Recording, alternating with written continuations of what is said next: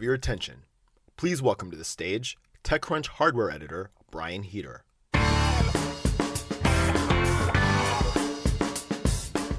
Good morning, everyone. I'm Brian Heater, TechCrunch's hardware editor, and I am extremely excited to bring you today's event. Welcome to TC Sessions Robotics. We are coming to you virtually with an absolutely packed agenda. Over the next 6 hours, we've got interviews with VCs, founders, expert technologists, researchers, and bleeding edge startups. Throughout the day, you'll get to meet, network, and chat with the best and brightest in the industry. I'll be here with you on the live stream all day and look forward to breaking down the event over on our chat platform. This is the show's 5th year, but this one feels a little bit different. The pandemic has rapidly accelerated investments in robotics and automation. These sorts of conversations around technology, research, labor, and ethics are now more vital than ever. We're honored to have such a smart group of people all in one place, so please take advantage of that. All show long, you can use our networking platform to schedule meetings and connect with roboticists and AI founders, engineers, and investors. You also have the opportunity to network with specific groups. Check out the agenda to find out when all of these folks are getting together. You can access those through the agenda in the main events platform. And don't worry about taking notes during the event. Otter has you covered. You can access Otter's automated real-time notes during or after the event via web or mobile. Follow the page for notifications when new talks or panels are up, then easily search through highlight or comments within to continue the conversation or ask questions. And lastly, if you miss any of the show, don't worry. All of the video on demand will be available later today in the events platform and over on TechCrunch.com. All right, let's get started. Labor is a topic that we're going to be discussing throughout the day, weighing the costs and benefits of automation on human workers. There's no better place to start this discussion than the Department of Labor. U.S. Secretary of Labor Marty Walsh is joining us now to talk about jobs, manufacturing, and what companies and regulators can do to better prepare us for an automated future. Please welcome Secretary Walsh.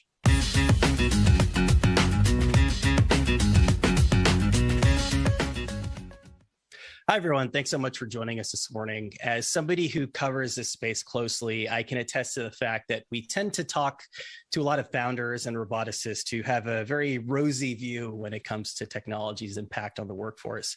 These past few years have demonstrated that automation is an inevitability. So now is, I think, the time to ask some difficult questions about how it's going to shape the future of human labor. I'm excited to be joined by the United States Labor Secretary, Marty Walsh, who has both a strong background in organized labor, as well as some very close ties to the city of Boston as its former mayor. Secretary Walsh, thanks so much for joining us this morning. Thanks for having me today. I'm excited to have this conversation, and thanks for the topic. Yeah, likewise. So the first subject that everyone, I think, rightfully discusses around automation is its impact on the workforce. Is job loss inevitable?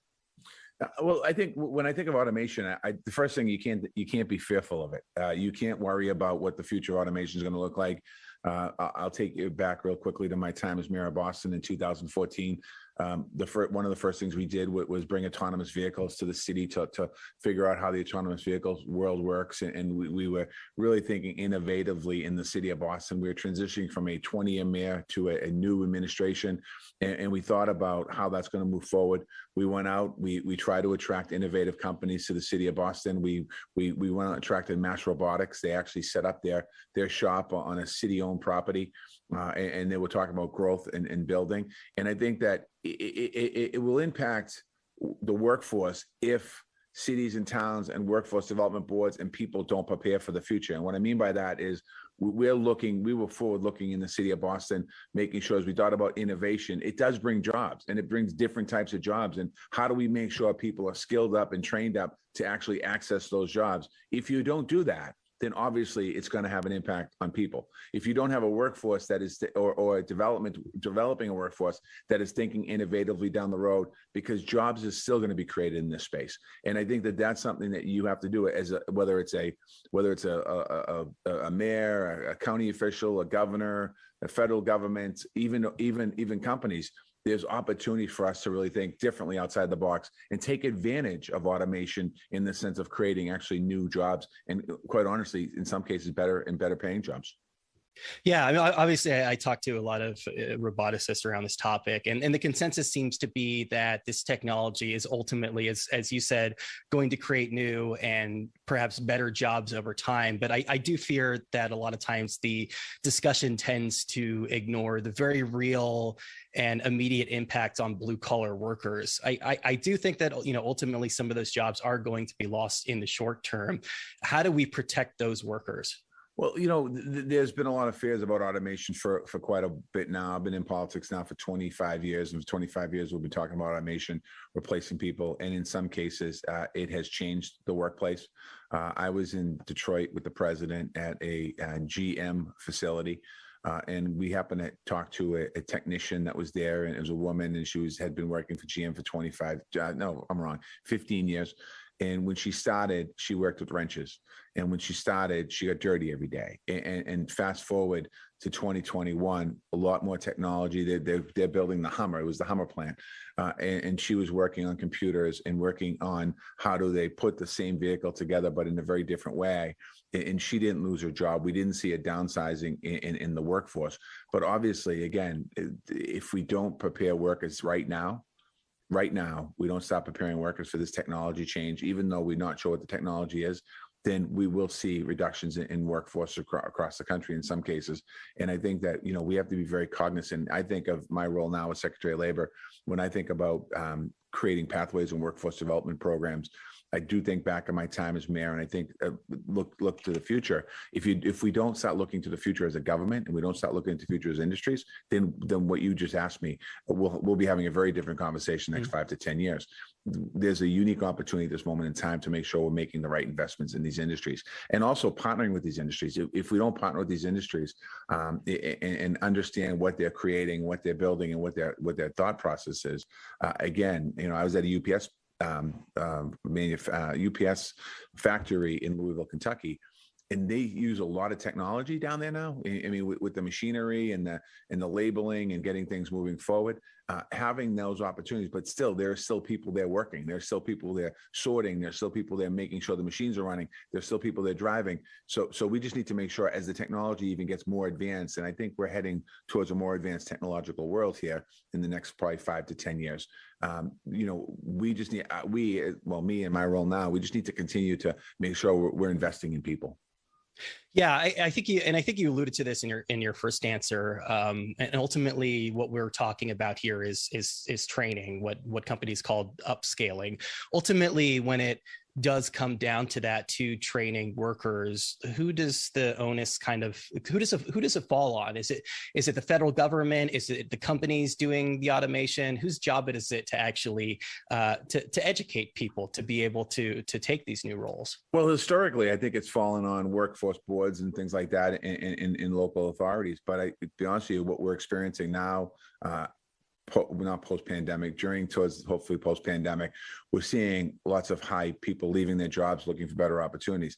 I think I think companies need to invest more in their workforces and in potential workforces, because they're the ones who this is their opportunity to create a workforce that works for them. And I think that we see this public-private partnership to some degree is important, but I think companies are going to start investing more in that loyalty to the company and that opportunity to say that this company gave you an opportunity to earn a good living.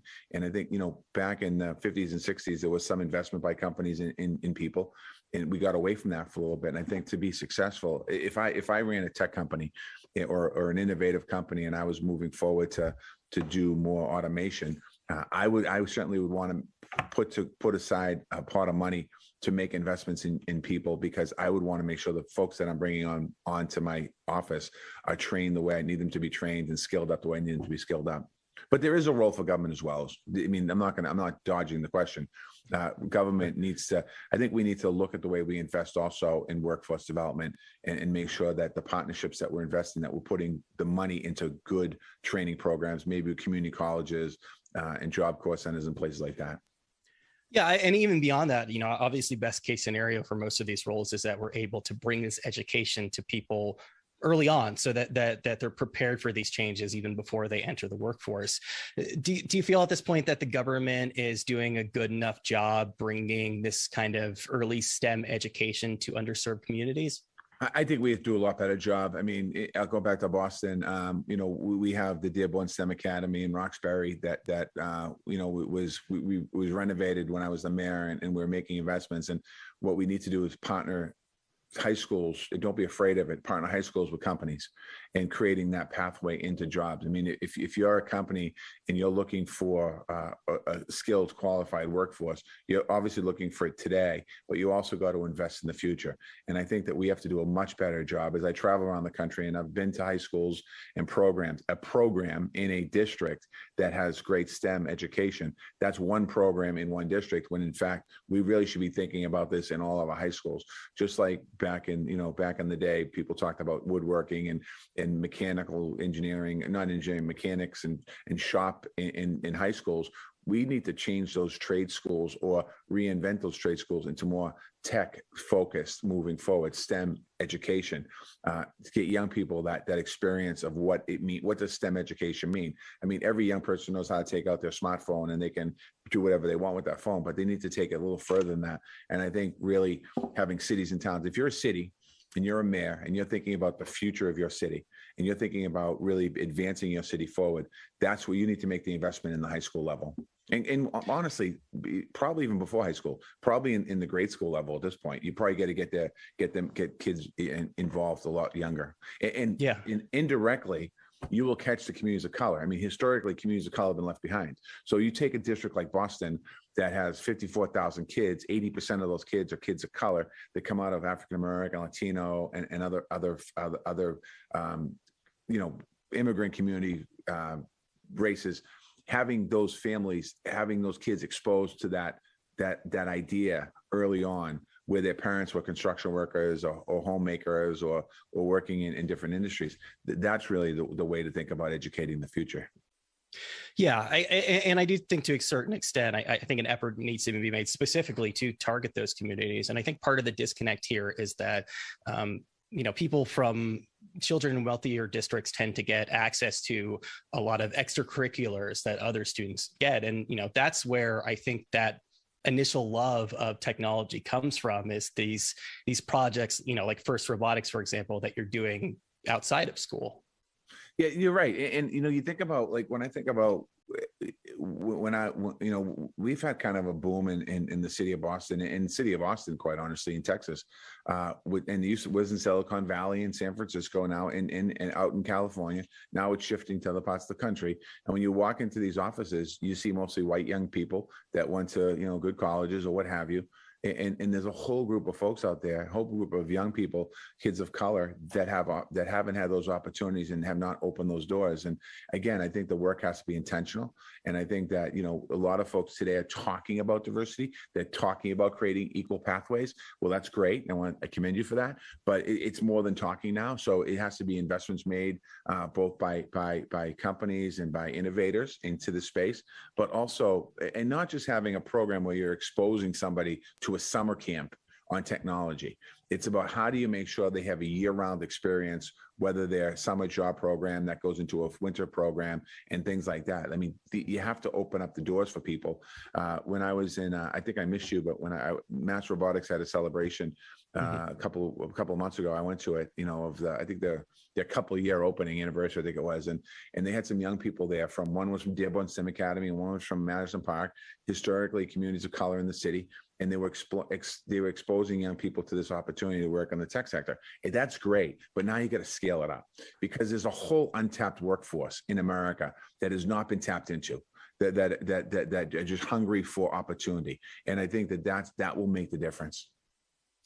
You and Vice President Harris met with the Amazon union back in May. Do you anticipate a broader push towards unionizing among Amazon and other warehouse workers in the face of increased automation? Actually, I think it was Google. It was the Google workers when we met them at the event in May. And I think that, I think there's a couple of things here. I think that you're going to see a lot more unionization of some of these companies, but it's not just about unionization. It's making sure that the unions, I think that companies that are unionized by tech companies that get unionized, once they get through the initial shock of the organizing and they work through a contract, I think then there needs to be a pathway on how do we work towards job training.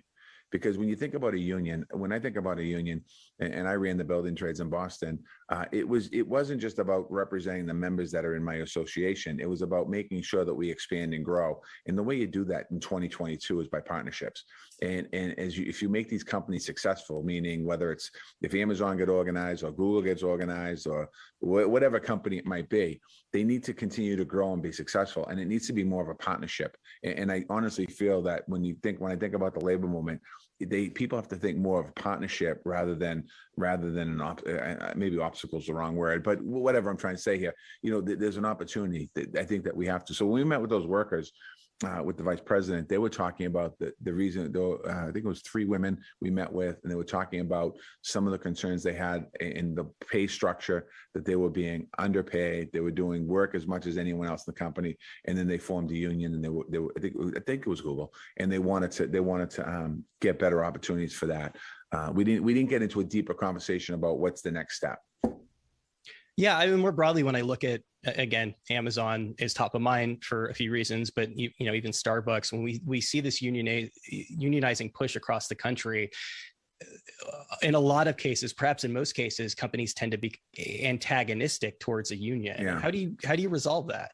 Well, I think it's the unknown. I often say to people, even when you have a contract dispute and it gets to a point where it's a strike and it gets nasty, oftentimes people can't see beyond the conflict in front of them when in fact they're really not that far apart.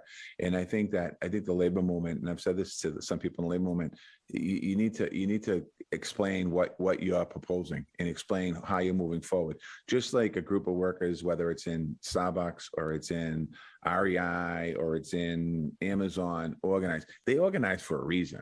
They organized because they felt that they were either not being appreciated, they felt they were being underpaid, they felt that the workplace was unsafe, whatever reasons they organized, and they organized for a whole bunch of different reasons. There's an opportunity to, once they get to a point where there's a contract. Now, those 3 are still negotiating contracts, but let's assume for a minute that they settle a contract. Let's assume somebody who's organizing in the United States today gets a contract with their employer. That's where the relationship should really start thinking about how do you, as a joint partner, advance the company forward, rather than try to slow down the progress of the company. How do you make sure the company is successful?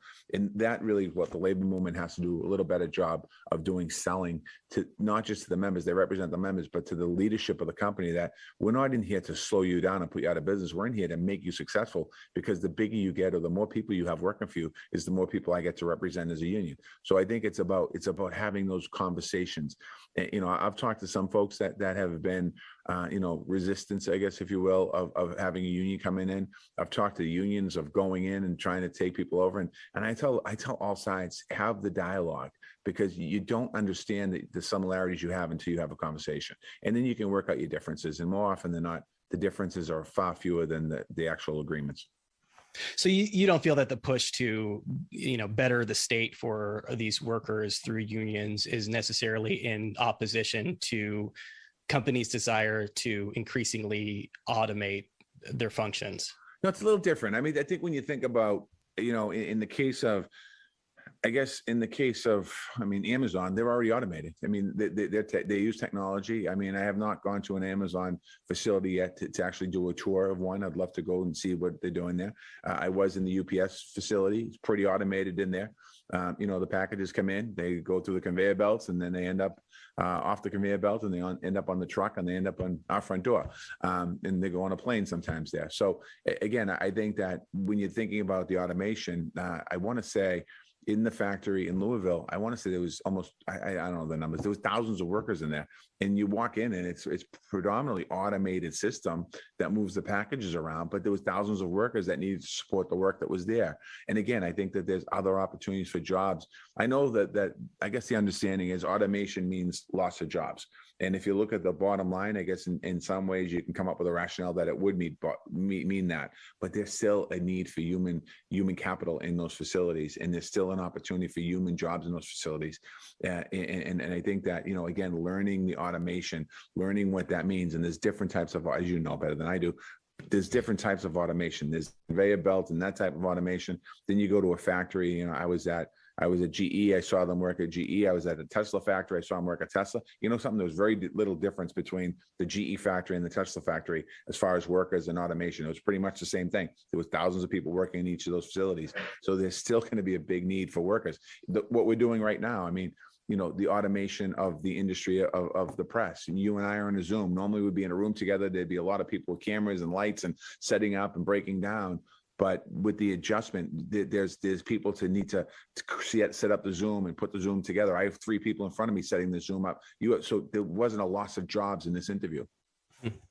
So on the note of sort of broader job loss in the U.S., according to the Economic Policy Institute, nearly 5 million manufacturing jobs were lost between 97 and 2020. It's due in part to the shutdown of more than 9,000 plants. Ultimately, what role can automation play in returning manufacturing jobs to the U.S.? Well, I think we have a bill, hopefully that's going through Congress in the next couple of days, the Innovation Act, the CHIPS bill, that will allow us the opportunity to bring more manufacturing jobs to the United States of America. These are going to be factories that are going to be built from scratch. So you're going to see a lot of automation in those factories. You're seeing, if you go to the ports, you're seeing automation when they renovate the ports, they're changing in some automation. Now, when I say automation, people freak out about the word. I'm not talking about replacing longshoremen and women on the ports. I'm talking about better equipment for technology to be able to take the products off the ship. When you start thinking about if this CHIPS bill moves forward, we're talking about, you know, tens of billions of dollars in new factories built all across America, producing products that are going to be sold here in the United States of America. They're going to go into our cars and our computers and our phones and all of that. So I think that there's unique opportunities here. These jobs don't exist today. So over the last 50 years, we lost, I don't know what the number was, millions of manufacturing jobs in the United States of America. We don't do as much manufacturing as we used to. So for every job we add back, as of right now, as of last Friday, we were able to add every job lost through the pandemic is back to full capacity in the United States of America when it comes to manufacturing. So every job we add, whether it's 1 job or 100 jobs or 500 jobs, whatever it might be, every job from this point forward is new jobs added to our economy when it comes to manufacturing. So you're bullish when it comes to the future of manufacturing in the U.S.?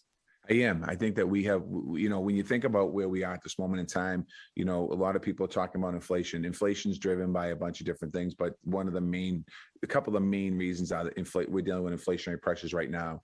Probably the biggest reason, in my opinion, is the pandemic. And what the pandemic did to manufacturing imports from other parts of the world into the United States of America, and didn't have those products readily available. We saw the cost of pricing go up for that because the goods weren't here. We are so dependent on foreign imports in our country to, you know, get our cars moving from everything, where we used to build that ourselves. And some, well, not necessarily the chips, but we need to start thinking more about being more dependent on manufacturing in the United States of America, more dependent on American workers building our products. It does a couple of things. Number one, it creates good jobs for people to get opportunities for people to create the product. And secondly, quite honestly, it will bring the cost down in the long run. I mean, if the CHIPS bill passed today, inflation is not going to go away tomorrow. But when we think about a recession down the road in 10 years from now, whenever that might be, creating more opportunities for products here in the United States, we're far better being more dependent on creating our own supply. I want to get back to something you said earlier when you were discussing this effectively Zoom call that we're having right now. Even some of the leading edge tech firms have pushed back against an all remote workforce over the last year or two. Ultimately, are these companies shooting themselves in the foot by requiring employees to return to the office? No, I don't think so. I think, you know, I've spent a lot of time. I've kind of come full circle in my brain on returning back to work. You know, when I was the mayor in March 17th of 2020, we basically went all remote. The only people that came into the office were the folks in the mayor's office, because we were doing crisis response to the pandemic, and our essential personnel were out in the street. And I thought at some point we need to get everyone back in the office. And I got selected to be Secretary of Labor. And when I think about our office, there are opportunities in our office that people can work from home. And there are definitely opportunities where I'd like to see more people in the office. I think companies are figuring that out. I'm not sure what work's going to look like in the next 5 years in America. I think there's going to be some at home and there's going to be some in the office. There's nothing like having people, though, sitting around a table talking about ideas and moving forward. So I think people are going to come up with hybrids. I've talked to financial institutions, some financial institutions, big ones in the United States of America, like you have their credit card in your pocket. Some have said they've gone to, kind of hybrid where people come into work for 3-4 days a week. The productivity has gone up, the employee satisfaction has gone up, and there's opportunities to make sure you're still doing your job and delivering a product or delivering services to the customer. Other companies want to have people in 5 days a week, and they're demanding they come in 5 days a week, and we'll see how that plays out for them. But I think that the flexibility in the workplace, flexibility is kind of tied to the gig economy. Flexibility was something that employers have done for a long time, and it was kind of stolen by the gig economy to say, we're flexible. No, companies have been flexible for decades. And I think a lot of companies now are looking at that flexibility and how does it work into our business model. So I'm going to ask you a really big question with about a minute and a half left. I see the pandemic as effectively decentralizing a lot of these startup hubs. I'm in New York, San Francisco, Boston, for example. As the mayor of one of those cities, as the former mayor of one of those cities, how can urban centers retain top talent in an era of remote work? Well, I think first of all, young people still want to be in urban America, and I haven't seen a study yet to say that doesn't happen. And I think that when I thought about retaining, Boston didn't always retain our college students. College students came to Boston, they got educated, they went to Silicon Valley, they went to New York City, they went other places, they didn't stay in the city. And when you think about, as a mayor, how do you retain people? It is about a work-life balance. How do you make the city it's desirable for people who want to stay here, making sure you have more green pathways to walk, making sure you have bike lanes, making sure you have things like outdoor dining, making sure you have opportunities that excite people to come into the city. When you think of an employee, when I think of a young person that is going to make a decision where to live and work, I mean, young people don't want to sit in a suburban house or somewhere in America and just sit there. They want to be where the action is, and the action is in downtown areas, and whatever your natural resource is, whether it's woods or whether it's the ocean, you take advantage and use those opportunities. And that's what I would do if I was a mayor now. I'd be like, how do you continue to keep people? I base some of my success on when I went around the city of Boston. I saw young people, where they're from, and in my time as mayor, I would hear Ohio, I'd hear Alabama, I'd hear New York City, I'd hear California. That's a sign of success, meaning young people are getting educated in your city and you're attracting them to your city. And that overall helps the ecosystem of a city and also helps the ecosystem of a company to have real good competition to be able to hire people. Well, obviously, there's a lot of ground to cover here, and we could spend a lot more time talking about it. It was an absolute pleasure, and hopefully we can do this in person in Boston or Washington, D.C. one of these days. Yeah, let's do it in Boston. No offense to Washington. Let's do it in Boston. Sounds good. Thanks, thank you.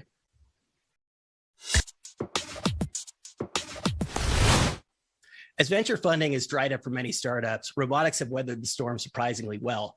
The pandemic has fueled investments in the category as more companies look toward automated solutions, and this trend shows no sign of slowing anytime soon. We have a great trio of investors to discuss these trends. Please welcome DCVC's Kelly Chen, Playground Global's Bruce Leak, and Founder X Ventures' Helen Liang, along with TechCrunch's Natasha Mascarenas.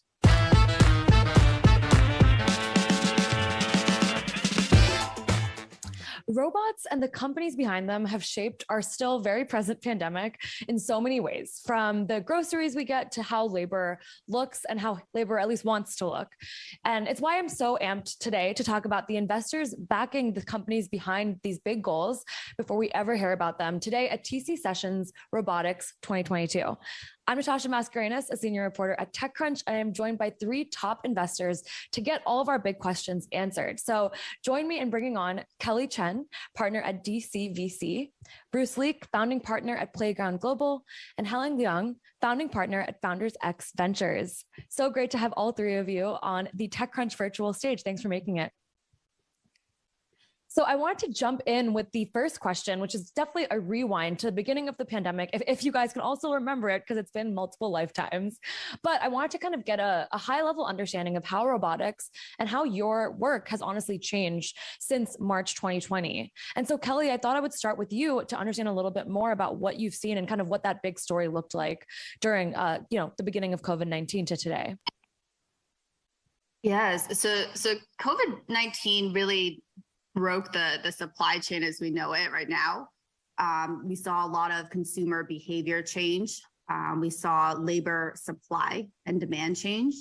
So with the supply chain and the problems, a lot of the robotics investing that we have seen has been quite reactionary.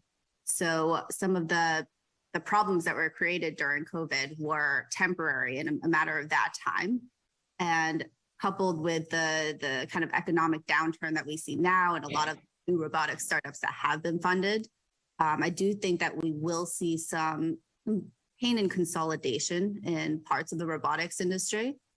And then other companies that have been funded during the pandemic have been just quite game-changing, and they've created solutions that have solved long problems in the industry, even problems that were happening before COVID. So I think we're going to see two different routes for your robotics companies, and I think the future will be quite interesting.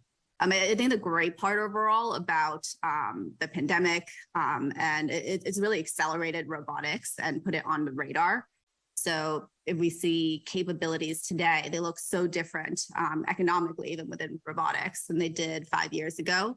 And I'm really optimistic about where the sector will go.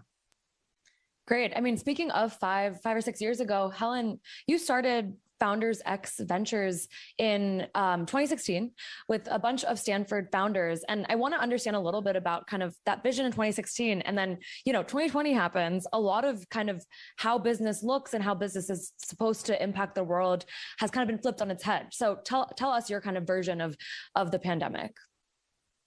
I think the pandemic definitely have changed people's perspectives and founders' perspectives, consumers' perspectives as well. For us, I think the robotics market has been a tough market, as everyone probably know. The founders in the beginning have a much higher expectation on the speed of market adoption. I think that has had some reality check in how fast a robotic startup can scale up, but that also offers opportunity for them to adapt. So we have seen a lot of learnings in robotics markets in terms of how you go to scale quickly. And the specific in the pandemic, what it caused is we have seen new opportunities to addressing the labor shortage, right? In terms of automation. So I'll give one example. One of the recent investment we made is a company called Charge Robotics. Surprisingly, the learning this. Even in California, right, with the renewable energy usage shooting up, there's a shortage of neighbors in how fast you can build solar farms. So this company is very new, is automating building solar farms with robots. So this is just one example. We're seeing the new opportunities kind of happened during pandemic. Bruce, I would love your perspective here as well. I know that, you've been working across kind of deep tech robotics. And I think when we prepped together a little bit of like the vertical integration of a lot of these big issues. So what would you add to kind of the picture that's been painted so far of how robotics has performed and been impacted through the pandemic? No, thank you. I agree that I think that robotics is an evergreen technology. And I think that the opportunities there are durable. What we've seen is that companies that are focused on vertical solutions, ones where they're really going after solving a real problem versus just trying to get technology to market, are the ones that have the staying power. Eventually, robotics will exist everywhere, but trying to bring a horizontal solution to market where you're selling robotics as the solution to market, to customers that aren't used to buying robotics, I think is a hard push. But selling a solution, selling, same day delivery of groceries, selling, fulfillment, selling automation of life sciences, where you really understand the problem that you're going after, and you're not selling a technology, but you're packaging it as a complete solution and capturing more of the value for your startup. I want to stick on you for a second because you bring up an interesting framing, which is kind of this difference between selling a product or selling a service that a product could deliver one day, hopefully. And I'm wondering if that pitch gets harder during, I guess, bringing us to today, the downturn, a lot of change, and a lot of generalist investors and the broader tech ecosystem all kind of having to focus on profitability and cash conservation. How does kind of that vision change or, get impacted by a big refocus, it feels like, in the tech ecosystem? Well, I mean, I think that when you're selling a solution, it's all about return on investment, right? There's, selling a product, the customer has to decide, how to make that economically work. Selling a solution, especially like robotics as a service, there's nothing to hide. You're taking all the risk of, uptime and reliability and throughput. And the customer is just getting replacement for what they can't hire today in the marketplace. And so, there's no place to hide the basketball. If you can't provide something economic, you're not going to have a business. And so the fundamentals of providing a solution force you to focus on economics first and make sure you're delivering true value versus just bringing technology to market and trying to have a solution looking for a problem.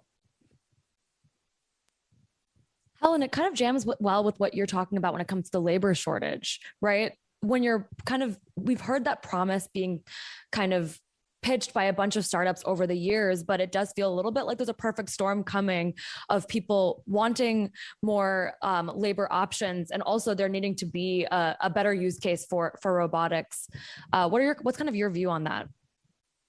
Definitely. So we view that's an opportunity, right? It's a major opportunity for robotics founders. I agree with what Bruce mentioned. I think that the founders in robotics companies tend to be more come from technology background, right? We tend to be more using we call technology push.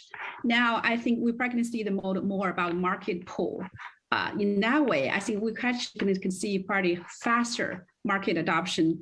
Instead of focus on what robotics arm can do, what certain robotics can do, focus on what problem to solve and how big a problem can you solve. What's the best way to solve that problem with the right business model, and who are the initial strategic partners.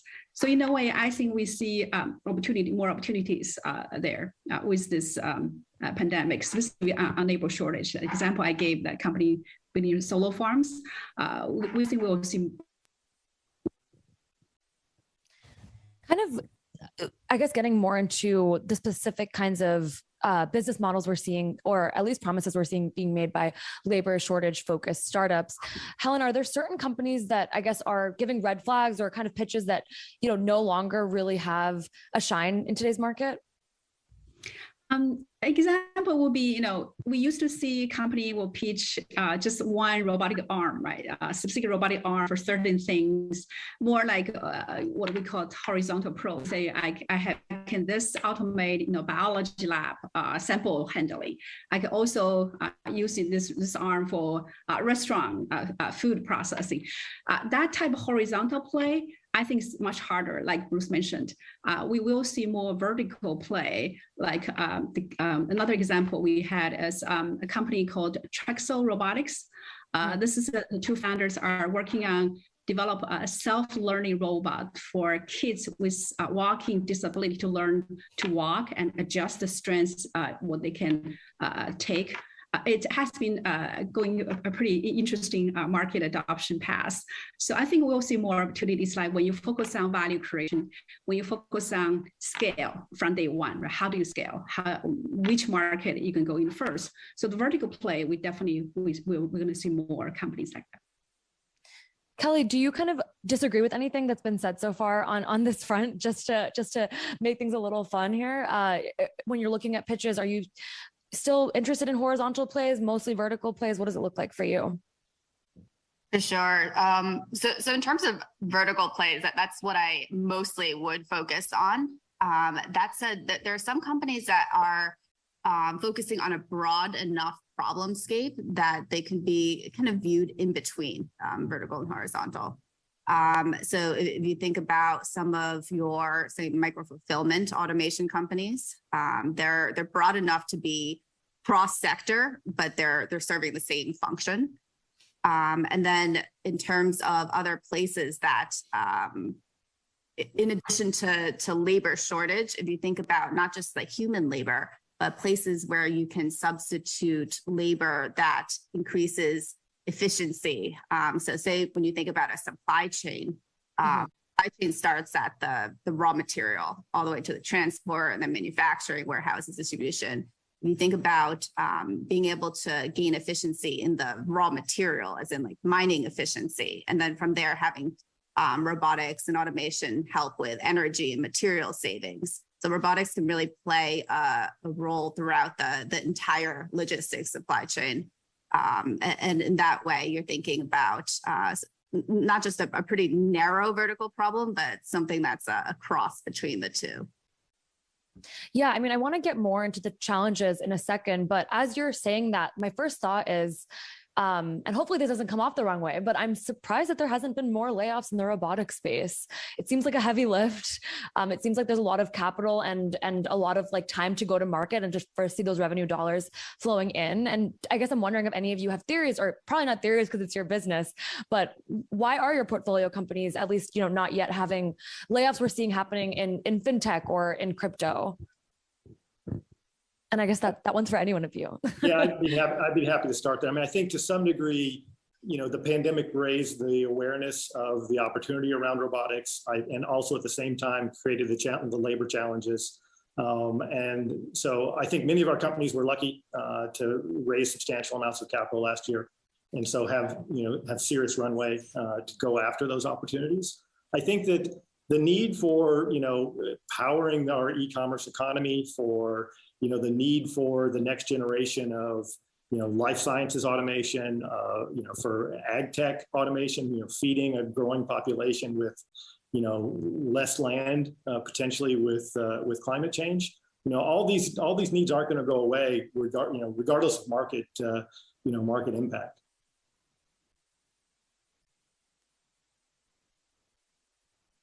And then on the less rosy side, I can say that I think the layoffs are yet to come. So as Bruce said, a lot of companies have raised during last year or the year before where the market conditions were quite good. And then customers at that point had a lot more cash, and in an economic downturn, the customers will be less willing to be experimental. So they're thinking about cutting costs, and then economics just becomes so much more important during a downturn. So I think that we will likely see some shedding of talent, and I think some of those talents will go to the companies that are finding like the real problems and getting those customer contracts signed. Yeah, I mean, quite recently we saw DoorDash announce that it's shutting down Robotics, and I wasn't sure how much of a signal to really extract from that. And if we could, is there some sort of kind of ripple effect that you imagine that'll have, or did that feel more of a one-off in all of your separate views, I guess? I would add one comment on the learnings on the robotics market. As I mentioned, I think a lot of our robotics founders has been learning to adapt to the market, right? Most of them actually came from, say, hardware background, or originally starting from very exciting technology applications. Then they quickly realized that the market readiness might take you to a different approach. So, for example, we have a couple of robotic startups adapted starting from the focus on developing hardware to focus on more like AI camera approach, focus on the solutions. So a little bit combination of integrated solution was more focused on the software side for the automation value creation. So that's something I think is very interesting in learnings from robotic startups. I see that will continue to evolve. Right. We are still in early days of robotics investing in robotic startups just coming out. So in terms of learnings, as we were talking about before, selling a product and not necessarily a custom solution, So basically be able to sell something that is scalable across many different types of customers instead of just solving one customer's pretty specific problems. And then I'd say another big learning is to not underestimate what commercial leadership can bring you. So in terms of having a really technical team in the beginning, that's really typical, right? Like you're having your robotics R&D, but to be able to add commercial leadership in the pretty early on stages so that they can start hiring and training and really motivating a growing sales team. Yes, we often talk to our portfolio companies about, thinking about which is the customer that's going to make them famous.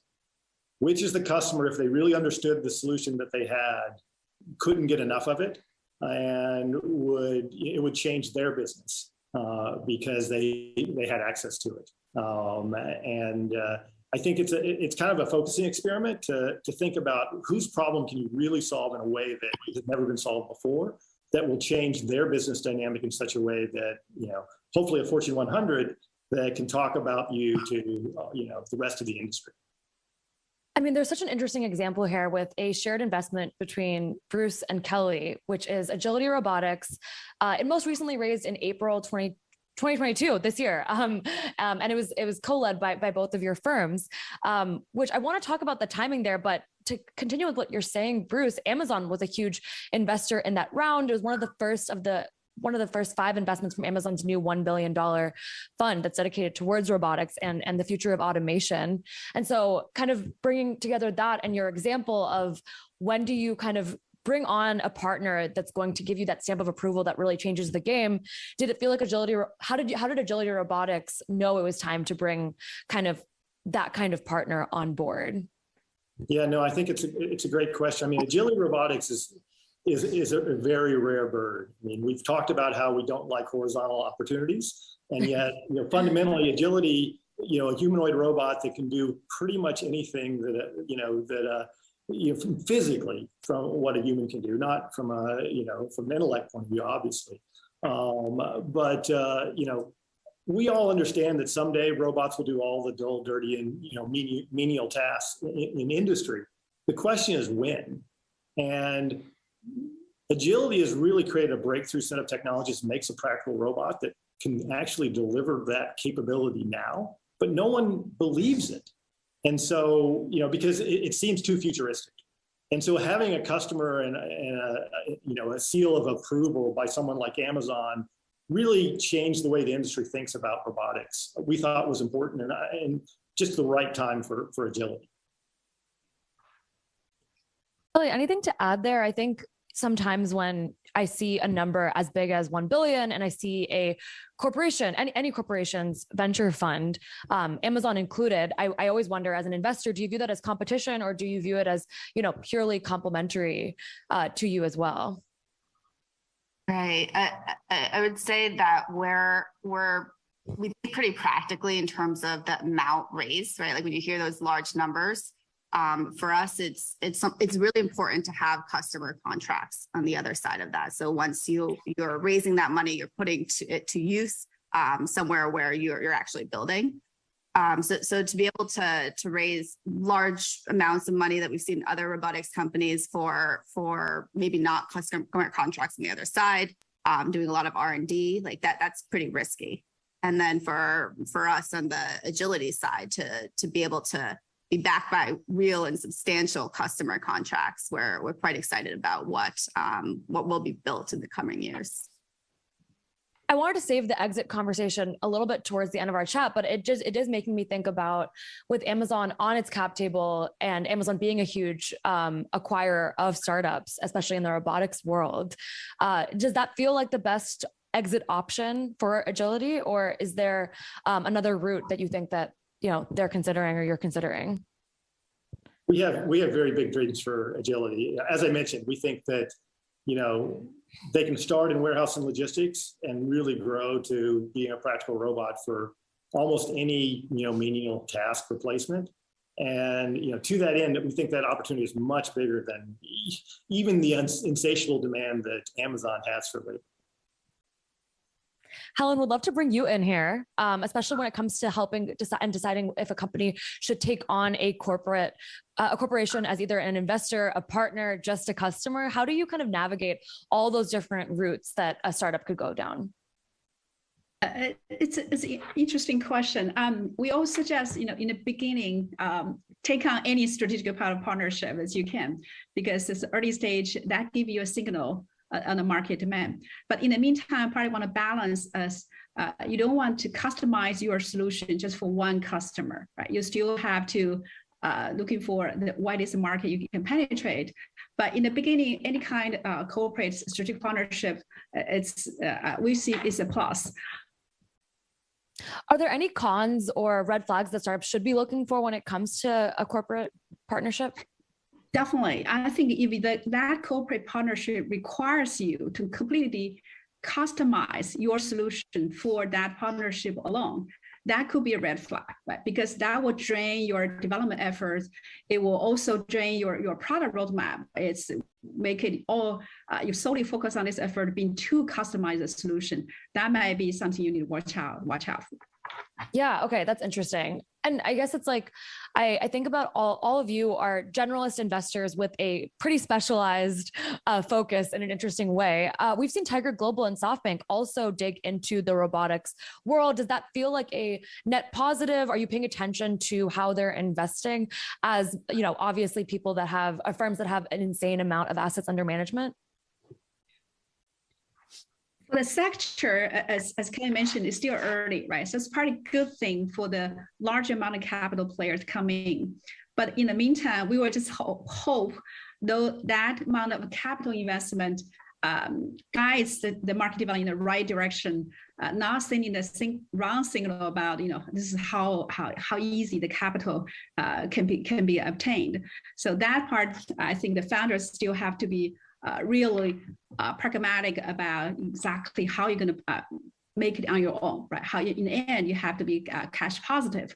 So not completely rely on burning capital to penetrate the market. That's one thing. Ultimately, is that the company itself has to be sustainable.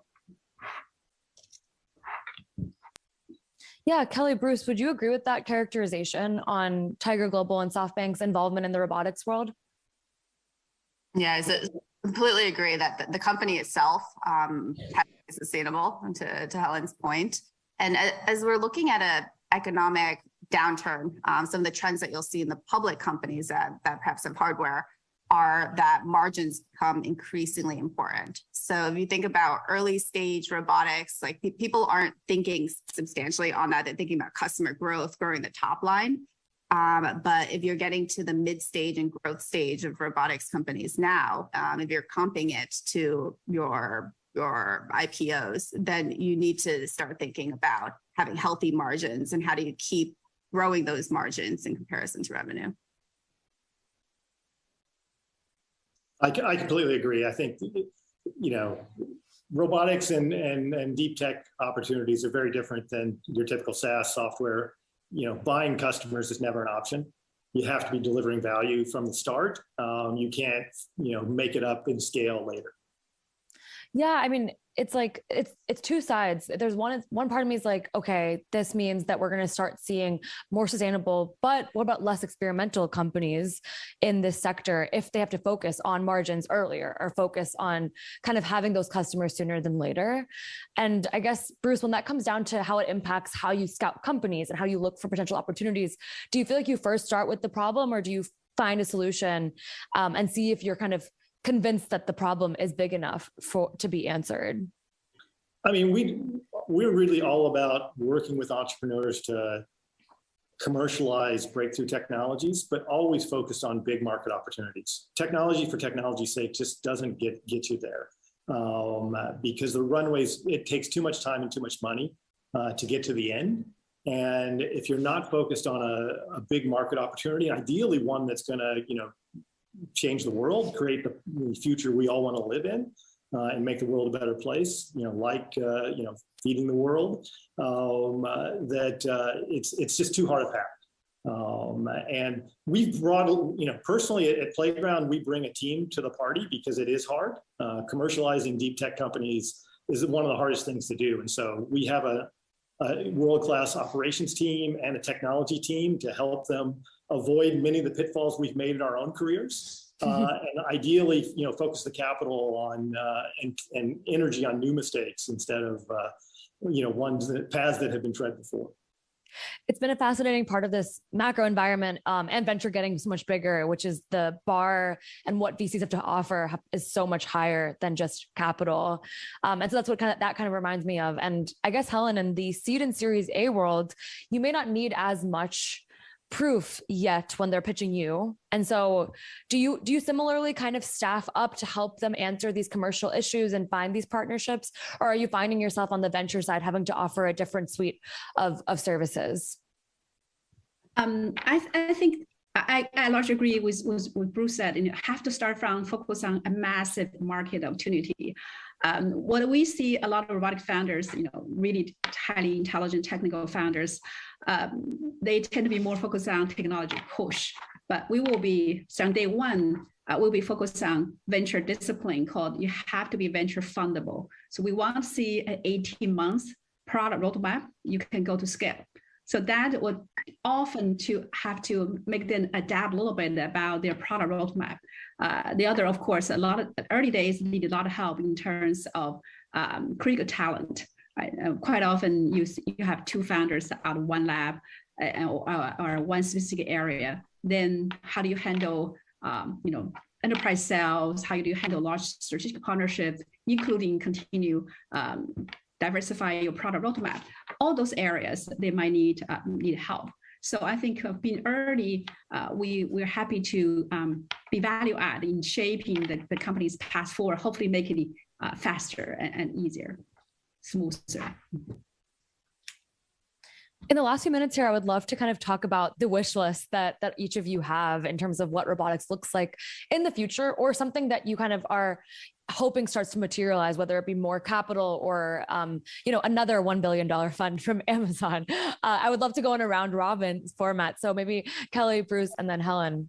What are you hoping to see in the next year coming out of the robotics world? Yeah. Oh man, there's a lot. I'm going to say I'm hoping to see later stage investors that come with experience and knowledge of the hardware sector, the challenges, and more basically more capital in where I see is a bit of a funding gap for hardware and deep tech companies overall. So later stage capital, but not necessarily has to be pre-IPO. So I'm thinking more like Series B, Series C types of capital for robotics companies. And then for your Fortune 100s to look much more internally at processes and think about automation and robotics, because capabilities are there now and they're economical. So for them to be a little more experimental and open-minded with it, because like economics can be from day one makes sense now. Bruce, what would you add? Yes, I'd love to see the first, multi-$100 million revenue robotics company. I think there's many folks on the path to that, but I think that showing that, it's not just a great place to invest, but it's actually a great place to make money and to build businesses. And have those prototypes that you can point to and say, I'm going to build another one of those. I think we're on a good path for that. I also think that there's lots of sectors that we can apply robotics to that I think are going to be important. I think that we're going to see more in the onshoring and manufacturing, where we're going to need a new generation of robotics and automation to make that really practical. I think that personally, I'd love to see us sustainably harnessing the power of the ocean. For both, feeding the planet as well as producing clean energy, as well as potentially delivering the minerals we need to get there. And so I think there's lots of promise. Yeah, next year you guys should all come back and we should talk about how climate is part of the robotics conversation. But Helen, to finish it off, what would you like to see? I would like to see more corporate partnerships, the CVCs like the Amazon Fund. Hopefully there'll be more companies come out with robotics funds. So that can be in any sector, right? It can be Coca-Cola, it can be a giant pharma company. Since we have been lately investing more in the biotech, I think a lot of traditional industry sectors need robotics, need automation solutions. Beyond traditionally, we look at warehouse manufacture. They actually should be very broad applications everywhere. Like Kenny mentioned, if we look at the overall supply chain logistics, there are massive opportunities there for robotic company to grow big, to be a magic solution provider. So that we want to see biopharma. We want to see more across the board. Great. Helen, Bruce, Kelly, thank you all so much for walking me through your world. I know the audience learned a ton, and I definitely did too on funding the future. So thank you, and everyone else, stay tuned for a ton of other fun panels at TC Sessions Robotics. Take care.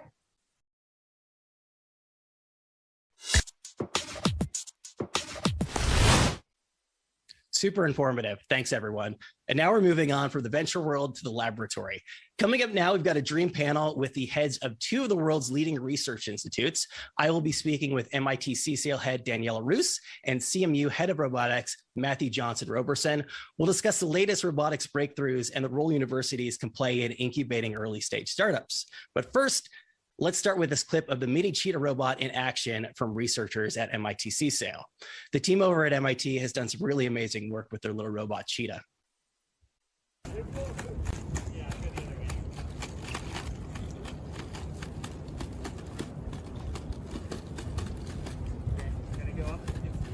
Mm-hmm.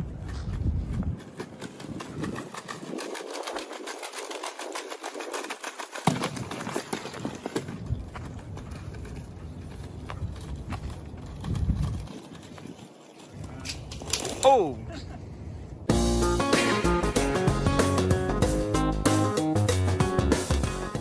Hello, everyone. My name is Brian Heater. I'm the hardware editor at TechCrunch. Thank you so much for joining us. It is absolutely my pleasure to be speaking with Professors Daniela Roos and Matthew Johnson-Roberson today.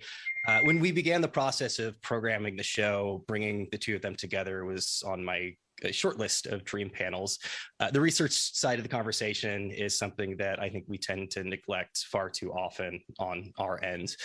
So I'm really looking forward to this. I spoke to Daniela on stage at our first robotics event in Boston way back in 2017.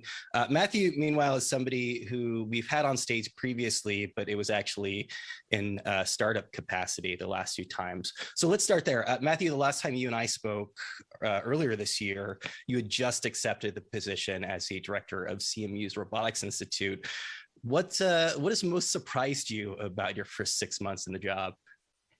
Well, almost everything. It's been a real whirlwind. But I would say more than anything, it's been Pittsburgh.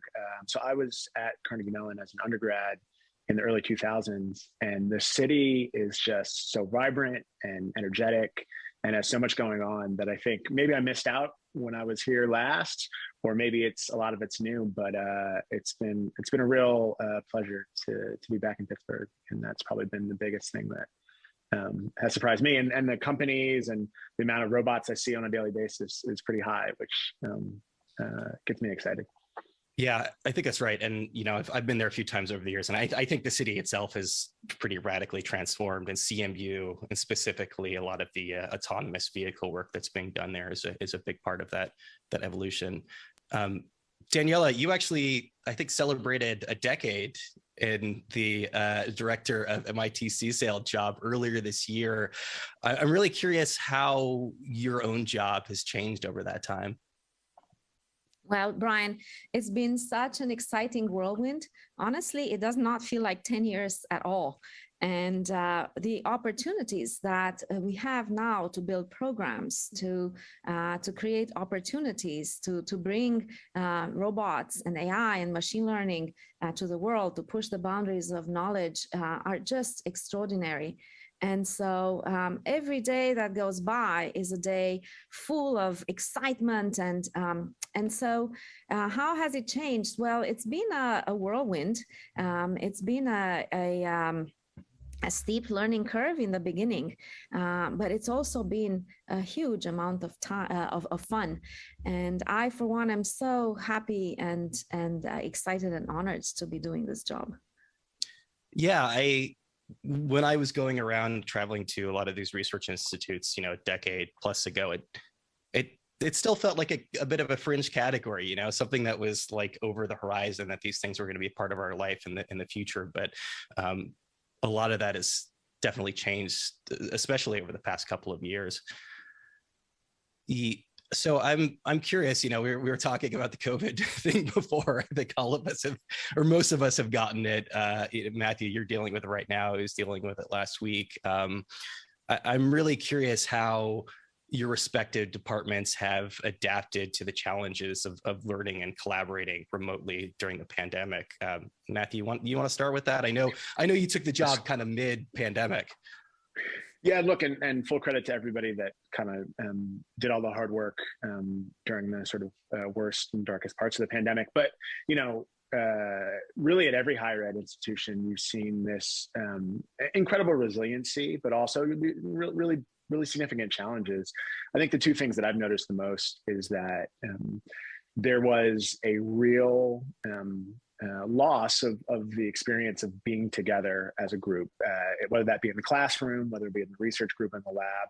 And I think that was tough. And I don't think, we've coped really well without that, but you can certainly see the cost of not being able to come together. And I think one of the kind of brightest spots of the last year has been through, ups and downs, our ability to be together more certainly than before, right? And that's obviously with obviously the advances in vaccines and kind of a lot of public health measures helping to control the pandemic. But most importantly, just students and young people and those who are kind of trying to learn have just showed just incredible tenacity to stick with it.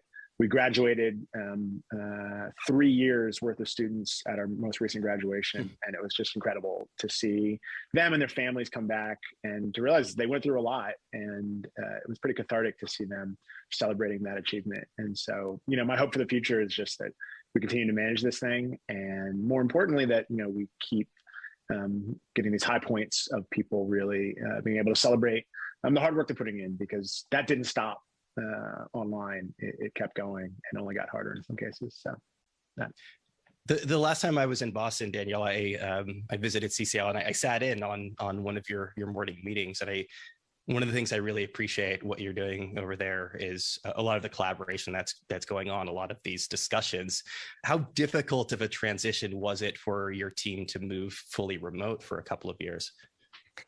Well, Brian, we share a lot of what Matthew described in the CMU experience, but we also had our eyes set on continuing the work. So within MIT, shortly after the pandemic started, we established a research ramp-up working group, and we developed policies and procedures that ensured that the research enterprise could go on, and that ensured safe conditions for people to actually come in and work together. So it was definitely not as free as before the pandemic, but especially in robotics and in areas that require specialized equipment, we made a big effort to make sure that people could come in and make progress towards their degrees and towards advancing knowledge. Now, I should say that as we learned about the virus and as we learned about transmission and what is safe and what is not safe, we also began to open up for events, and we had safety protocols that allowed people to come together and discuss wearing a mask, so a little bit different than before, but still, even sitting around the table wearing masks is so much more productive and effective than being apart. So we've had big events. I hosted TEDx MIT with 300 people last fall. and nobody got COVID. And it was very exciting to be able to see so much energy, so much vibrancy, so much desire for people to be together as part of a community and exchange ideas. Is there a sense for either one of you in which the past 2 years will have kind of radically changed the way you're going to do things, or are things just, now that the world is relatively returning back to normal, are things returning back to normal in your labs? Well, in my research lab, things are back to normal. Everyone comes in regularly on a daily basis. And that is really exciting. But I think we have also learned some very valuable lessons from the pandemic. So the fact that we can actually have this conversation today, despite everything, is really extraordinary. There are events that reach many more people because those events can be done online. Last year, I hosted a transatlantic event with US people and Europeans about the use of robots and AI in medicine. We had over 1,000 people participate. I don't think that we will see the same level of participation and engagement for in-person events. And so I think it's important to kind of figure out what is important to do in person, and how can we take most advantage of the new tools that allow us to so seamlessly collaborate and exchange with people no matter where they are located. I would totally agree. And the one thing that I think I would add is just that, one of the realizations that I think has been really important in higher ed has been that these are workplaces. And so I think, beyond what we used to think about with students and sort of research apparatus, there's been a lot of changes that have happened in sort of in industry around remote work and other things. And I think we're trying to port that some of those things to the higher ed context, right? And so thinking about staff at the university and others who crave more flexibility. And so we've been really trying to make higher ed a workplace that's much more in line, I guess, with where the state of the art is in tech companies at CMU than it was before. And I think that was a push that wouldn't have happened without the pandemic. So hopefully that's a good thing. And hopefully people like where it's headed. In conversations I've had with both of you, you've expressed this this desire to have robotics and automation play, I guess, sort of a more ubiquitous role in our day-to-day lives. I'm curious why that's been such a motivator throughout your respective careers. And Daniela, why is that something that you've really strove to achieve? Well, Brian, I guess this dream of having robots and machines help us with physical work goes back to my childhood for me. And I grew up reading science fiction. I grew up fantasizing about a better world with machines. In fact, do you remember when Mickey summons the broomstick in The Sorcerer's Apprentice? Well, I absolutely love this piece. I loved it ever since I can remember. It's a piece that shows you can bring to life, you can animate everyday objects by magic. But today, you don't need magic to make that happen. You need robots and AI. And so I think we have an extraordinary opportunity to think about intelligent tools, but at the same time to advance the science of intelligence, to advance the science of autonomy, to really understand nature, to understand the brain, and then take some of the learnings and applying them to developing better machines. And so in my lab, we are developing computational approaches for designing all types of robots, including soft robots, out of a wide range of materials, everything that's available to us, silicone, paper, even food. And then we have some new work to advance the brains of these machines to enable new applications. And it's so exciting to me to think about where we are in robotics at this point in time.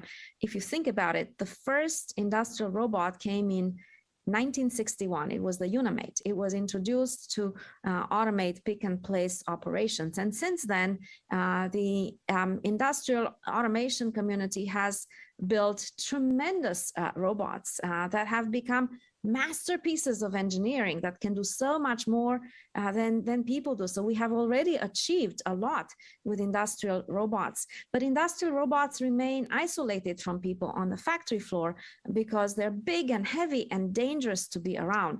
And so a question that I have been asking myself for the past decade is, how can we enable robots to be partners for people? How can we enable robots to be working safely side by side with people, to become, in some sense, seamless teammates, to adapt to what people need rather than the other way around, which is what we have today. And so these kinds of questions, I can trace them all the way back to my childhood when I was reading about extraordinary machines, and I was fantasizing about various futures with support and help from machines. And it's such a privilege to be able to work on those problems, and in fact to kind of work on my childhood dreams, if you will. Yeah, Matt, the first time we spoke, you expressed a similar sentiment, and it stuck with me. I think it was something along the lines of, I want to be able to look outside and see a robot in action.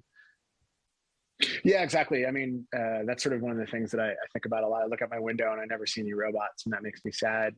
But I think it's very similar to a lot of the same ideas. The concept for me about why we want to see these things deployed and out there in the real world, helping people, it's really about connecting to other human beings. If you think about what we do in robotics and AI, we build systems and we spend hours and hours and hours in the lab working on them, perfecting them. And I think one of the kind of key human drivers of this whole enterprise is that I think many people deeply want to connect with other humans. They want to make things that impact other people's lives positively.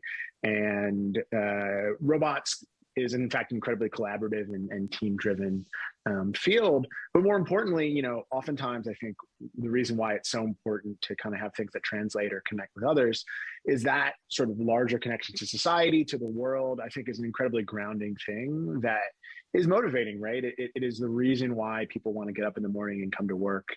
Building systems themselves is a really cool and lucky thing, but it's transcended, I think, if you can do it in a way that other people can connect with, understand, and benefit from. And so that's really why I want to look out my window and see robots, and hopefully other people will look out and see them as well and be excited. So, yeah.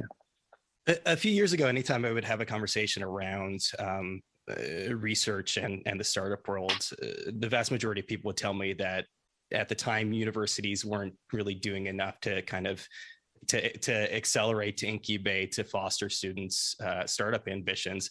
I would say that from my perspective, that seems to be changing. But Matt, let's start with you, because obviously you've worn both of these hats as both a researcher and a CTO of a startup. Are universities doing enough to foster startups among students?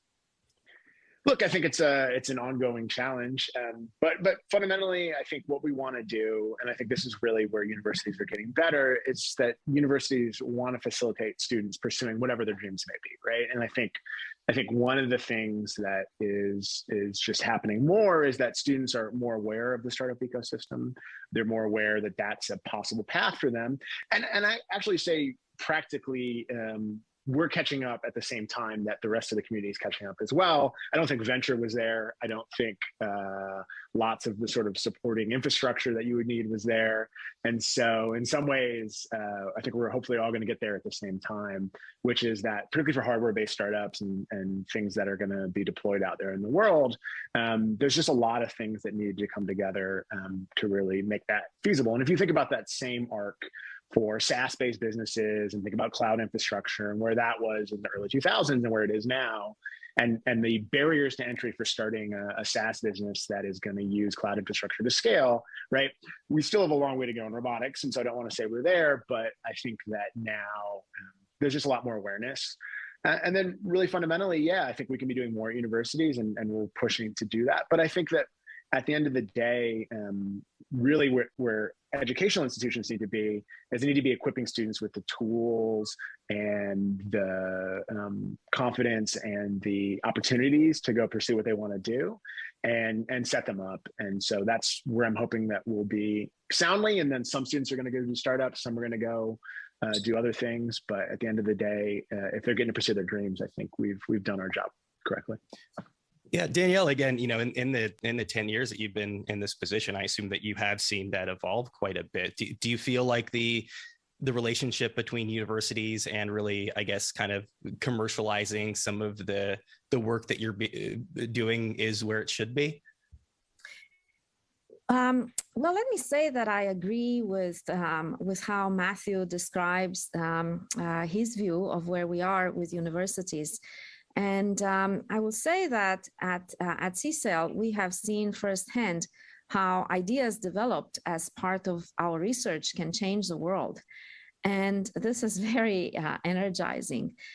So I feel it is important to create programs for encouraging and motivating our students to be innovators and entrepreneurs. But ultimately, we are an educational institution. We are a research institution. Our main role is to advance knowledge and to show what is possible. Really, it's a combination of inventing the future and embracing the art of the possible that pushes the boundaries. Now, let me say a few more things about this. A few years ago, most of my students wanted to go into an academic position. But these days, they see so clearly the opportunities that are available and open to people interested in robotics, machine learning, AI, that many of the students really want to take the ideas they have developed as part of their thesis with a long time horizon and make them relevant today. And MIT has a lot of programs that encourage this kind of thinking for the students who want to embrace entrepreneurship. But I would say that there is still a significant gap. And the gap is between developing a research prototype, something that is good enough to present in the scientific community, that shows the possibility for a new type of machine or a new type of capability. But taking that thing and turning it into a minimum viable product takes time, takes resources, takes energy. And so what I think is needed more today is in this area of providing bridge funding for the students who are interested in taking their thesis work and making it relevant. So that means that a team of students would have to be funded for some period of time, maybe a year, to take their research prototype into something that an investor would get excited about and say, yeah, I believe this will impact the world now positively. Yeah, with a lot of this technology, as we're talking about, especially in the research phase, we're talking pretty kind of long tail for it to actually really enter the world and I think, affect our lives in a meaningful way. I suspect that this question is probably kind of like, picking a favorite child, but what most excites the both of you in terms of kind of early stage robotics research that's happening right now? Matthew, do you want to start? Yeah, I think that there's a lot happening in sort of industrial applications that's, as Danielle was kind of highlighting earlier, that are getting really exciting. So moving away from industrial robots that have to be isolated from humans, that have to be big and heavy and dangerous. I think seeing soft robots, lightweight manipulators, things that are compliant and that can work with humans in sort of a dynamic way. That really excites me when it comes to commercial applications, because I think that there's a variety in small and sort of medium-sized manufacturing that really can be revolutionized with that kind of technology, and that really hasn't to date. And so I think of that, if we think about sort of where robotics can go on that axis, I think it's going to be really, really powerful. From the research side, I'm particularly excited about sort of where applications of computer vision and machine learning are going with respect to robotics. So, computer vision has been advanced incredibly by deep learning, obviously, and it's doing really well. And now we're sort of 5 years deep, and people trying to apply it to various robotic applications. And I think we're still learning exactly what the right ways of doing that are. But if you ask me where I think there's going to be a lot of innovation, I do think it's going to be in learning for robots, just because we've seen so much in other domains, and there's already some good work. But it's still researchy enough to get me excited at a university, because I haven't seen anybody nail it yet in a way that could be commercially viable. So those are the two kind of big areas that get me excited. Yeah, Danielle, I know you mentioned soft robotics off the top, but what research is most exciting to you right now? Well, so I still believe in developing the robot as an intelligent system with a body that is suitable for the capabilities you want, with a brain that is suitable for controlling the body, and with more intuitive human-machine interaction. So I'm interested in these three areas. I'm interested in computational design and fabrication of robot bodies that match the structure of the body to the task that needs to be done. I'm interested in more intuitive interfaces between robots and people. So you don't have to be an expert in order to use a robot. And I'm also interested in the better brains for safety critical applications. And let me say just a few more words about this idea of a better brain, because the brain of the robot is critical. And today, most of the solutions we have for learning-based control, for using machine learning to learn from data and to enhance the robot capabilities. These approaches result in huge models that are really difficult to understand, that are really difficult to explain, verify, and certify. But we have a safety critical field, so we really need those capabilities.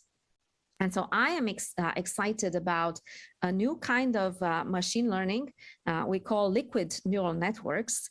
The approach is like a continuous type of neural network with a very particular mathematical structure. And it results in compact solutions for complex applications. And these compact solutions can then be verified and explained so that we do have the option to use learning to enhance the adaptation and generalizability and capability of our robots. But at the same time, we can also show that our systems are verifiable and are trustworthy within the set of conditions that they've been built for. Great. Well, I'm sorry to say that we're all out of time right now, but it's been an absolute pleasure. Danielle and Matthew, thank you so much. Thanks for having us.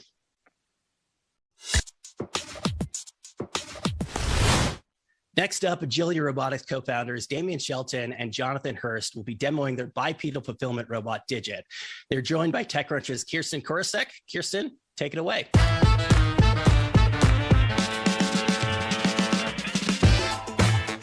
Hello and welcome, Jonathan and Damian, to TC Sessions Robotics.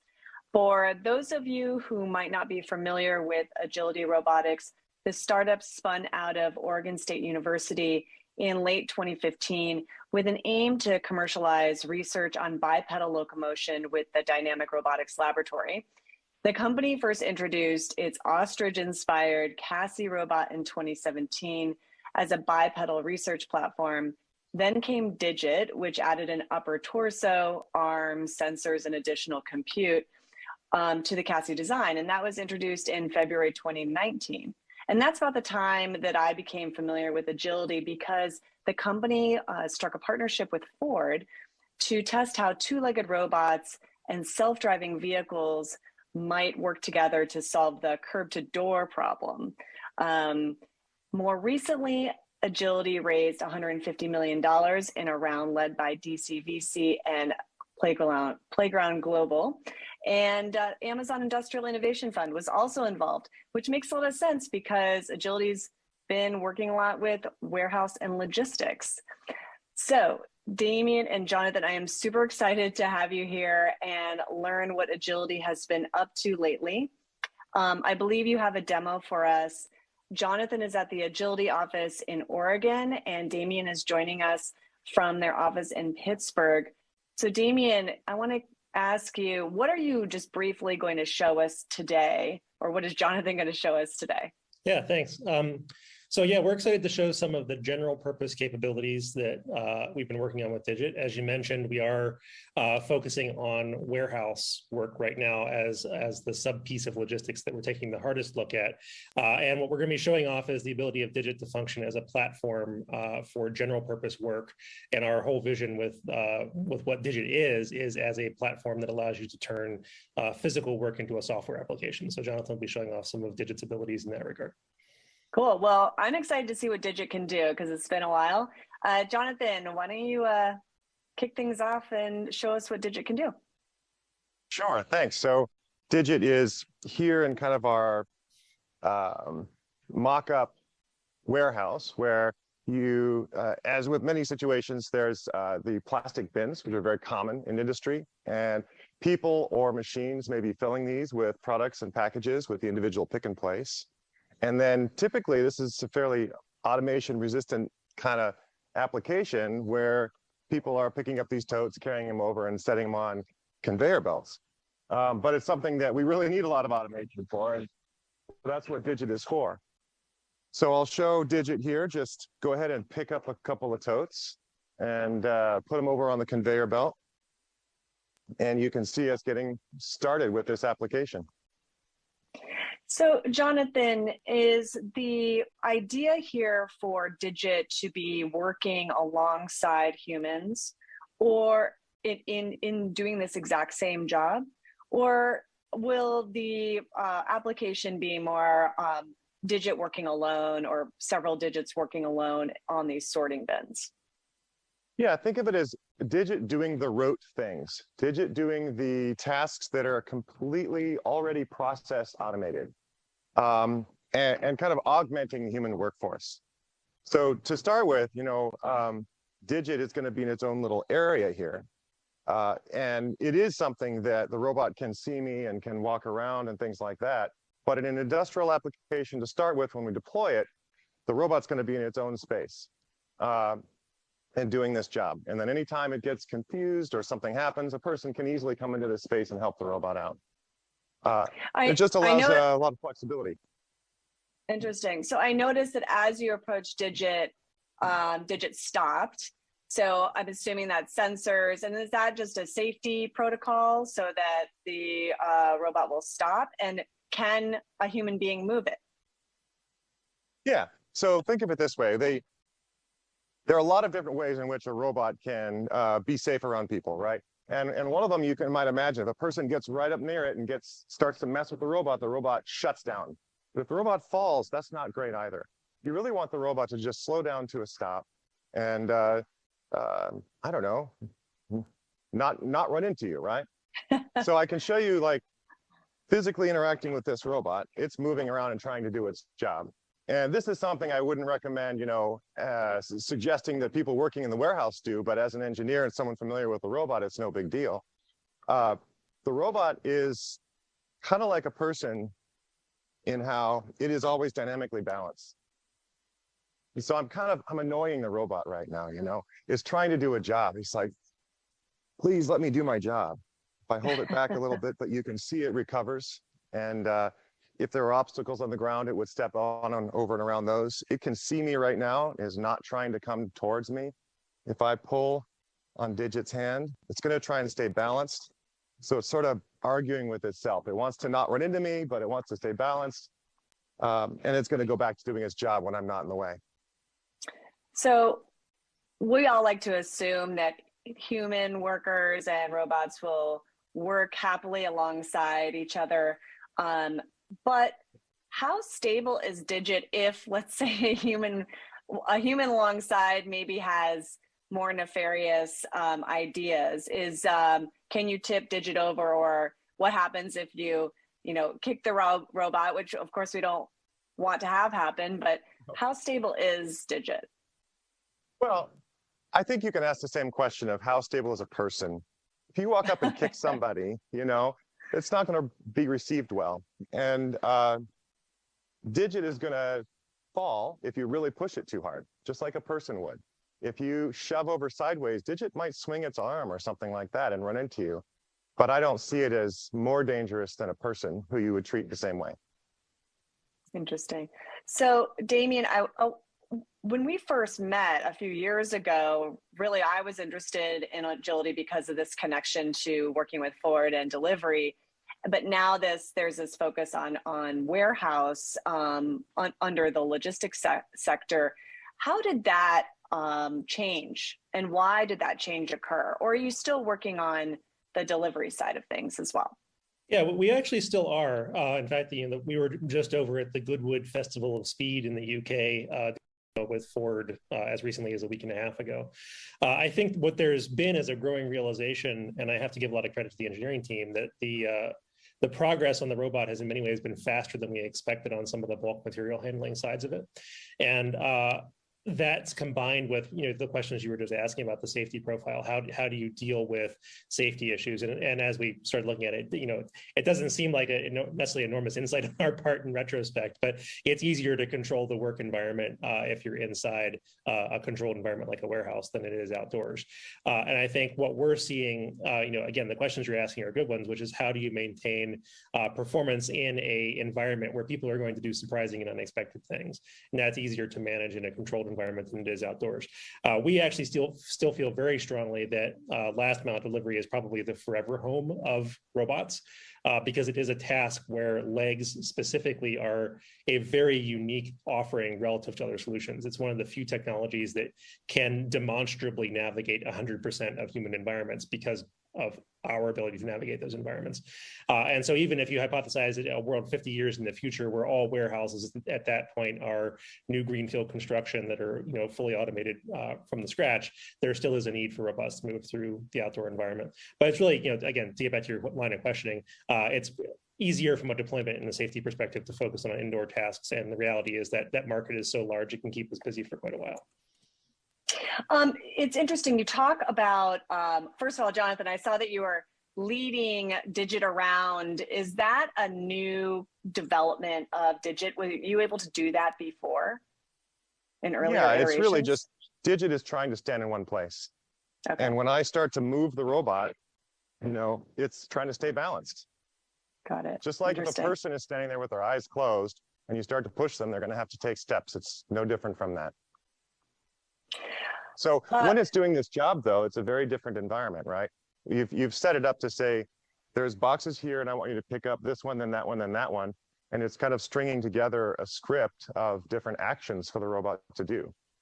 So that's a whole different, setup of autonomy for the job it's trying to do, rather than me interacting with it and just keeping, dealing with the fact that it's trying to balance and dragging it around.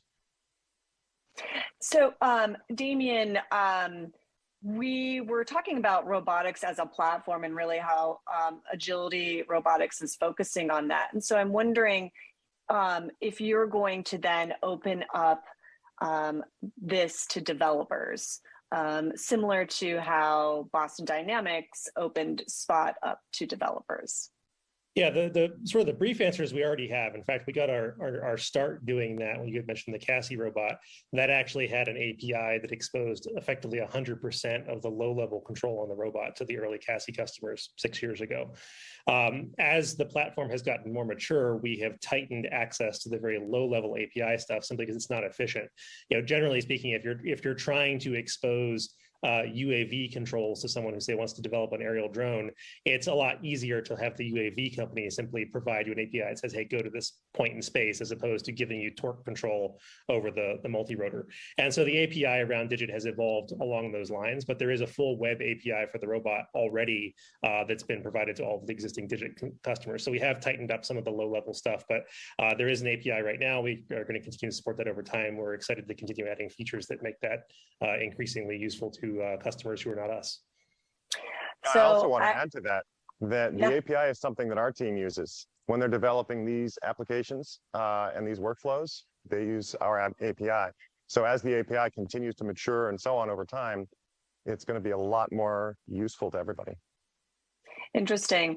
Well, you're flush now with $150 million of fresh funding, and so where are you putting that those funds to work? I know you've been on a hiring spree. You've doubled your workforce from, I think, 65 to more than 130 people. But what's next for Digit? That's what I'm most interested in. For example, what's the next iteration of Digit going to be in terms of applications, but also on the hardware side? Is Digit ever going to have hands, for example? Mm-hmm. Yeah, I'll let Jonathan answer the hardware question, and I can talk about the business piece. Okay. Yeah, I mean, the applications that we're doing right now are the home runs. There's such huge markets, and if we can do these things, when we do these things reliably and at human rate and so on, that's really what makes the company. And we've got a lot of the solution kind of here, but improvements are things like self-charging. The robot goes to its own charging dock. Yes, the robot will have hands, and the hands are not going to be a human hand like this. They're going to be something that's very specific for the use cases that we want to achieve. We're also going to have a bit of a head on the robot. And along with the theme of everything we've done, where it's kind of physics first and function first, that head is about indicating to people what the robot's about to do. It's also about putting antennas and sensors up there. And so a few of these things are just continuing to refine and evolve the robot for its function. Just a quick follow-up.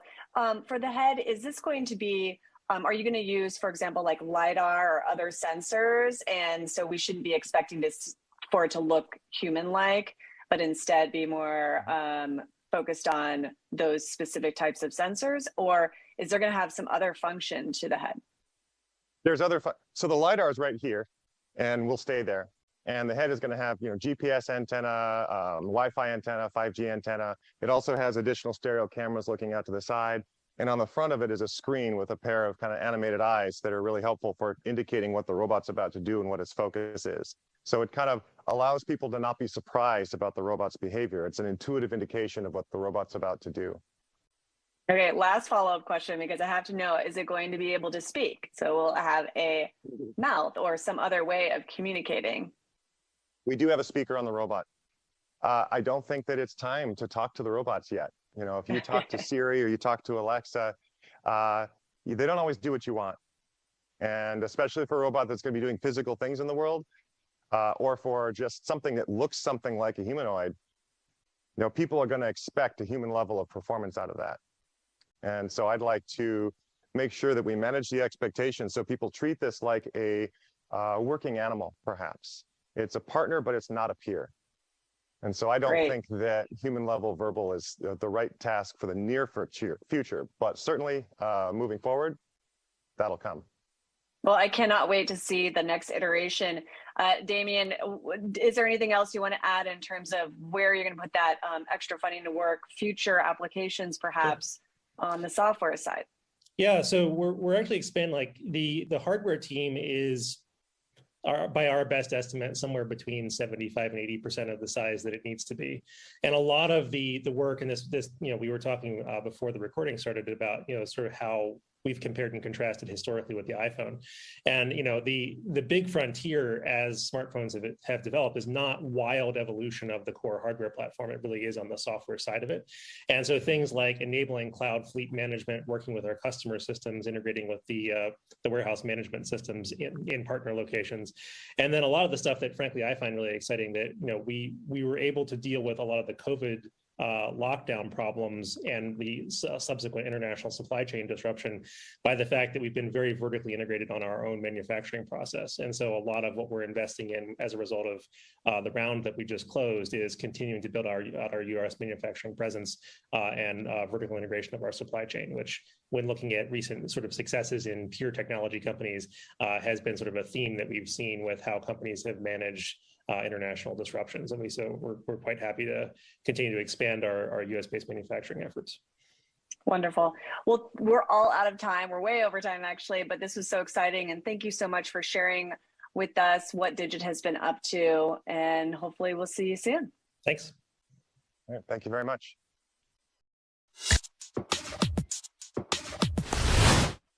That was great, everyone. After watching Digit, I'm sure you want to stretch your legs. We're going to take a 15-minute break and give you a chance to take advantage of our online networking opportunities. We have speed networking now for all of the researchers in the audience. So if you want to talk about the latest robotics breakthroughs, head on over to the agenda and you can access networking from there. When we come back, we have a terrific panel from one of the hottest categories in the space, warehouse fulfillment. Please be back in your seat at 11 a.m. Pacific time.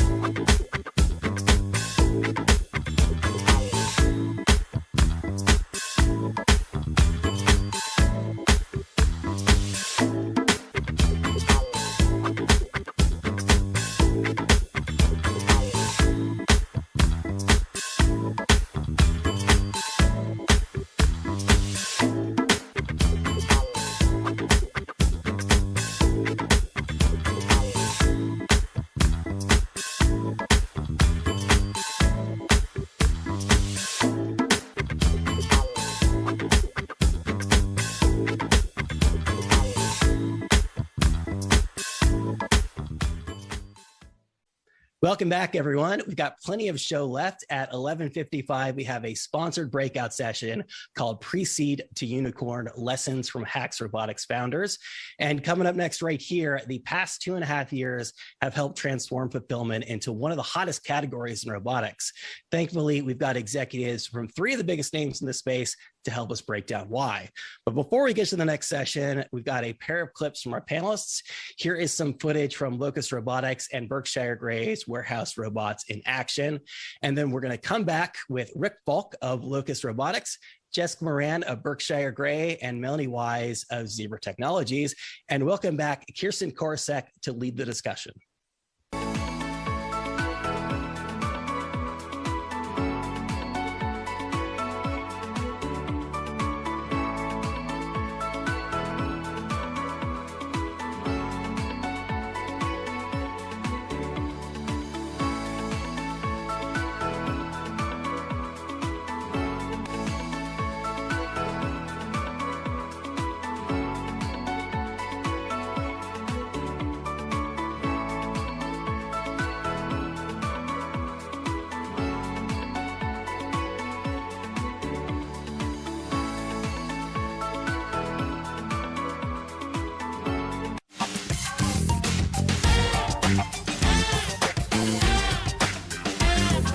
Hello, everyone, and welcome to TC Sessions Robotics.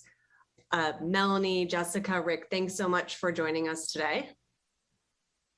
Thanks for having us. Thanks for having us, yeah.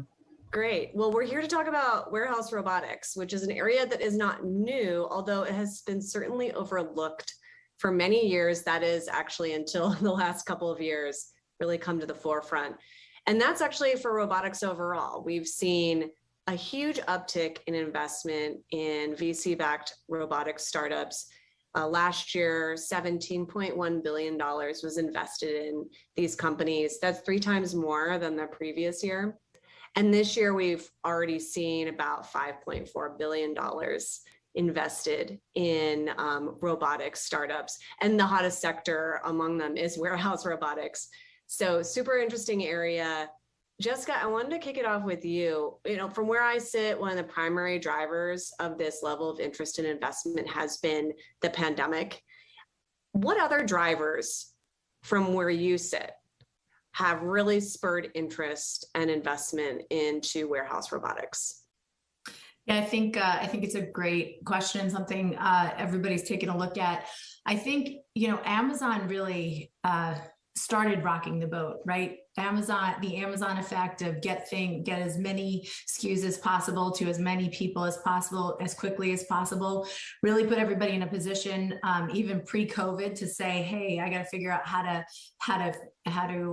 automate, how to do things faster, better, how to continue to improve, or else I'm going to get beat, and then COVID came and that really amplified all the challenges because people needed many more things delivered to home as opposed to being able to go out and buy things in stores. And then, on top of that came the labor challenges. We had fewer people that were working, but we also had more challenges with keeping people safe with COVID, and then supply chain. So it was kind of a mix. Started pre-pandemic with Amazon, and then the pandemic effect really had a huge impact across the board. Okay, we made it 30 seconds into this panel and Amazon has already been mentioned. So that's like the new record, I think. Melanie, I'm wondering if was any technological innovations that have also sparked or spurred more interest in robotics, or if it's, in line with what Jessica said, which is the Amazon factor, pandemic, labor shortages. Well, I think there's a couple of things that have definitely happened, not only in the venture community, but in the technical community, that helped create the right environment for this kind of culmination of lots of robotics companies. One, Kiva getting acquired by Amazon was a precipitating event for venture capitalists to take another look at the robotics sector. Previously, a lot of people were very gun shy around hardware and the associated technology, specifically robotics. But that was a proof point that robotics could be a venture backed kind of sector. That combined with, so starting in around 2008, the open source community really flourished around robotics. It was the culmination of a lot of effort that was kind of the bedrock of that was laid between 2008 and 2013 by Willow Garage in creating ROS, the Robot Operating System, which is an open source technology toolkit for doing robotics.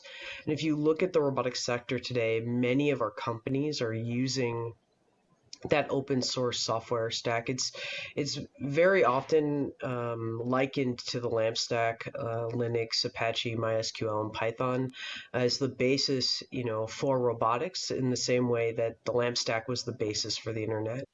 And so I think that combined with a lot of interest from the venture community really helped to accelerate the growth of robotics over the last decade, basically. Having money and technology coming together at the right point with a market that had the need that it did. Even before the pandemic, there was a labor shortage. We'd been operating at a negative employment rate. We had more jobs available than people to do it. And so it was just everything kind of came together at the right time.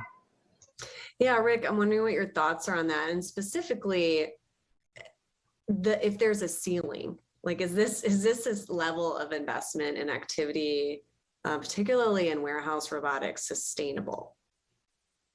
Well, first, and Kristen, thanks for having me. I honestly don't think there's a ceiling, and I say that for several reasons. First of all, if you look at the level of warehouse penetration right now by robots and automation, at most, it's 5%. There are about 150,000 buildings out there around the globe, billions of square feet of space. There'll be another 6 or 7 billion square feet of warehouse space built over the next 4 or 5 years. That's all got to be automated. And if you put that math together along with the major problems that exist out there, we talked about labor. We talked about the growth of e-com, which is significant. Pair that with the strategic problem that all these companies have, which is how do I handle seasonal peaks? It's a big problem they all have. We all know the holiday periods. Business can go up 4 or 5 or even 10x for a lot of accounts, and they have to be able to deal with that. And one of the few ways of doing that is automation.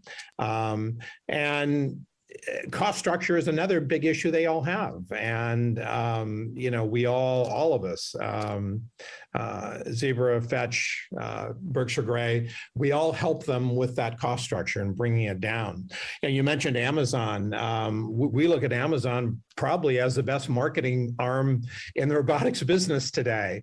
They have set SLAs that everyone has to match. And we look at them as being a great part of our marketing team. Yeah, that's interesting. Melanie, you mentioned, giving some of the history of Amazon and really like their acquisition of Kiva. And we've seen a lot of robotic startups acquired, including yours, Fetch, last year. And are you seeing a lot more interest in acquisitions, startups like Fetch being acquired by either very large retailers or just complementary businesses? Yeah, I think that you're going to see that over the next couple of years, more and more what you might call consolidation of alignment of products and product families and portfolios that help tell a larger story around an end-to-end ecosystem for fulfillment or manufacturing solutions. And if you look at for example, Zebra's acquisition of Fetch, it was very well aligned with their existing portfolio, right? They're already deeply embedded in the logistics segment by providing printers, barcode scanners, mobile computers.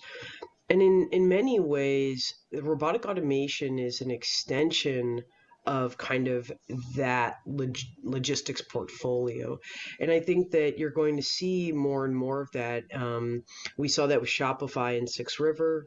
We saw that with Hyundai and Boston Dynamics. And so there's a lot of proof points out there. Mobile Industrial Robots and Teradyne. There's a lot of proof points out there where you're seeing large, corporations seeing robotics automation as a portfolio extension to help them tell more of a automation story that captures the warehouse end to end. Because I think for a very long time we've been in these kind of silos of automation in which we're capturing part of the work, but we're unable to tie all the work together. And as these companies come together, we get closer and closer to telling an end-to-end story for automation that doesn't just live in the robots or in the cloud or in the data or in the hand scanner or the printer, but a symphony of all of these things orchestrated and working together. That's interesting. And Rick, I'm wondering what your thoughts are on this. What I'm hearing from you is that it's more when you talk about the word orchestration. So instead of these more traditional acquisitions where it's like a large e-commerce brand buying a robotic startup, but really actually kind of interesting partnerships that you might not have otherwise thought of that either complement the business in a new way or bring it into a new direction. That seems to be where the winds are blowing in terms of acquisition. Am I hearing you correctly on that, Melanie? Yeah, definitely. I mean, I think that there's a lot of proof points out there for even if you look at Berkshire Gray's business, they're creating a cohesive automation story that's end to end from the time the package comes into the facility and then is reconfigured and goes back out. Yeah. So Rick, I wanted your opinion on that, and also Jessica. So Rick, why don't is that in line with your thinking? Yeah, the way we look at it, there's no one vendor who's going to solve all the problems. It's just too big of a space. The problems are too hard.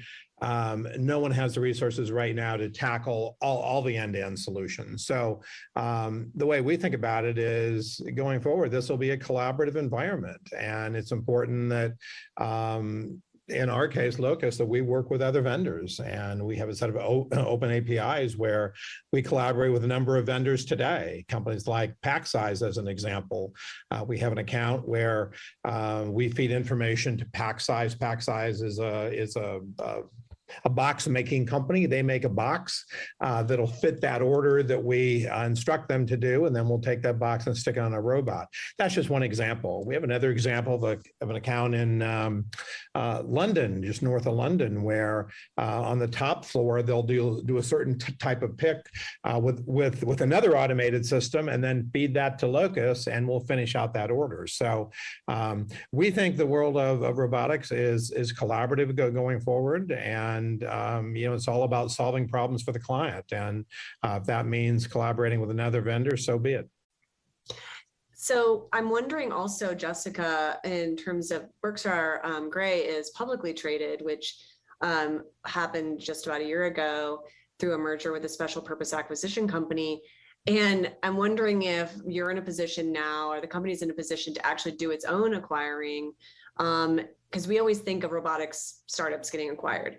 But maybe you, or Rick, maybe you, or Melanie, maybe you are more looking at what's the next company that you might be picking up.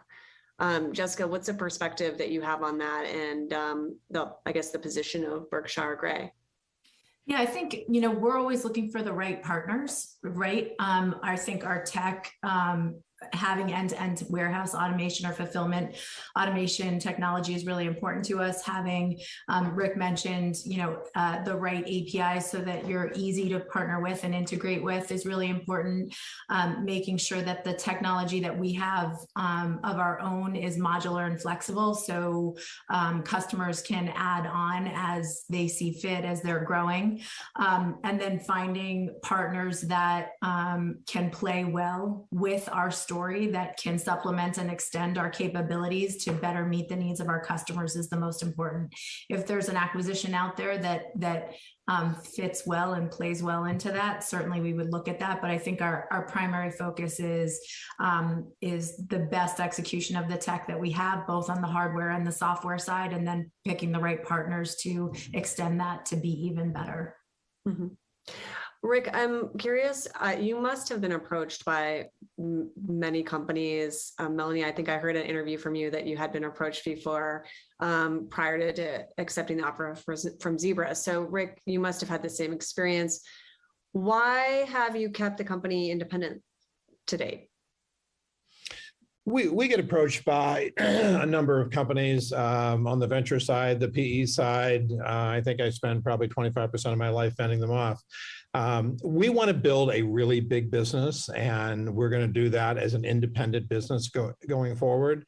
Our plans are to do an IPO in the next 12 to 18 months. We're lined up to do it. We have the numbers to do it. And that's our plan. We think that is the best way to grow the business and the best way to create value for our shareholders. That's interesting because from my understanding, there's not been a lot of robotics companies that have IPO'd. So what is it that's compelling for you, and why is the time right? I mean, I know you said it's coming in the future, but why now? The challenge has been, Kristen, that very few robotics companies have had the scale, the revenue scale, and the metrics to do an IPO.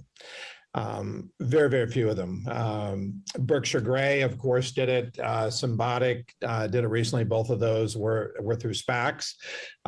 We are looking at a traditional IPO as the path to go going forward. And again, the problem has been historically that to do a traditional IPO, very few companies have had the top line or the bottom line or the story to do it. We all know there's a big market out there, and in any SPAC transaction, the great thing about SPACs, you can talk about the future and talk about projections. In a traditional IPO, you really can't do that. You've got to have the numbers to back up the story. So that's been the problem to date, and that's been the problem for a lot of, even though there's been a lot of VC money going in the space, there are a lot of VCs that haven't played in the game historically because they can't write the large check they need to write based on the valuation of the business. That sounds funny because there's a lot of businesses out there, including Locust, that have reached unicorn status and higher, but very few companies have had that level of scale to attract public capital. And that's been the problem. Interesting. Melanie, did you ever consider taking the IPO track? Was that ever a possibility? I don't know. I don't know if we ever seriously considered it. I think that if you look at where the company has been over the last couple of years, and what we focused on as a business early on, we were very focused on manufacturing, which is a little bit different than where Locust was focused. And we always saw that and Rick makes a great point. There haven't been that many robotics IPOs. I mean, the last robotic IPO, I think, was in 2001 with Adapt Technologies or something like that. Like traditional IPOs, not to cast any dispersions on Berkshire Grey and going public through a SPAC. But it has been very difficult, and it's not something we really thought much about or considered, largely because it didn't look like there was much of a reasonable path forward given the I don't know, economic environment, let's say, and then the pandemic hit, and we got a great offer to be acquired by Zebra. Yeah, I'm sure there are a number of founders who are going to be listening in this, and that moment of deciding when to get acquired or even entertain that offer is a difficult one. So before we move on to other things, I'm just wondering, Melanie, if you could follow up with this and answer, how has the acquisition worked out? Like, were you concerned and were those concerns, have they come up? Well, I think the acquisition has gone fairly well. The acquisition was a good deal in terms of kind of the attributes of the deal. It was an all-cash deal. It's very rare to have that kind of deal, and there weren't any, hanging kind of long-term earnouts and things like that, and the deal was structured very well for the team, so it was a very good deal from that perspective. The other thing that was really good is Zebra, bought Fetch with the intention of building their robotics and automation business around the company, so we became the headquarters of their new business unit, and that's given us some independence. And it's allowed us to continue to innovate in many ways inside of a large matrixed organization, which at times can be very difficult. So I would say that the integration, let's call it, has not been without its turbulence. All integrations have their turbulence, but I think overall it's been a big win. Zebra is very happy. We've been hitting our numbers, and I think that's been, an overall success, for any acquisition, let's say. Great. Well, I want to shift to the customer because it came up very early on, and Jessica, actually for all of you, but Jessica, I want to kick it off with you. When you're talking to customers today compared to, say, a few years ago, what are they asking for? What is the most important top of mind? And is it different from what the top of mind concern or request was in the past? I don't think it's different. I think there's more, there's more details to it, right? So customers have always wanted to make sure that they can deliver for their customers with high quality and speed and accuracy. What I think we're hearing a lot more about is the experience for the employees. So whether it's ergonomics or it's safety or it's job satisfaction. And so one of the things that we're hearing in using Berkshire Grey robotics and AI is the ability to focus humans on the things that humans want to do more of, and robots on the things that robots can do that maybe are monotonous or ergonomically challenging, right? They also, customers are saying that there's an opportunity to kind of give their employees more job satisfaction because now they're working with robotics, they're working alongside of robotics, or maybe upskilling themselves a bit. So the focus on the customer and the customer's customer has always been there, but I think that there's a lot more focus now on employees, team members, satisfaction as well. Rick, what are your thoughts on that? 3 years ago at the big trade shows, Modex and ProMat, when I worked the booth, customers would come up, prospects would come up, and they'd give you a sort of a funny look and ask you the question, what do these robots really do? And you'd sort of explain it, and then they would ask questions about, how it worked and that sort of thing. And they typically ended with, why would I risk my job? Why would I risk my job to actually deploy these robots in my facility in this mission critical app? And the conversation over the last year is just the opposite. They know what robots do. They know the benefits. And the conversation typically ends with, and the feeling that if I don't do something now, my job is at risk. So it's just the opposite. Where 3 years ago, it was they thought they were putting their job at risk to deploy robotics. And now it's all about my job is at risk if I don't deploy robotics. That's one of the big things. Along with that, and I was at a major industry 3PL last week, and this is a very sophisticated business, and the conversation is a lot about we don't have that expertise. We don't have that expertise to deploy automation in our facilities. We need a partner. We need a partner like Locus to help do that, to help guide us through that transition. And it's messy in a lot of these organizations. A lot of these organizations have been doing the same thing for years and years and years. And to come in and deploy automation, it's very disruptive. It takes a champion to do it.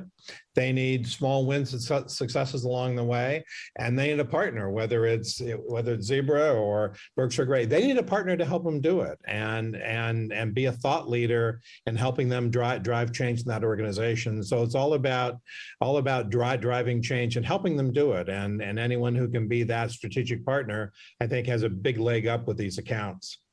So are you seeing more business generated from companies that have never used in a serious way automation before, and they're looking to retrofit existing facilities?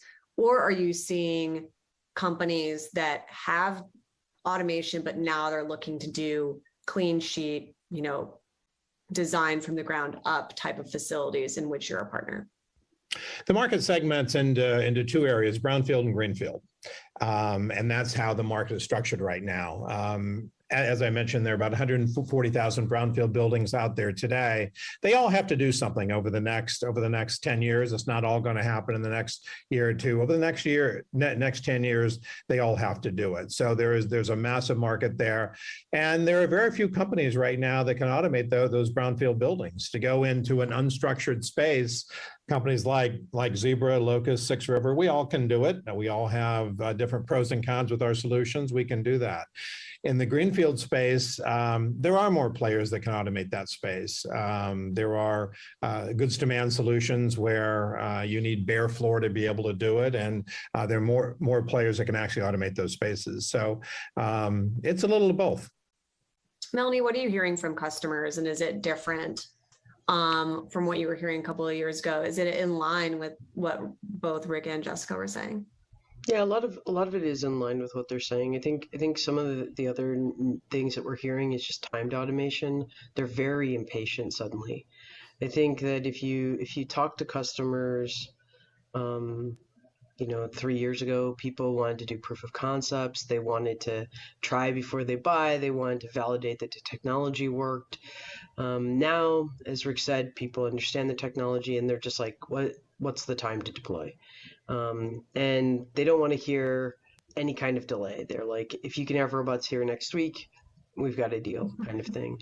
And they're not that enamored with proof of concepts because they do trust that the technology works.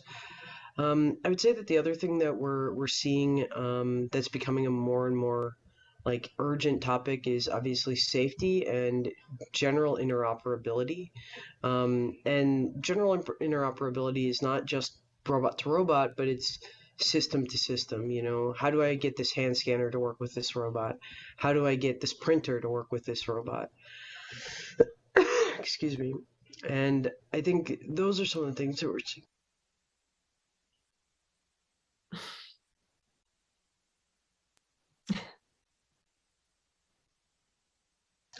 Excuse me. Yeah. So based on that pace and the sort of impatience, we want this today, it makes me think that that things are accelerating. And so, Rick, I'm wondering if you could tell me what you think warehouse robotics, what are warehouses going to look like a decade from now? Which is a long time. And well, a decade is hard to predict, obviously, and I'm not sure I'm smart enough to know the answer to that. But over the next several years, as I mentioned, there are well over 100,000 buildings out there that have to be automated around the globe. That will happen in stages. I think if we fast forward 8-10 years from now, I think most of those will be automated at some level. The 3PL industry is really forced to do it because of cost structure at SLAs and that sort of thing as they pursue new business. If you're a very large 3PL and you're going after new business, if you're bidding automation as part of that solution, you're going to be more competitive. And I think in all the 3PL business going forward around the globe, that will all become a very automated building. I think as new buildings go up, and as I mentioned, there'll be 6 or 7 billion square feet of new space being built. When that new space is being built, it will be automated when it's built, versus the way it is really today. Less than 10% of the new space being built today is fully automated. And I think going forward, as we continue to build billions and billions of feet, right when it's built from the ground up, it will be automated. And I think that's one of the big changes that'll happen. And it will be end-to-end automation. It won't just be one part of it. All of us on this call solve different problems. But I think going forward, there'll be multiple vendors in those buildings from day one, from ground one, when it gets built, and it'll get designed in. Jessica, and Melanie, where do you think that humans will fit in that future, especially in these ground up warehouses? Jessica, why don't you kick it off? There's always going to be some human touch in this, right? I think that maybe it's like I said before, more in the things that humans want to do running the operation, and maybe less in the let me do the heavy lifting and the things that are more ergonomically challenging, or as Melanie said, more safety challenging. So I think we'll continue to move towards more and more automation. I think I said before, doing this in a modular and flexible way. Rick referenced the brownfield and greenfield, being able to partner with organizations like Berkshire Grey that can go in and flip over a brownfield site, without taking your operation down, is going to be really important. And then being able to automate brand new facilities is going to be exciting. And, we'll see more and more of that as we go forward. I think the other thing that we'll see is more micro fulfillment opportunities. So getting more fulfillment locations closer to more humans. So smaller, but closer, in more urban areas. I am so glad you provided the perfect segue to the last question, which is how will this industry shift to more of a decentralized future, specifically with small mom and pop hardware stores or independent bookstores? Are these types of companies going to be using robots and to help with delivery and fulfillment? And Melanie, I'd love to hear your point of view on that. I think some of that's complicated, because I think that when you look at smaller mom and pop places, they don't have the capital to invest in some of these strategies today. It's not to say that over the next couple of years or the next decade, the economics won't change, but today it's still a little out of reach. It's more something for the back of a large brick and mortar chain, like we're seeing with large providers like Walmart and Target and Amazon. And in many ways, Whole Foods was a play at Amazon trying to get back distribution centers in city areas, right? And so I think that it's going to be hard to say what the future is for mom and pop ventures in terms of robotic technology, but we are working very hard as an industry to make the technology more democratized and more accessible. But I don't know on what timeline that'll happen. Rick, do you have any final thoughts on that? I think that's going to be well down the road. I think to get an ROI for a robotic solution, you have to have a certain amount of scale and bulk and volume. And I think mom and pop businesses, it's going to be a while before they get there. I think years and years. And I think it's, for the most part, going to be a larger business play over the next 5 years, certainly. Great. Thank you so much. Thank you for all that. Time flew by. I have so many more questions, but I do want to thank you for your time and joining us again at TC Sessions Robotics. Thank you. Thanks for having us. Thank you. As everyone alluded to fairly quickly on the last panel, Amazon Robotics has quickly become the 800-pound gorilla in the room over the course of the past decade. To discuss why and where warehouse robotics and labor are going, I'm chatting with VP Joseph Quinlivan. Let's do this.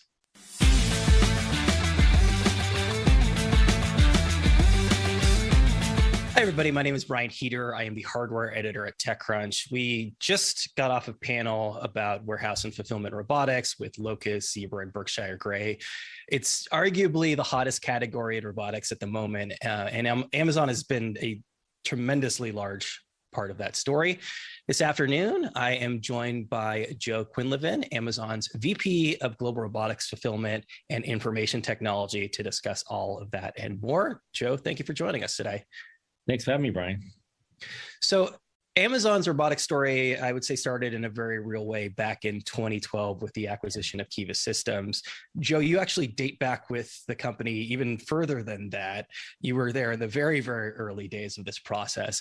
Sure. What was driving Amazon's robotics play in those very early days, and how have things evolved over the past decade? Yeah, I think Amazon has a track record of kind of thinking big and thinking long term. And they're not, and they don't get tied up in the short term. And they recognized that they saw their growth and they saw the challenges that were that accompanied that growth. And I think they realized they needed to make a bet in terms of automation. And at the time, in their fulfillment centers, the bottleneck was really in pick and stow and ICQA. And we had developed technology at Kiva Systems, which I think really simply focused on that. On those challenges, and we were having a fair bit of success in the industry, and then but I think it was a great relationship, and I think it was super smart of Amazon to make the acquisition, and I think it's exceeded their expectations, and from a Kiva side, I think it being there 4 years before the acquisition, it exceeded our expectations, the impact that we could have on Amazon. You bring up a good point. Traditionally, when we think of a lot of these warehouse robotics, they're really robot arms that are, picking things off a conveyor belt. And Kiva was a very much different approach. These little wheeled robots that are effectively moving shelves around. Why was that the key to unlocking the system for you? I think it's that last term you use, systems. I think the difference between, and Kiva was really intentional about this, that had this term, but they had this thing that was called Kiva Systems, not Kiva Robotics. And they thought about the solution level and the systems level and the full degree of automation that was necessary. And much of it was much beyond the robot, the layer one. If you think about a hardware stack, a layer one, layer two, they thought about layer 3, 4, 5, and 6, which provided a comprehensive, seamless end-to-end solution that just operated, that understood not only the tasks that need to be executed, but the allocation of those resources, the scheduling of those resources, the state of those resources, and how to best optimize those. So I think although we're proud of the robotics we develop, and it's a ton of innovation, but the more we can make this a systems level play and a software optimization play, I think you get the speed and velocity of improvement over and over. Yeah, I mean, another traditional view of these things are these really sort of single purpose-built robots, robots that really perform one task well, but repetitively over and over again. Was this an opportunity to sort of to buck that system and to create robots that could do more than, I guess, just one specific thing well? Yeah, and that really is the systems level architecture kind of mindset we have. We never think of a product as a bespoke, do one thing, do one function.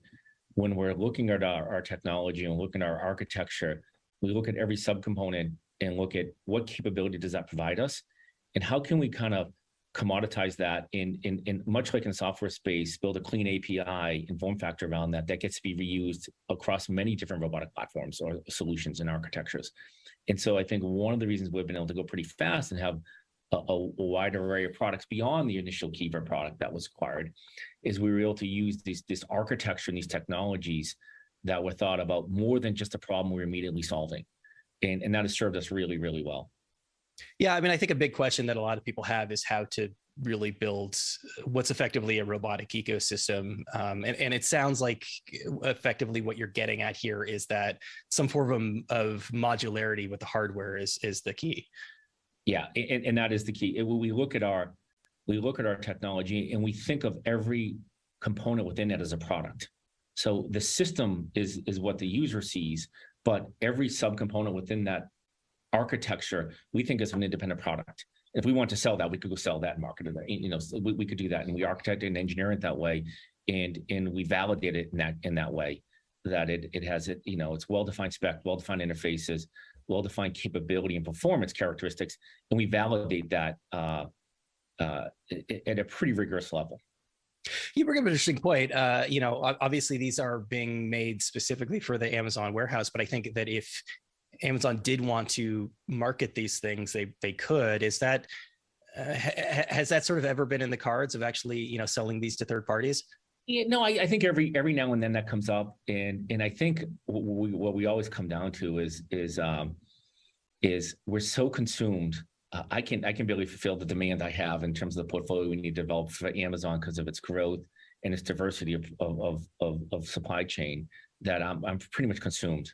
And one thing you realize, because I worked on both sides of the fence, because when we were at Kiva and at Amazon, the scale of Amazon, the things we do at Amazon is very different than sometimes when you're in a standalone company where incredible flexibility, because you're tying to all these other bespoke systems, higher level warehouse management systems, stuff like this. So you need scale, and necessarily sometimes availability are not like often the priority. It's more about flexibility and flexibility to be able to adapt into many different environments, where really what we want to do is a lot of standardization and scale at Amazon. So although when you blur your eyes, they seem like very similar problems, but often when you really focus, it's a different problem set. Yeah, I mean, for precisely that reason, this might be a difficult question to quantify, but how many different sorts of systems would you say the team is working on concurrently?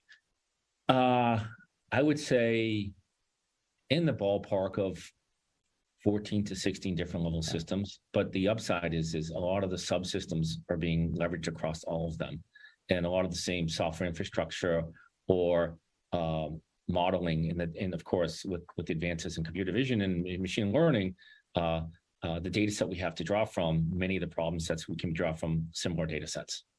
Maybe a slightly easier question to quantify is, because I ask this because this number keeps changing for obvious reasons, but I mean, effectively, how many robotic systems does Amazon have deployed across fulfillment centers in the US currently? Well, we'll talk about mobile robots. So we have over 520,000 mobile robots deployed. And if we think of at a site, we call that a robotic system. A robotic system might have, 3,500, 4,000 robots in it. Having said that, we have manipulation platforms that are out there.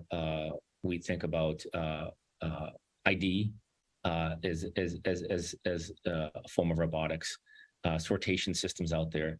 So, I think we have, again, 12 to 14, what I call major systems at scale deployed with varying different technology capabilities. When we think about automation and robotics, we think about 6 capabilities that you really need to master to automate anything in e-commerce. And, it's around storage. How do you store?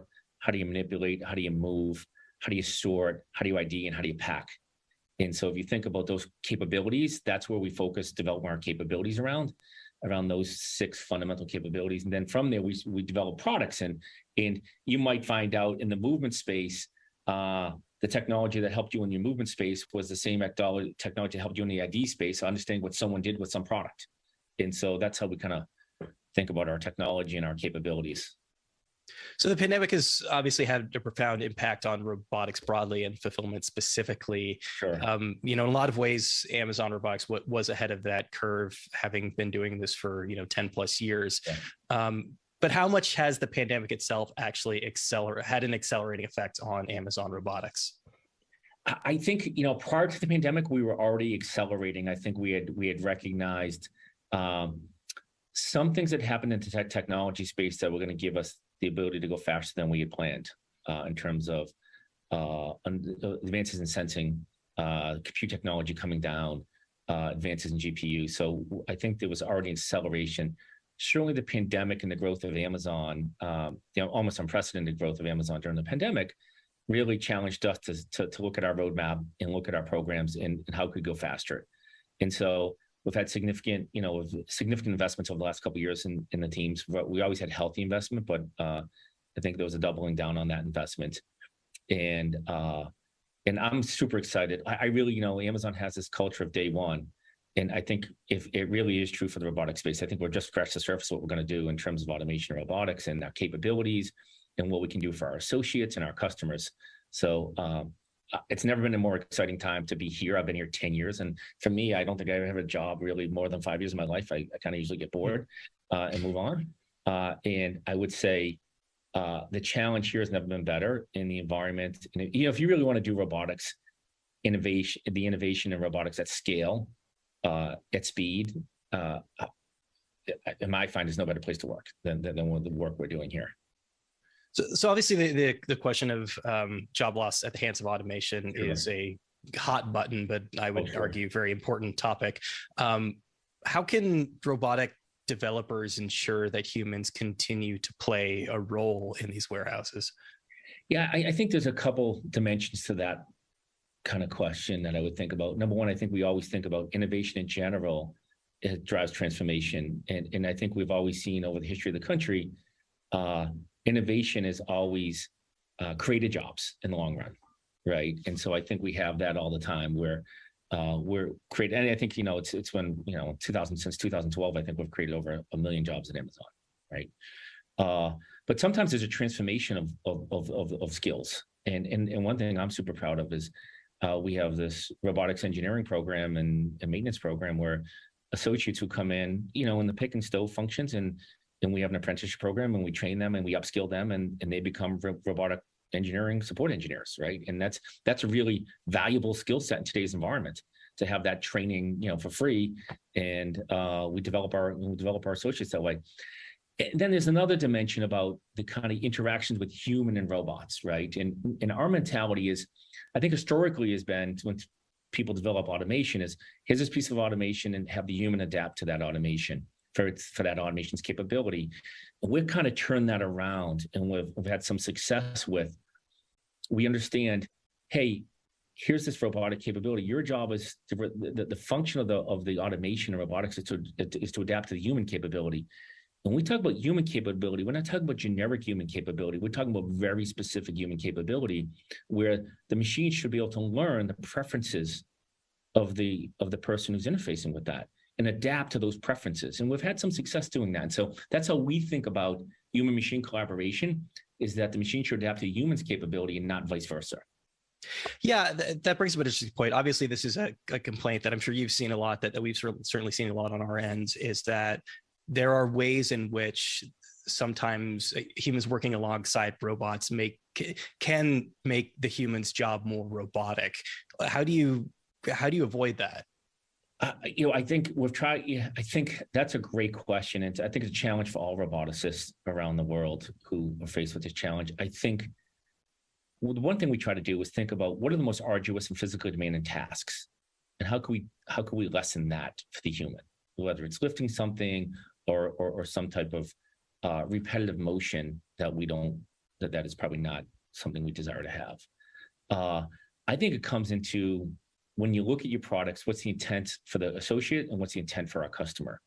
And it comes in our architecture and how we think about the design of it, and then how we validate in the very early stages we're getting the outcome we want, right? And getting feedback from the associates. So in our product portfolio, what we try to do is in the very early stages, we try to pull all the personas for anyone who's going to interface with this technology, and get them early in the design cycle and early in the prototyping cycle, and have them give us early feedback on what works, what doesn't work, what they like, what they don't like. And we try to adjust and modify our designs to get that outcome. Yeah, you touched on this a little bit, but I think that more broadly, this is a part of the conversation that people seem to gloss over when they talk about these sort of long-term job creation, is what happens to those people right now? What happens to those people who maybe don't have experience programming robots or working with robots? Short-term people, I think, will lose their jobs. So short-term, what can we do to help those people adapt? And ultimately, where does that responsibility fall? Does it fall on Amazon's shoulders? Is it on the government's shoulders? Who should shoulder that specific burden? I think everyone has a role in making sure the people in our community have opportunity, right? And certainly the government has a role. I think we've got a bit of a culture where, if you have a college education, potentially you're not valued in terms of the workforce. I think that's completely wrong. I think there's lots of opportunity in skill training that the government could play a role in, or certainly offering training opportunities in hard, tangible skill sets that are valued today. I think companies also have a role in that. I know we have taken a role in that. And as I talked about previously, we have investments and apprenticeship programs where we can take people who potentially don't have developed technical skill sets and in a very relatively short period of time, give them the technical skill sets to upskill and move in jobs. Like we have lots of opportunities for our what we call robotic engineers, robotic support engineers to come in as this technology grows. There's a different level of consumption of those technical resources, and I don't see that going away. And actually, I see just the opposite. I see career paths that people wouldn't have had now have a robust career path for many years to come. So I see the opposite. And I see it every day. So at Remars a few weeks ago, Amazon showcased a number of systems. Proteus is really the one that I think caught our eye and caught everybody else's eye. Fully autonomous, one of these real robotic systems. I have to ask, is that technology a direct result of the company's acquisition of Canvas?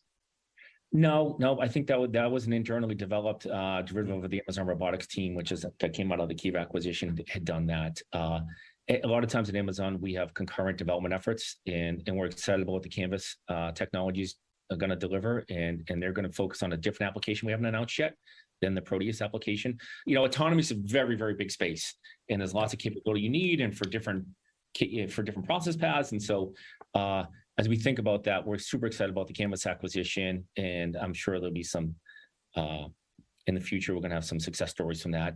But the Proteus came directly from the Amazon Robotics team, and it goes to that modular architecture we talked about. We were able to deliver that program on the modular architecture from other programs we had done, and be able to deliver that product in relatively short time. And we're super excited about that product.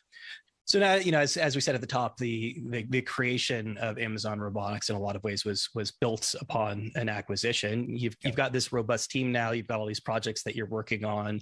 How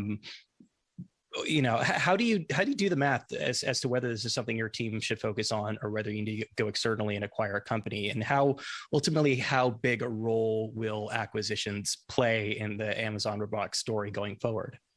Well, I think where people get in trouble is they get arrogance about their capability, and I don't think we have an appreciation for. I spend a lot of my time in startups, and so I have an appreciation for the talent and culture and type of drive that a well-formed startup can offer. And so we have an appreciation for the people who do that. And I think going forward, it'll always be a combination of we'll do stuff internally, but we'll look for partnerships and when it makes sense. And if an acquisition makes sense, we'll go do acquisitions. But I don't think we feel like we have all the capabilities, and we have all the technologies, and we have all the products to solve every challenge that Amazon could imagine. And so we want to have good relationships, good partnerships with those startups. And as you probably know, we do a fair bit of funding in the university system for research that we generally get no benefit from, but we just think it's important that our best minds have access to the technologies and research funds to push the boundaries of the science. And so I think it'll be like anything else. It'll be a healthy balance between all three. Yeah, it's interesting, this idea of partially acquiring these companies for I guess for the team and for the work environment, things like that, which seems to, I would suspect, means ultimately that there are a little bit of growing pains when it comes to actually integrating both the team and the technology into this broader division. I mean, how do you sort of cushion that blow? Yeah, so I've been through 3 acquisitions. So I did 3 startups. I've been through 3 acquisitions. So I have some scars from the other side coming in. Mm-hmm. I thought my acquisition to Kiva, our acquisition to Kiva, was really, really well done. I think Amazon learned a lot about how to do it. I think like anything else, as you go through these things, there are things they learned that they wish they had done differently. When it came to our acquisition, they did an exceptional job of putting a senior level person who kind of helped us and literally stayed with us for 2 years for this acquisition, and helped us build the tentacles and the connective tissue. But I think it starts with the acquiring company having respect for what's been done. I mean, you bought them for a reason. You valued their technology, their people, their talent, their culture. And the worst thing I think you can do is try to squelch that.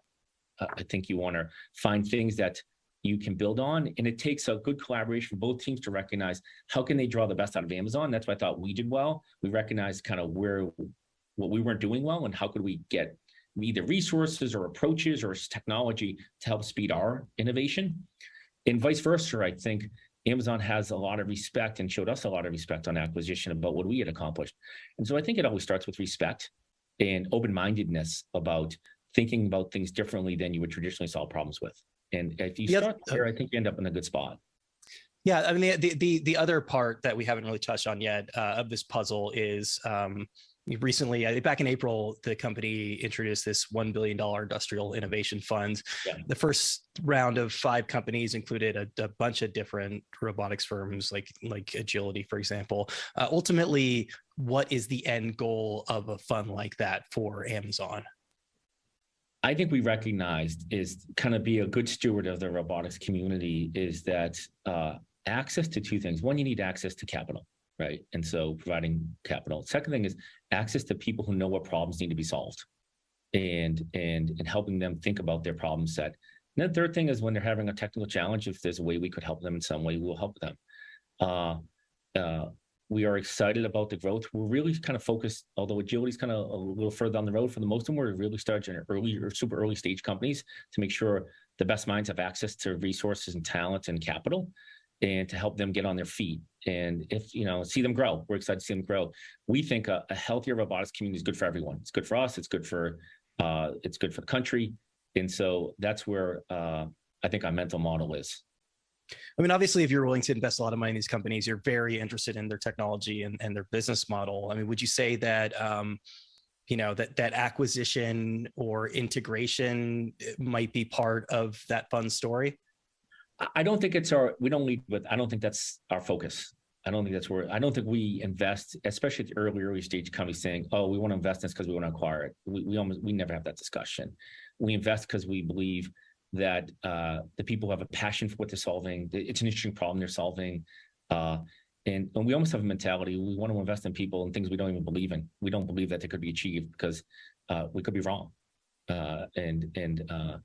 The human spirit is pretty amazing. When people have a passion to believe and to do something, they can overcome all sorts of crazy obstacles. And so we want to make sure those people have access.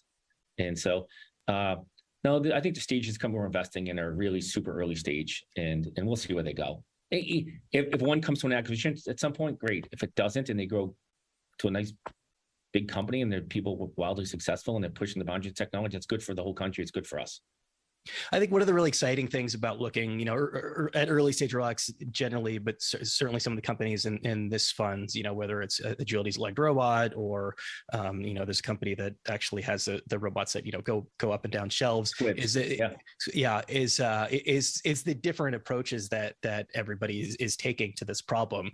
And this is a huge question that I like to ask everybody around robotics, a difficult one to answer, but I think a fun one. What does the warehouse ultimately look like, say, 5 or 10 years out? I think it's a harmony of people and robots. I don't necessarily envision this fully automated. Okay, so people are not going away. I don't believe so. I don't believe they're going away. I think we want to embrace what make humans great and what their unique capability is. And even though the advances in AI and CV and all this capability, I think there's going to be a significant role for people in the supply chain, and we're excited about that. I don't want to be foolish to predict, something that is. There are so many other smart people out there doing amazing work. I just have an appreciation for what they're doing and what we're doing, and they'll find its way. But I do believe that people will have a significant role in the future of e-commerce and automation and retail, and they'll work in harmony and concert with the technology. So real quick, do you think that the warehouses, the physical spaces themselves of the future are going to be basically built around robotics and automation? No, I think it'll be a harmony of people and automation. I don't think it's going to be around automation. As I said, I think the job of automation is to adapt to the people and the people's capabilities. Yeah. And the spaces, the physical, the actual buildings, a lot of these places are being retrofitted currently. Yeah, I think having technology, that we have this kind of mental model. Can we pour our technology into like a liquid into any form factor and have it be useful? Is kind of how we think about when we think about systems level and architecture. That's how we think about it. Well, Joe, obviously we could keep this going for a while longer, but we're out of time right now, unfortunately. So thank you so much for taking the time today. I appreciate the opportunity, Brian. Have a great day.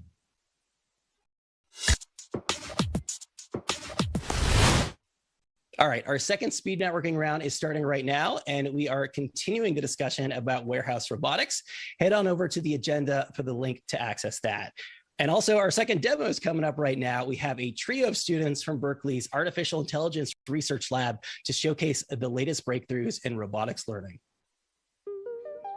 We've got a robot observing YouTube videos and trying to get a real good understanding of what's going on in the world. So understanding physics, like how objects move. Let's say, we've got a video of a human having an apple and dropping it, then it'll understand some concepts there. And so the idea is trying to make the robot learn as quickly as possible from new data that we give it. So normally it can sometimes take hundreds of demos to perform a new task. Whereas now we just can give a handful of demos, maybe 10, and then it can do this new task. The technique that we're employing is a kind of contrastive learning setup where it takes in the YouTube video and it kind of patches out a bunch of areas in that YouTube video. And the idea is that the robot is trying to then reconstruct that image. So you can already kind of maybe see where this understanding is coming from. It has to understand what could be in those patches in order to then generate this idea of what could be behind there, right? So it has to get like a really good understanding of what's going on in the world. What we're doing here is I'm controlling the robot through this VR device. The VR is mapped directly to the robot actions. If I move forward, for example, the robot is also going to move forward. So I can give demonstrations through using this VR controller. The demonstrations that I'm giving are to grasp a cube and lift it. Now, another way that I can give demonstrations is that I'm grabbing the robot and I'm moving it physically. So I'm grabbing hold of the robot and moving it through the world. And this is very good for tasks that involve contacts. Whereas compare that with the teleop, the VR controller, I have no idea of what the robot is feeling. So the way you give demonstrations does vary quite differently from what you actually want the robot to eventually do. There's going to be some combination eventually of observing video data and getting understanding, then observing a human and giving, say, actions of what it could do, but then also another stage perhaps of an area called reinforcement learning, which is where it kind of explores by itself and then gets reward for the environment.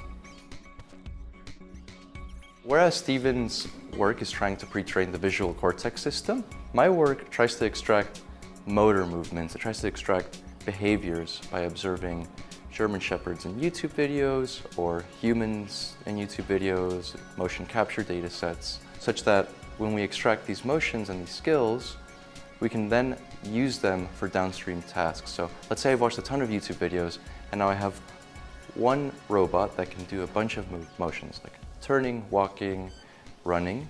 Can I then use this for something downstream, like going to a particular location or moving in a particular way?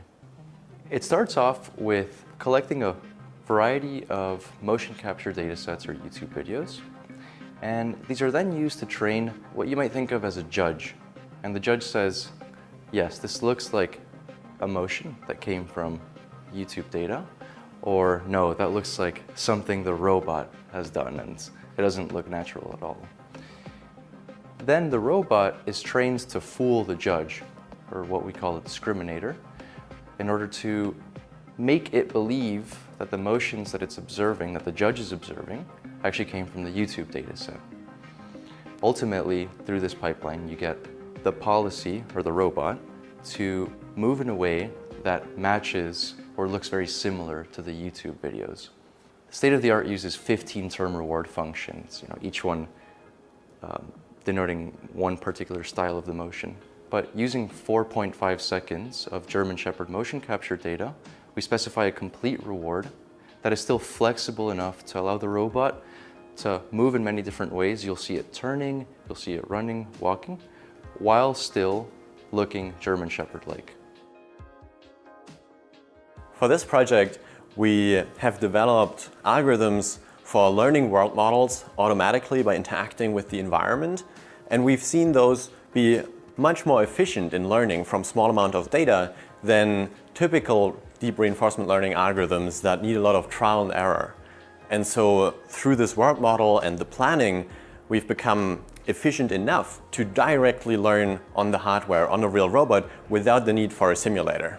So traditionally, you would start out with a simulator that specifies your robot and all the things in the environment that are needed for the task. And then you would do a lot of simulation, much faster than real time, to come up with a particular behavior or strategy, and then you would run it on a real robot. But it will not adapt to changes in the environment. It will be hard to teach it new tasks because you have to go back to the simulator. And so there will always be a difference between the simulator and the real world, and that will limit the capabilities and especially adapting to new tasks. So what we do instead is directly learn on the hardware. The system basically builds up its own model of the environment, a little bit like a simulator, but all learned just from its sensory inputs and by interacting with the environment. And so through this model, it will then do a lot of internal imagination or simulation to come up with good behaviors, and we'll actually be able to see it learn real time, learn new behaviors. For the first time, train this robot dog, starting on its back, wiggling around with its arms, no prior knowledge. Learn to stand up, get on its front, stand up and start walking in just 1 hour of real time. And then we start pushing it, and initially it just doesn't know what to do. It falls over and is screwed, and then it has to figure out how to get back up. But after 5 to 10 minutes, it actually becomes robust and incorporates all this new knowledge, which you wouldn't be able to if you just deployed a pre-trained behavior. And it ends up being very robust to being pushed over, either avoids or flips over and gets back on its feet. I think the holy grail of robot learning is to learn as much as you can in the real world and as quickly as you can.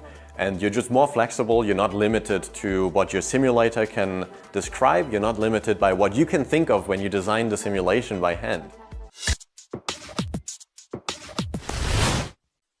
All right, some really incredible work right there. And right now we're going to take another break to give you some time to network and maybe grab some lunch. And if you're running a robotics company or thinking of starting one, head on over to the agenda to access speed networking. Remember, if you missed any of the programming today, we've got you covered. All of the video on demand will be available later today in the events platform and on TechCrunch.com. We will return in 30 minutes at 12:35 Pacific time with the pitch off featuring 4 early stage startups. You don't want to miss this.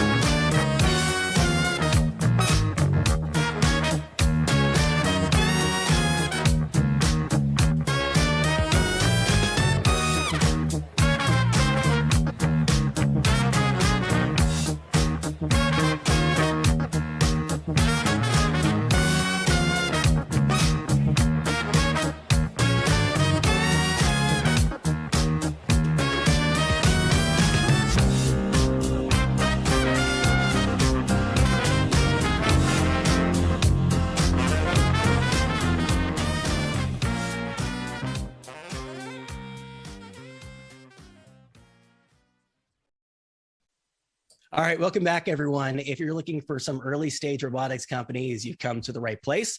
Some of the industry's brightest new entrepreneurs are joining us to pitch their bleeding edge startups. Please welcome our pitch off judges, E14's Aya Badir, DCVC's Kelly Chen, and Ohio State University's Ayana Howard, and your host, Nisha Tombe.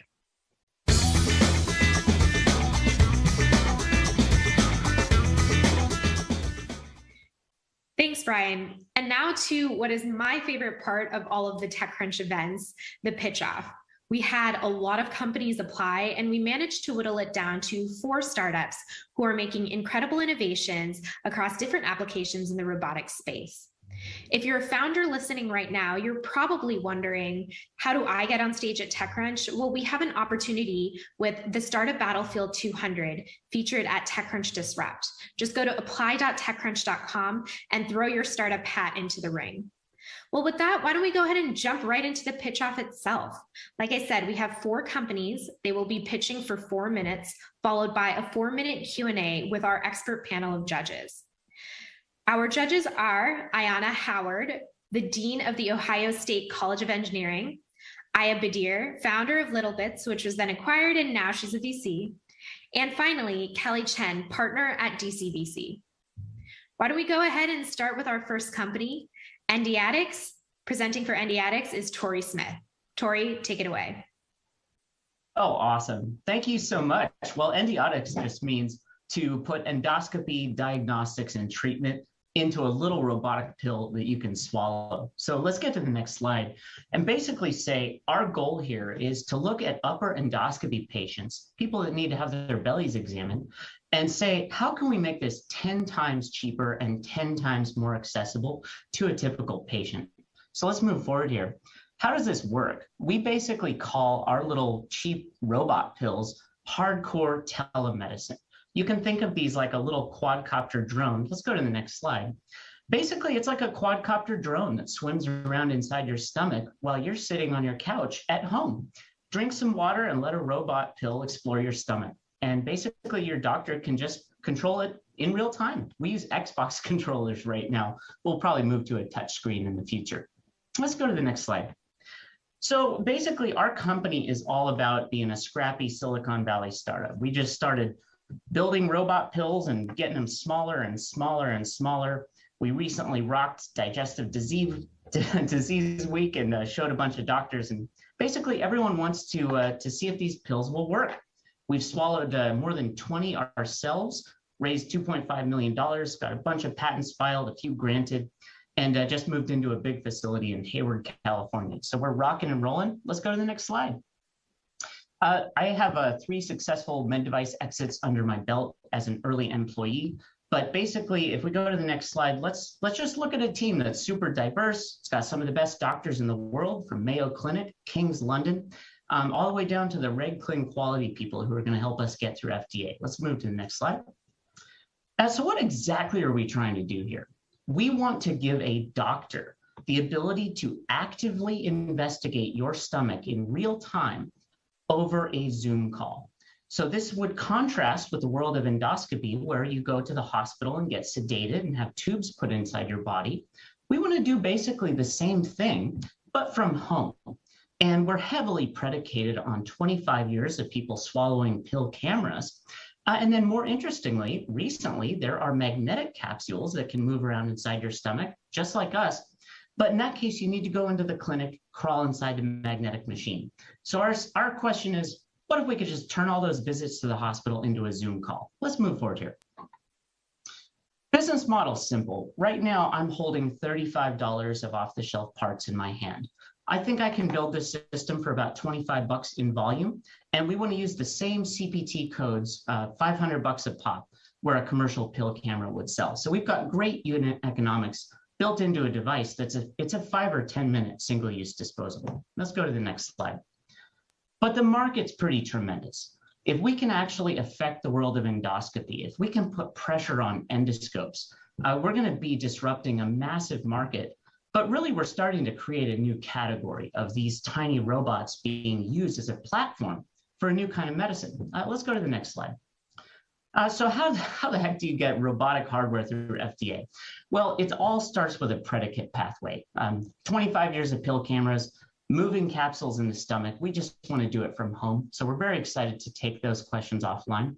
And for our final slide, let's go forward and ask ourselves a real question.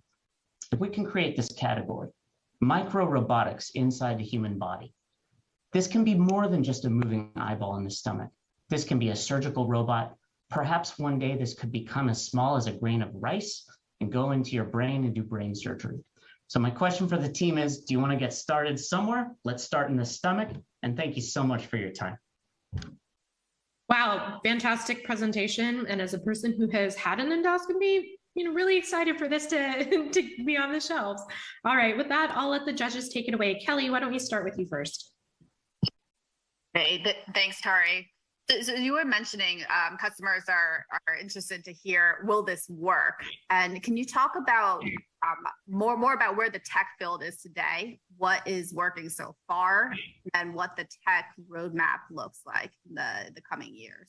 Thanks, Kelly. I can tell you right now that with regards to three-dimensional mechanical motion inside the stomach, we're doing really good. What we're looking for right now is hardcore embedded firmware people that can help us get our onboard image compression up to increase the quality of our delivered videos. So that's what we're chewing on right now.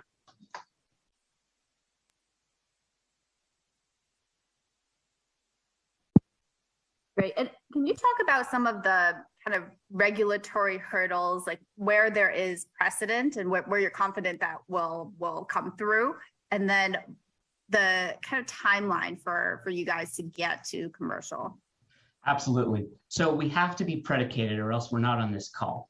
So one, it's the existence of pill cameras going back 25 years. The other one is the recent FDA approval of magnetically moving pill cameras in the stomach, a company called Navicam. They just got through FDA. We want to do that without the capital equipment.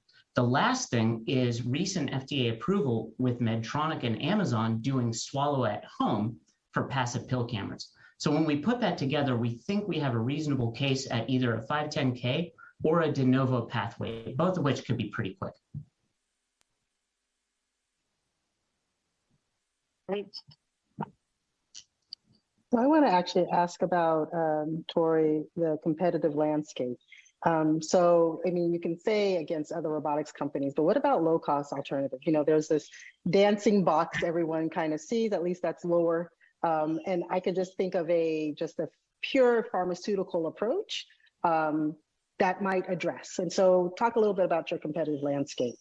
Ayana, thank you so much for that question. First of all, I think we're all rooting for biomarkers to be increasingly used so we don't have to physically go in the human body. We want to be known as the magic school bus for the human body. For example, if you want to deliver a sample or collect something, maybe do microbiome research, we want to be the way you get around and do things in the human body. I'd say one of our biggest competitors would probably be the new rather single-use endoscopes. Those are really cutting down on the logistical footprint. We'd like to think of ourselves as a cheap mass market screening tool that sends appropriate patients into the hospital for when they really need it.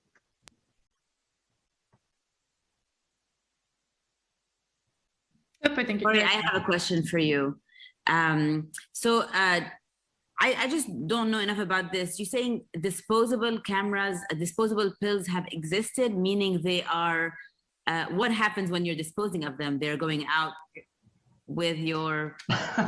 Well, I don't want to use bad words here, but basically people just flush these into the sewer.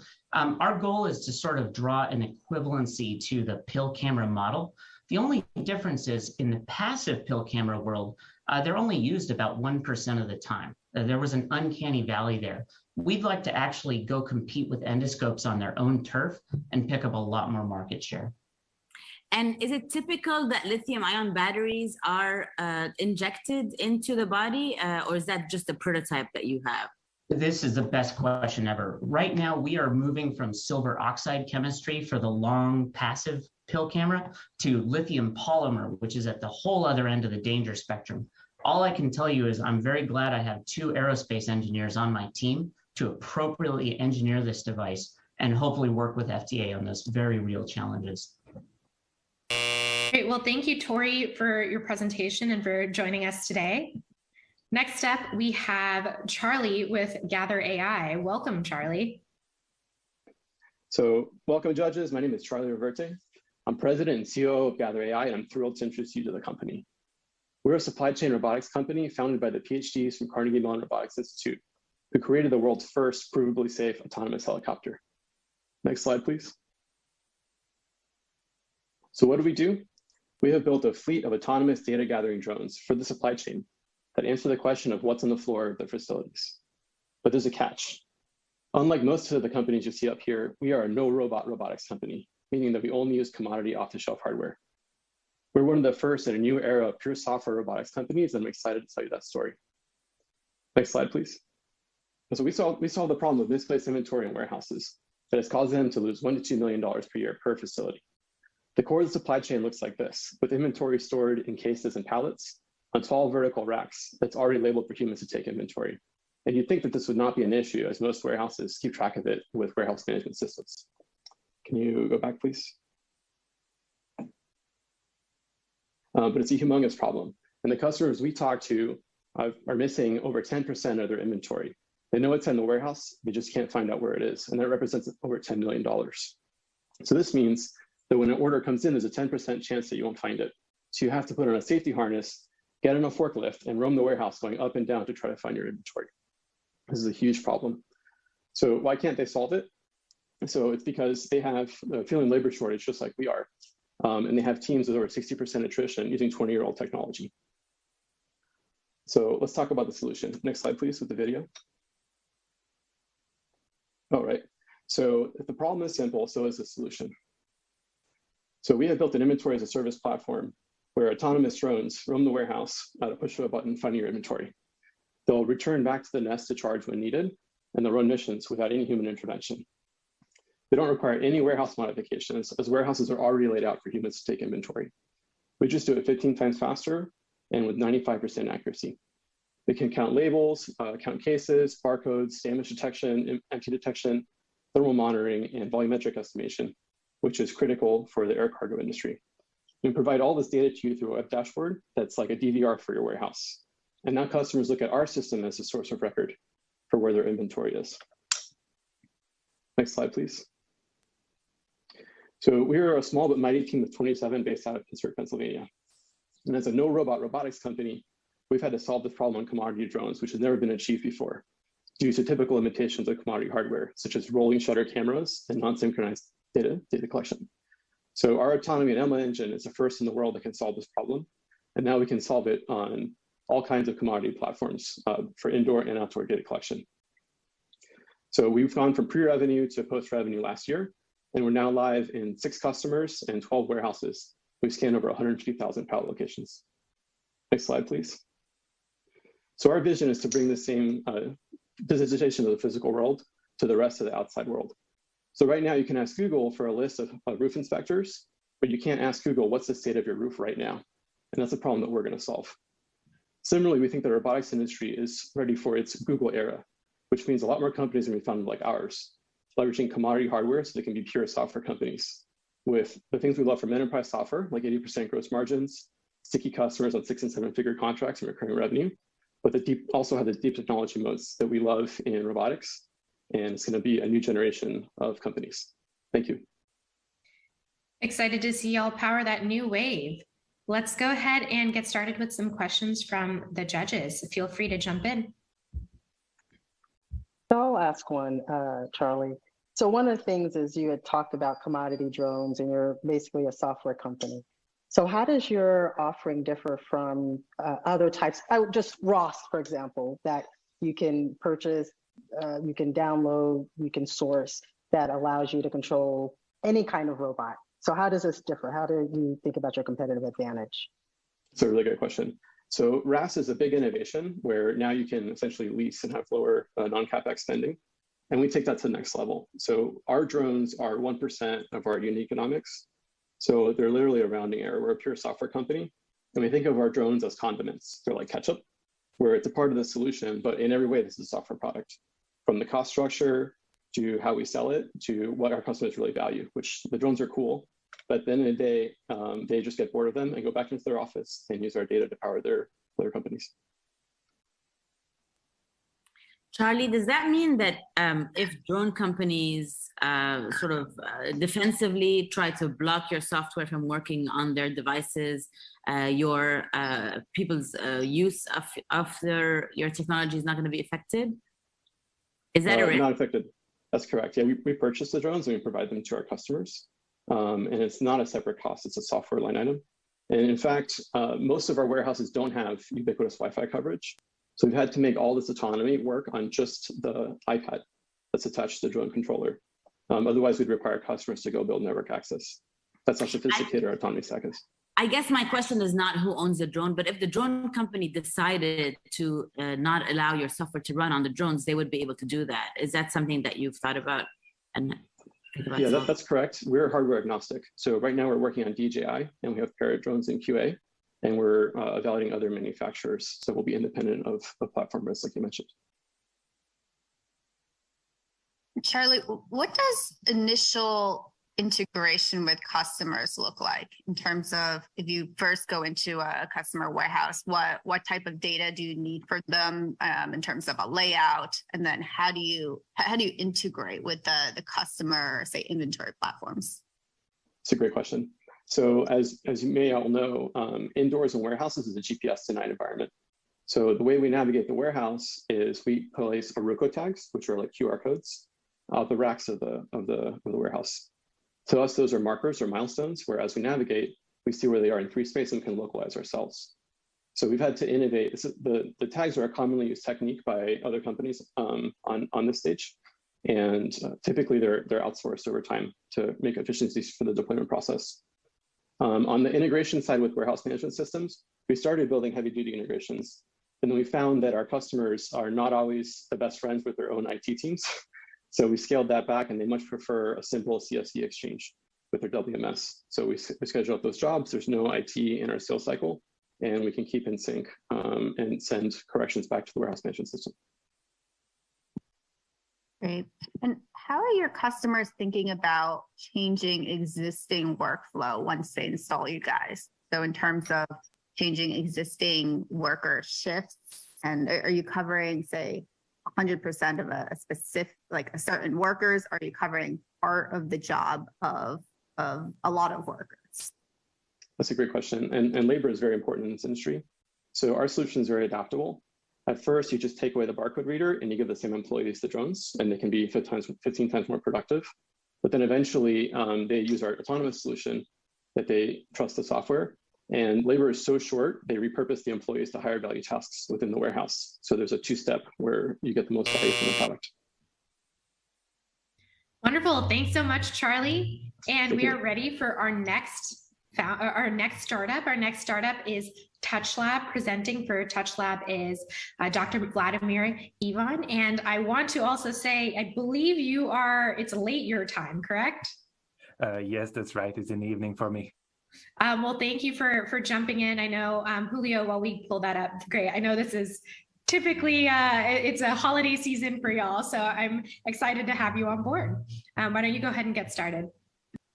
Thank you very much. Thank you for this opportunity. I'm really glad that I could be here. And I can't wait to tell you more about TouchLab. So we are a company in Edinburgh, in Scotland. Next slide, please. We are a small team, but we have a very diverse background, ranging from material science, business, design, electronics, and robotics. And our mission is to give machines the sense of touch. And we do this, we are really interested in this problem because we have found that robots really lack this technology. Can we go to the next slide, please? And we really do know how to make robots that are accurate and fast. But when it comes to interaction with the world around them, they do become clumsy. And it really boils down to their ability to sense these contacts, sense the touch and the world around them. So can we go to the next slide? So we do this by building a new type of tactile sensors. They allow us to sense forces, both normal and also tangential forces on the sensor itself. This is an excellent thing to do to get a robot which is able to detect slip, texture, and all the other interactions that happen between the robot and all the objects that we wanted to manipulate. We make these sensors very robust. We have been testing them for mechanical, chemical, even radiation testing, and they came through with flying colors. They're also very repeatable and resilient. And we make them really small and flexible. We use a screen printing technique. We can embed these sensors in different materials, and they are really small footprint and very easy to integrate on different robots. Can you now go 2 slides back, please? There we go. Now, this allows us to put these robots on off-the-shelf grippers. Here we have put it on one of these, and you can see that we can grab objects that are different sizes. They can be very soft and squishy, and this really made people, especially in retail and warehousing businesses, warehousing industries, really excited about bringing these robots into their business. But this wasn't really where we wanted to go. We were looking for what is the next big thing we can do. We go to the next slide. And we have asked ourselves a question: can we really get these tactile sensors and put them on robots to achieve true immersion and get people the sense of touch remotely? And it just happened to be that we have been that we have entered a competition that allowed us to demonstrate this. Can we go to the next slide? So we entered the X Prize Avatar X, where we've done really well and managed to get to the final, which is very prestigious. We have put these sensors on the robot, and using VR and combined with our sensors, we not only give people the ability to sort of transport into the robot and see around, but also to feel the touch, feel the contact remotely. And this really allowed us to open up a new market of tactile telerobots. If you go to the next slide. And really want to put these initially into hospitals and healthcare for assistive robots. And we're having a pilot study early next year. Nuclear sector is also really excited about these, and we have passed through some really high radiation testing. But eventually, we're aiming for space on this sort of upwards trajectory. Thank you. Excellent. Thanks so much for the presentation. Aya, why don't we start with you?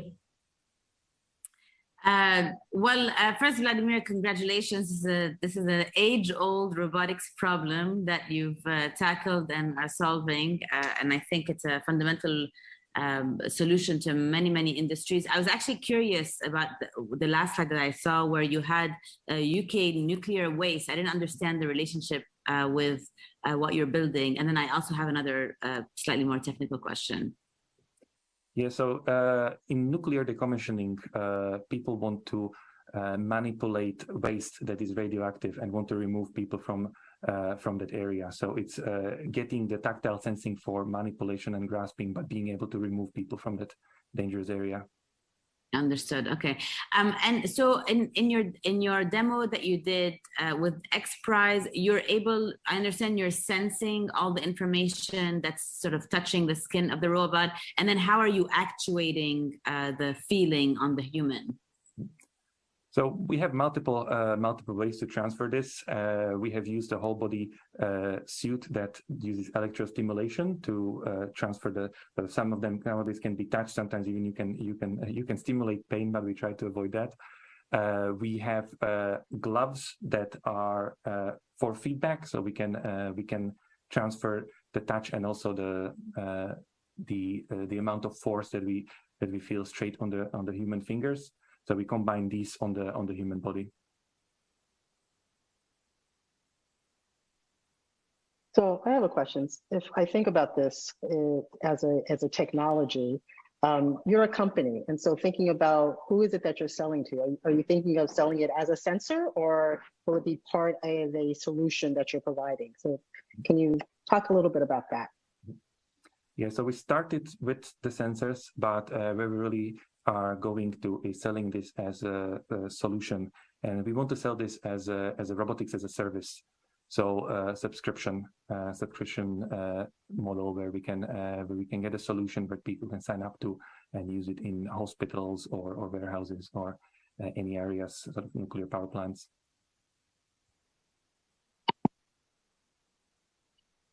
You spoke about a number of really interesting new use cases for this, given that the technology is pretty revolutionary. How will you focus your next few years in terms of tackling, say, specific use cases for your robotics as a service? As in, what do you see as the single biggest, say, immediate sell for you? Mm-hmm. So our first target is to get out a couple of new upgrades on our sensors. So I showed you two on one of the slides, and the latest one will allow us to sort of detect slip. So this is something that we would like to get out as first for our existing customers, for them to sort of start using it and see how it can affect their business. But in terms of the applications, what we're really aiming for is the healthcare. So assistive robots in hospitals. And this is where we have a pilot study scheduled for early next year in Finland, where we are actually deploying our telerobot in the hospital, getting the nurses to use it to see how it can help them to interact with patients. So we're starting first sort of a little bit further away of the patient and trying to sort of bring it closer and closer and see where it would make most difference. I think we have time for one more question. If not, we'll go ahead and jump into the final company. Thank you so much, and thanks for joining us at such a late hour. We appreciate it, and we're excited to hear about your company. Great. So next up, we have Mobilio, and presenting for Mobilio is Arjun Tambe. And no, we are not related. He's actually, I think, maybe the second family I've ever met that in the US that has the same last name that isn't related. So just wanted to put that out there. All right, with that, Arjun, why don't you go ahead and take it away? Awesome. Let me see. Yeah, perfect. Hey, my name is Arjun, and I'm going to talk a little bit about my company, Mobilio. We're building the future of assistive mobility devices. Next slide, please. So the problem we're tackling is that there are millions of people worldwide who use assistive devices like walkers, canes, wheelchairs, and braces. But a lot of these people find it really difficult to use their existing mobility devices. 60% say that they have serious problems using them. And the most serious problem faced is that people often fall. So there are 47,000 falls that take place in the US every year while using a walker or a cane that send people to the emergency room. And falls like that compromise people's independence very severely. The result is that 78% of people say that they would travel more if they were given the right tools to better utilize their mobility devices. Next slide. The solution we're building is a single sensor package that can be attached to users' existing mobility devices that can solve the problem of falls and other challenges getting around. The device has kind of three essential features. The first is to sense the environment in order to warn the user of potential hazards. So things that the user might trip on, like cracks in the sidewalk, wires, rugs, changes in incline, and so on. The second thing is it watches the user's gait. So it tracks the way that the user is moving in order to solve one of the biggest causes of falls, especially among people who use walkers, which is improper use of the device. So giving feedback on their posture and device use in order to correct that and ensure safer mobility in the future. And finally, one of the additional features we'll build kind of later on is to monitor mobility conditions like Parkinson's, stroke, osteoarthritis, and so on, just by watching the user's gait, which can inform clinical interventions and enhance people's mobility in the future. Next slide, please. This is a fairly sizable market. I think much bigger than most people kind of initially assume it is. In wealthy countries that have some reimbursement program for assistive devices, there are 30 million people who use just walkers. At a retail price of $1,000 or so, that would yield a total addressable market for this particular vertical of $30 billion. Expanding the scope a little bit to people who use white canes who are visually impaired, or to other people who have different mobility conditions, yields an 18 or $200 billion market, depending on how you slice it. Next slide. The device can retail at $1,200, but can be produced for just $200 at relatively low volumes. And users can purchase the device at no cost eventually once we pursue reimbursement from a variety of institutions, including medical institutions, but also kind of non-medical ones like the Department of Vocational Rehabilitation or the Centers for Independent Living. Next slide. So far, we've built a prototype of our first application for blind and visually impaired users, which we tested with 12 users and published a paper in the journal Science Robotics. We have a letter of intent signed to purchase 1,000 units from a distributor, and we've gotten inbound interest from a bunch of different users and organizations. People have given us great feedback, and we have great early signs of traction given our stage. Next slide. I'm the CEO. I've worked in the Stanford Intelligent Systems Labs, where we initially developed the technology, and we're advised by a stellar team of scientific and product advisors who will help us develop the technology and get to market. Next slide. In sum, we think that this is a really pressing user need. There are 400 million people who use assistive devices. It's a very compelling technology that uses some of the cutting edge developments in ML and in hardware as well. And because it can come at no cost to end users, we think this technology can really change people's lives for the better. Fantastic. Thank you so much. And we will go ahead and jump into some questions. Thank you. Oh, you want to go, Kelly? Sure. And thanks, Arjun. I think we don't see nearly enough deep tech in the elder care space, so it's great that you're working on this. My question is, what kinds of hazards are you looking to detect? And then how do you distinguish between, say, false positives? So say you're walking towards a wall and then you want to walk, like turn left, right? Like how do you make sure it doesn't kind of alert for all the false positives that you don't want to be alerting for? Yeah, that's a really great question. So I think that the biggest thing is the hazards that users are most concerned about, just based on kind of the research we've done, are things on the ground that are relatively difficult to perceive. So, rather than, walls or street signs, traffic cones, stuff like that, relatively subtle things on the ground, like cracks in the sidewalk, discontinuities in ground, like paving or texture, stuff like that. And the risk of false positives, I think, is relatively low. Obviously, it's not as big of a deal as false negatives. So we err on the side of caution. And the feedback to the user is relatively gentle. It's we're exploring different forms like a beep, vibration, light, and essentially the point is just to draw the user's attention to things that they might otherwise not perceive, and let the user make a decision about how to avoid that obstacle appropriately. So I've actually seen a number of research gadgets in this space, and you had talked about a little bit of the feedback and the beeps, and that's actually where most of these devices fail. And so thinking about, just comment on, you said looking at things like posture and device use versus hazards, how would you change your feedback for both of those kind of information, in some cases overload? Yeah, that's a great point. So I think that the main thing here is kind of the question of like the time frame that you're looking at. When you're trying to warn a user of an obstacle, it has to take place kind of right now. You have to inform the user right there and then that there's something in their way. With regard to device use and tracking the user's gait, that's something, for example, notifications on a user's phone. It doesn't need to occur right away. So I think the proximity to the obstacle is kind of the main thing. So I think you can avoid information overload by, for example, giving a user like an end of day report on how well they use their device, how, especially for people who are, using a device for rehabilitative purposes, giving that feedback, not immediately as they're, using it, can still be very useful and can still inform, better device use. Arjun, can you tell us a bit about the prototype that you built?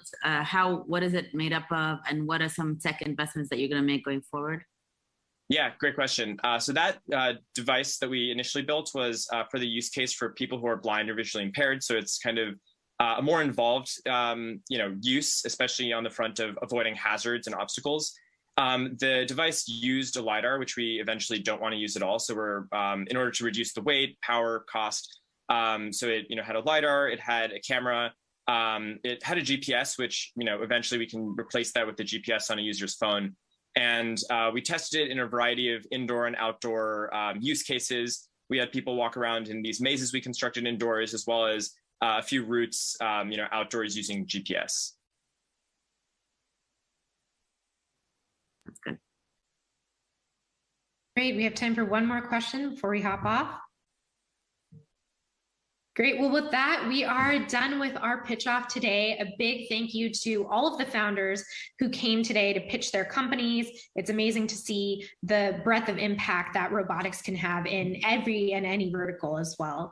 And also a big thank you to our judges. Thanks so much for all your insight, your wisdom, and your great questions. With that, we'll go ahead and throw it right back to Brian.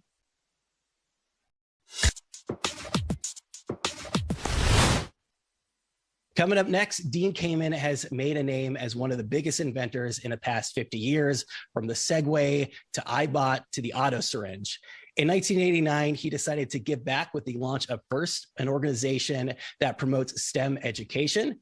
Check out a clip from the work that he's been doing there with the FIRST robotics competition, and then we'll be back to interview Dean. There's nothing better than seeing your robot on the field playing for the first time. They're all there like, is it gonna work? Is it gonna work? And then when it works, it's the best feeling ever. Throughout each of our programs, students embrace FIRST's core values. Discovery, innovation, Impact, inclusion, teamwork.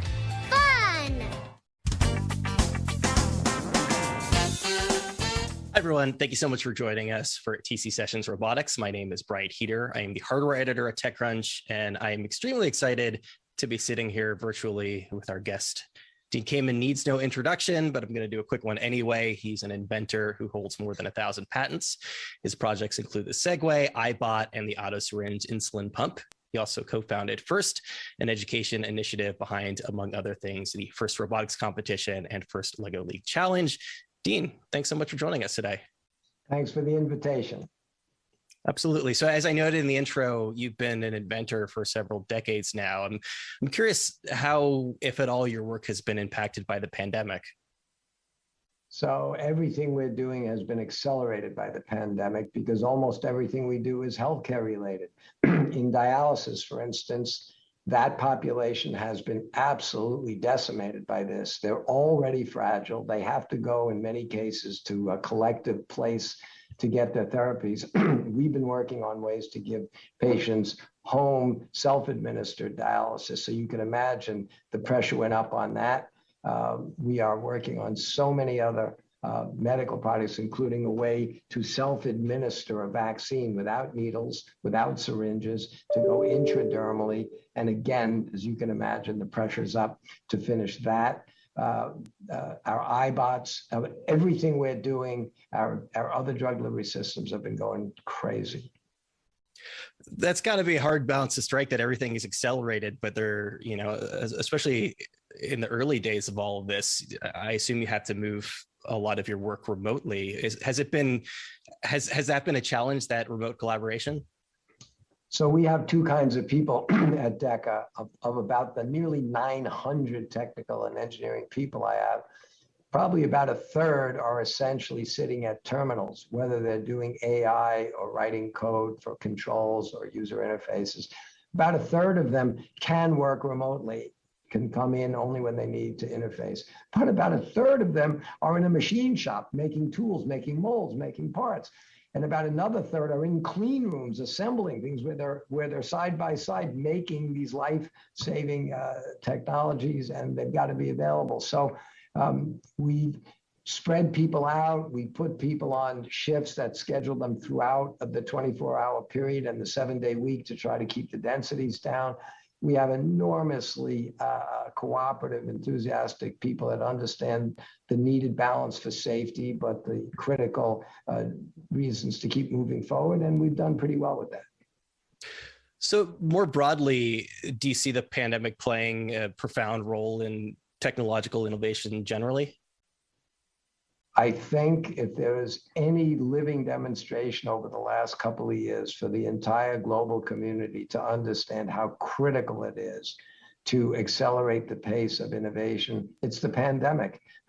I just came back from Israel last week, where I watched the president of the Technion, who says, we're the MIT of Israel, present to the founder, the chairman and CEO of Pfizer, their recognition, basically their Man of the Year award to Albert Bourla, because in about a year, his company created and made billions of doses of a vaccine that typically, until recently, would take 14 or 15 years to develop, and even longer to go through the approval process and go into high volume manufacturing.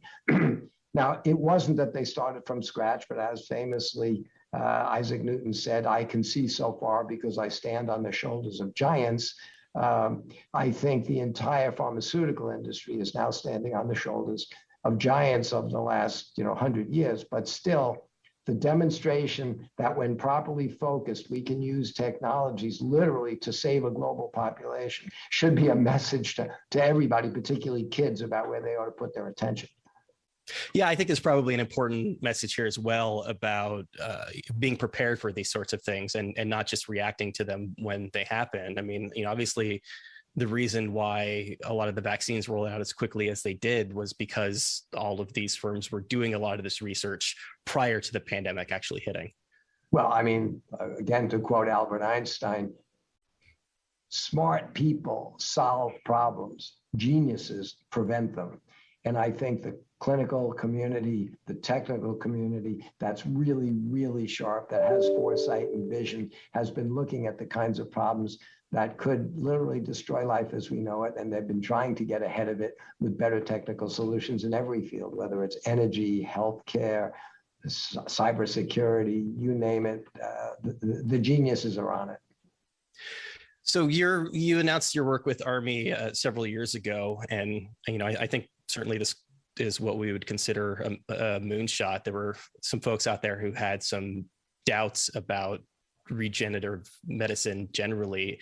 How has that work been progressing? That work is going phenomenally well. Just a few weeks ago, on stage in Southern California, two of the superstar members of Army, by the way, ARMI, Advanced Regenerative Manufacturing Institute, now as a not-for-profit. It's a coalition I put together, like I built first. It has 186 members, including most of the world-class, med schools and companies that are involved in just developing innovations in medical products. But a couple of weeks ago, on stage in Southern California, CNN had Sanjay Gupta bringing together, it took him a year to do it, all the people that are on the cutting edge of regenerative medicine. And two of the people that presented, one was Doris Taylor, who moved up here from where she spent more than a decade in Texas at the Texas Heart Institute. She gets on stage with a beaker, and in the beaker is a miniature pediatric scale beating heart that was manufactured. Induced pluripotent stem cells were put into a scaffold of a pre-existing organ. And within an hour of that presentation, Martine Rothblatt, the founder and chairman of United Therapeutics, is on stage, and they roll out from backstage up to her a box, and almost surrealistically, lit from the top of the box, a panel opens, and what emerges out of the top of this platform is a completely functioning, it's a scaffold of a human lung that was printed, entirely printed at the smallest scale any printer has ever operated.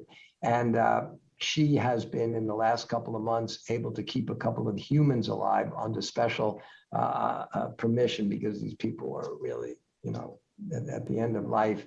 But she's done some extraordinary work there. But I would say, as she said from the stage, by the end of this decade, it will be very realistic for humans to show up at a medical institution and have installed in them a replacement human organ. So instead of treating people for chronic conditions like Dialysis will give you a new kidney, or insulin pumps will give you a new pancreas. So all my current businesses are going to be wiped out by the ability to cure these diseases instead of treating them.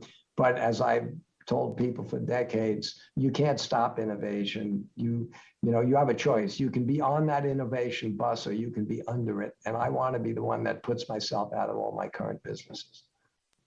So in a weird way, if all of these businesses go out of business, then this has kind of been a net positive, I guess, at least for, humanity generally. Oh, I think the skeptics and the cynics that are always, woe is me, the sky is falling, healthcare costs are going to bankrupt the country, don't realize that because it's become that big an issue, innovation will take over. I'm sure 70, 80 years ago, after they made the first iron lungs, and people said, wow, now kids that have polio, which every year another million kids got polio, we're going to be wiped out. It takes half the people alive to take care of the other people that are going to be lying in these giant iron lungs that are breathing for them. You've probably seen those old pictures. It looks like you're lying, in a garbage can. First of all, who would want to live that way? But everybody predicted that, taking care of this population is going to wipe us out. That was probably in the 1920s. Nobody said, no, don't worry. In about 20 years, this guy named Jonas Salk will come along. He'll figure out how to scratch your skin, give you this vaccine, and for a couple of bucks, not only will you never need this treatment, no, this disease will go away. The average millennial has never heard of polio. They don't worry about it. Your grandparents were scared to death of that. Well, these same people that think all these chronic conditions that are going to wipe out our budget and make our lives extended but miserable, they don't realize if we start making replacement organs, the quality of life of people when you give them their new organ and they don't need to spend every other day lying on a dialysis machine, their quality of life will go up. But once they have that new organ, we're going to save $100,000 or $200,000 per year per patient. So I think you need to start recognizing that these innovations, while they're very expensive in today's dollars to create, are going to bend the cost curve, improve the quality of life, and sustain the future in a very, very positive way. One of the reasons why we wanted to have you at this robotics event is the work that you've done with FIRST. It was primarily set up as extracurricular activities for students. What was the landscape like, and why was the organization necessary when you co-founded it? Well, I'm an inventor, right? What do inventors do? We look at the same problems as everybody else and see them differently. And 30 some odd years ago, when I founded FIRST, my mom was a teacher. Everybody I knew back then and everybody I know today knows some teacher that changed their lives.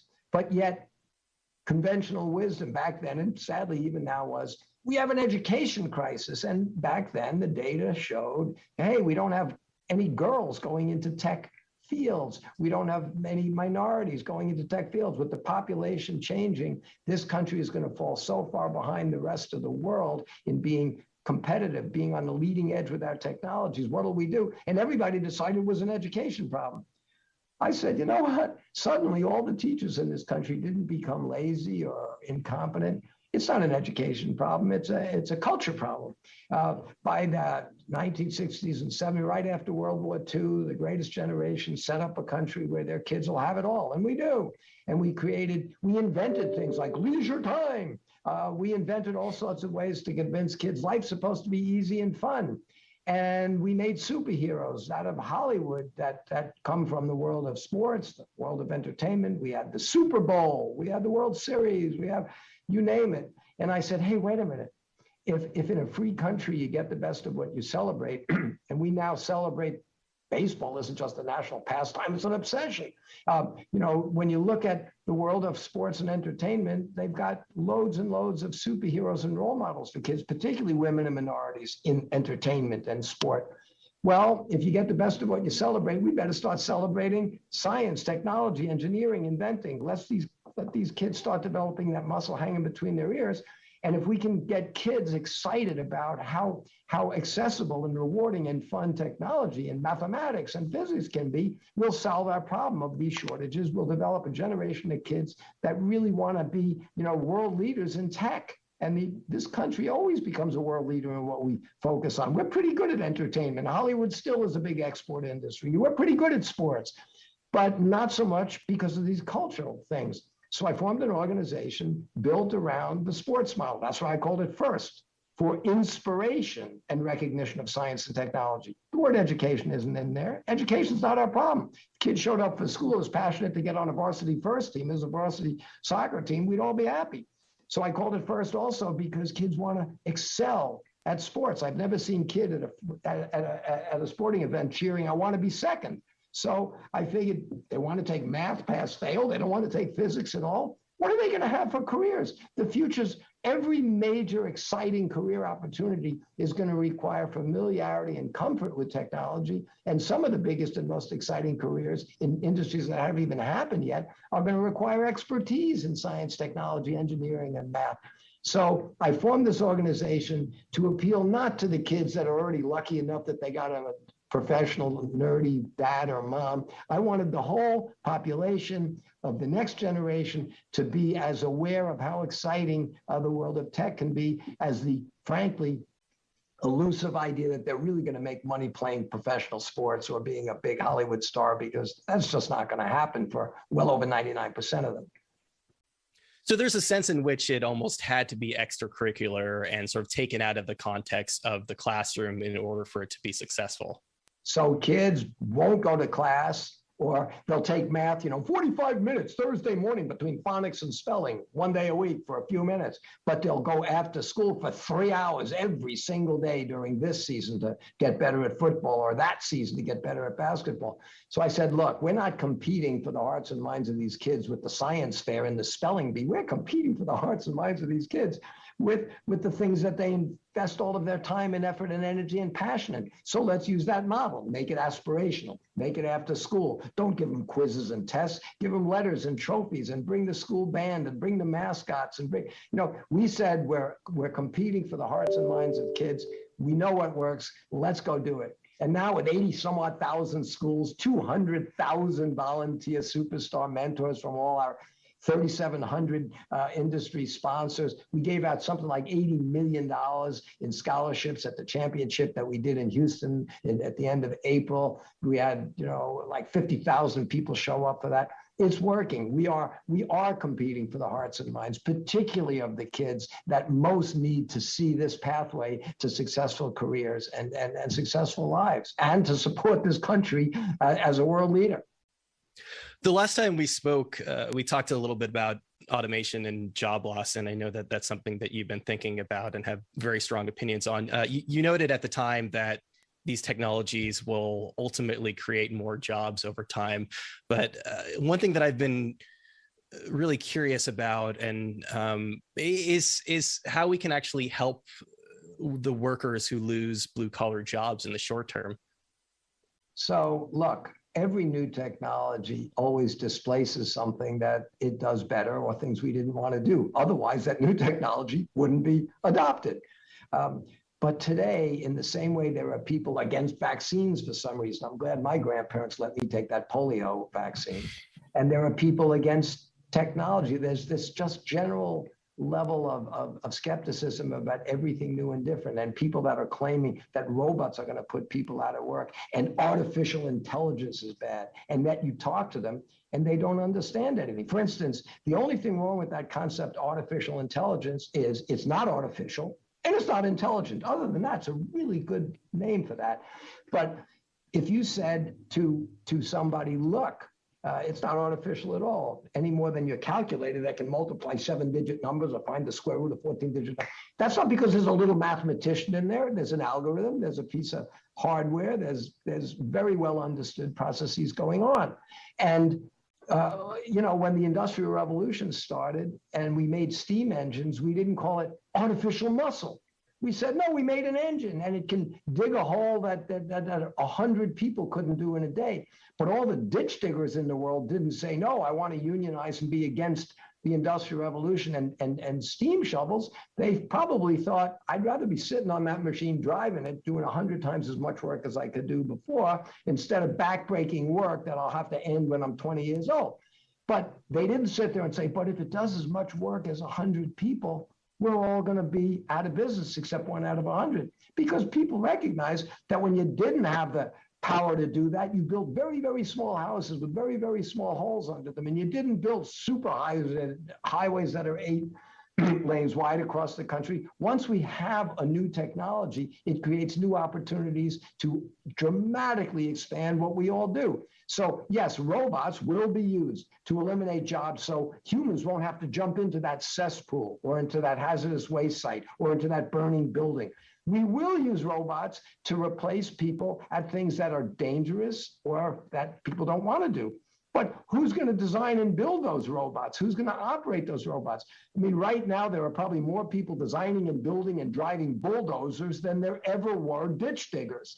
And you can't find a single example for me of any industry that has flourished that didn't create way more jobs than the jobs it eliminated. And in every case, it eliminated jobs that people didn't want to do and gave people better careers and more exciting futures.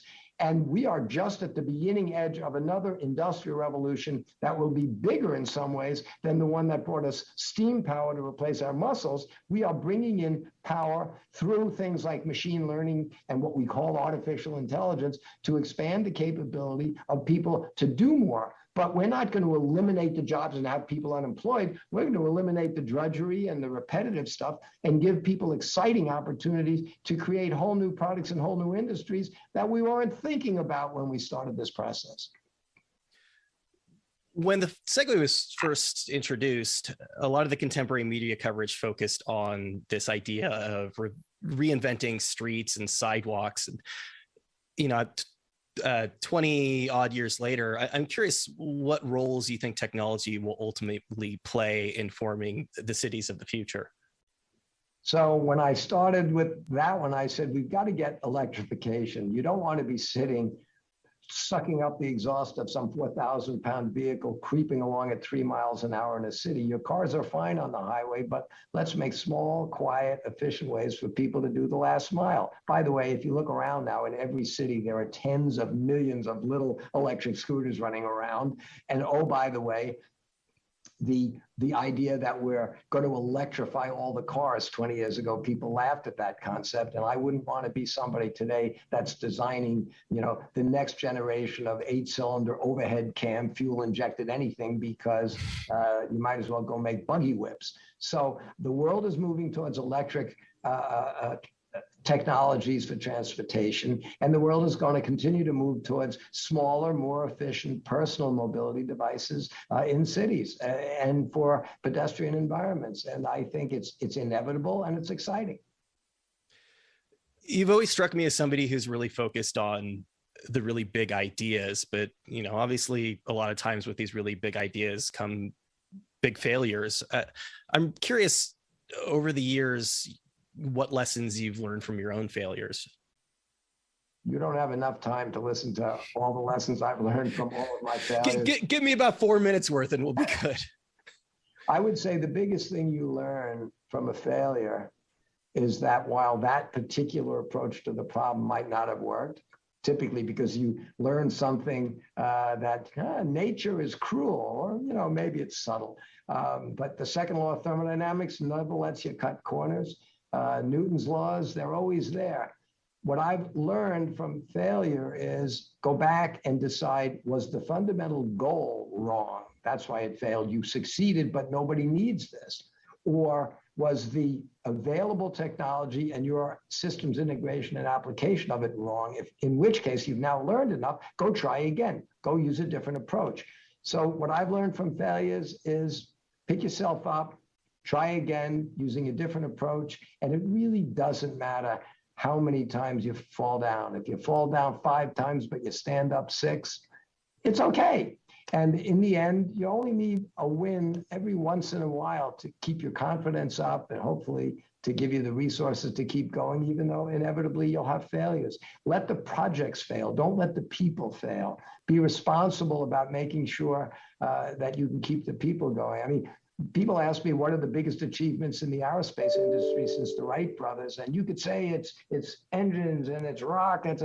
I think one of the big inventions that made the aerospace industry grow as fast as it did is the invention of the parachute.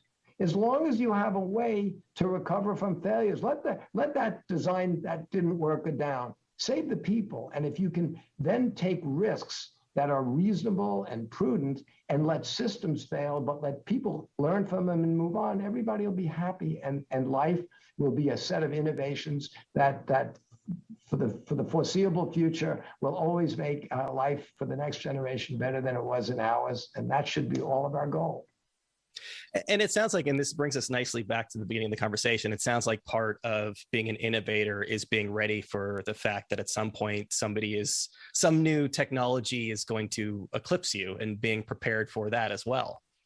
I think you have to be more than prepared for it. You have to be confident it will happen, and you have to celebrate it. I celebrate it more when it's me that obsoleted the last thing I did, but if somebody else can obsolete it, and if I get to a point where I need a better clinical solution than a dialysis machine or an insulin pump, if I can get to a place where somebody else's technology gave me a new organ or a prosthetic limb or something I need to have a better quality of life, I will thank that person. And I hope I will return that favor by giving them something of value that we invented.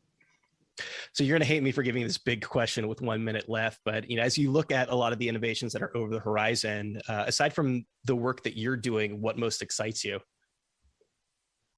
That's a tough one, because at the rate that we're seeing technologies accelerate, the idea that some people are already not comfortable not being able to keep up with what are the hopes and the intended consequences, but being afraid of the unintended consequences.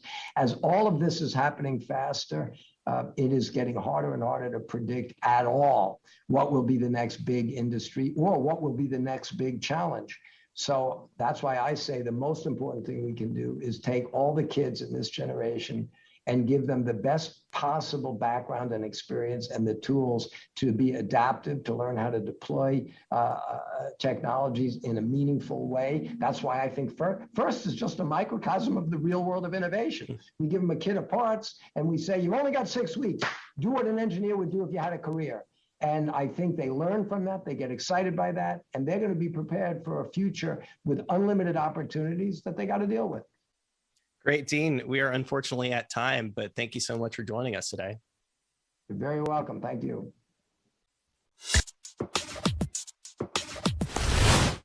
All right. Thank you, Dean. Okay. What does it take to bring robotics and AI from the lab to the real world? Joining us to break down the process are the Engine General Partner, Milo Warner, academic commercial crossover specialist, Joyce Sidopoulos of Mass Robotics, and Peter Abil, who splits his time between UC Berkeley and AI company Covariant. Please welcome them and your moderator, Devin Coldway.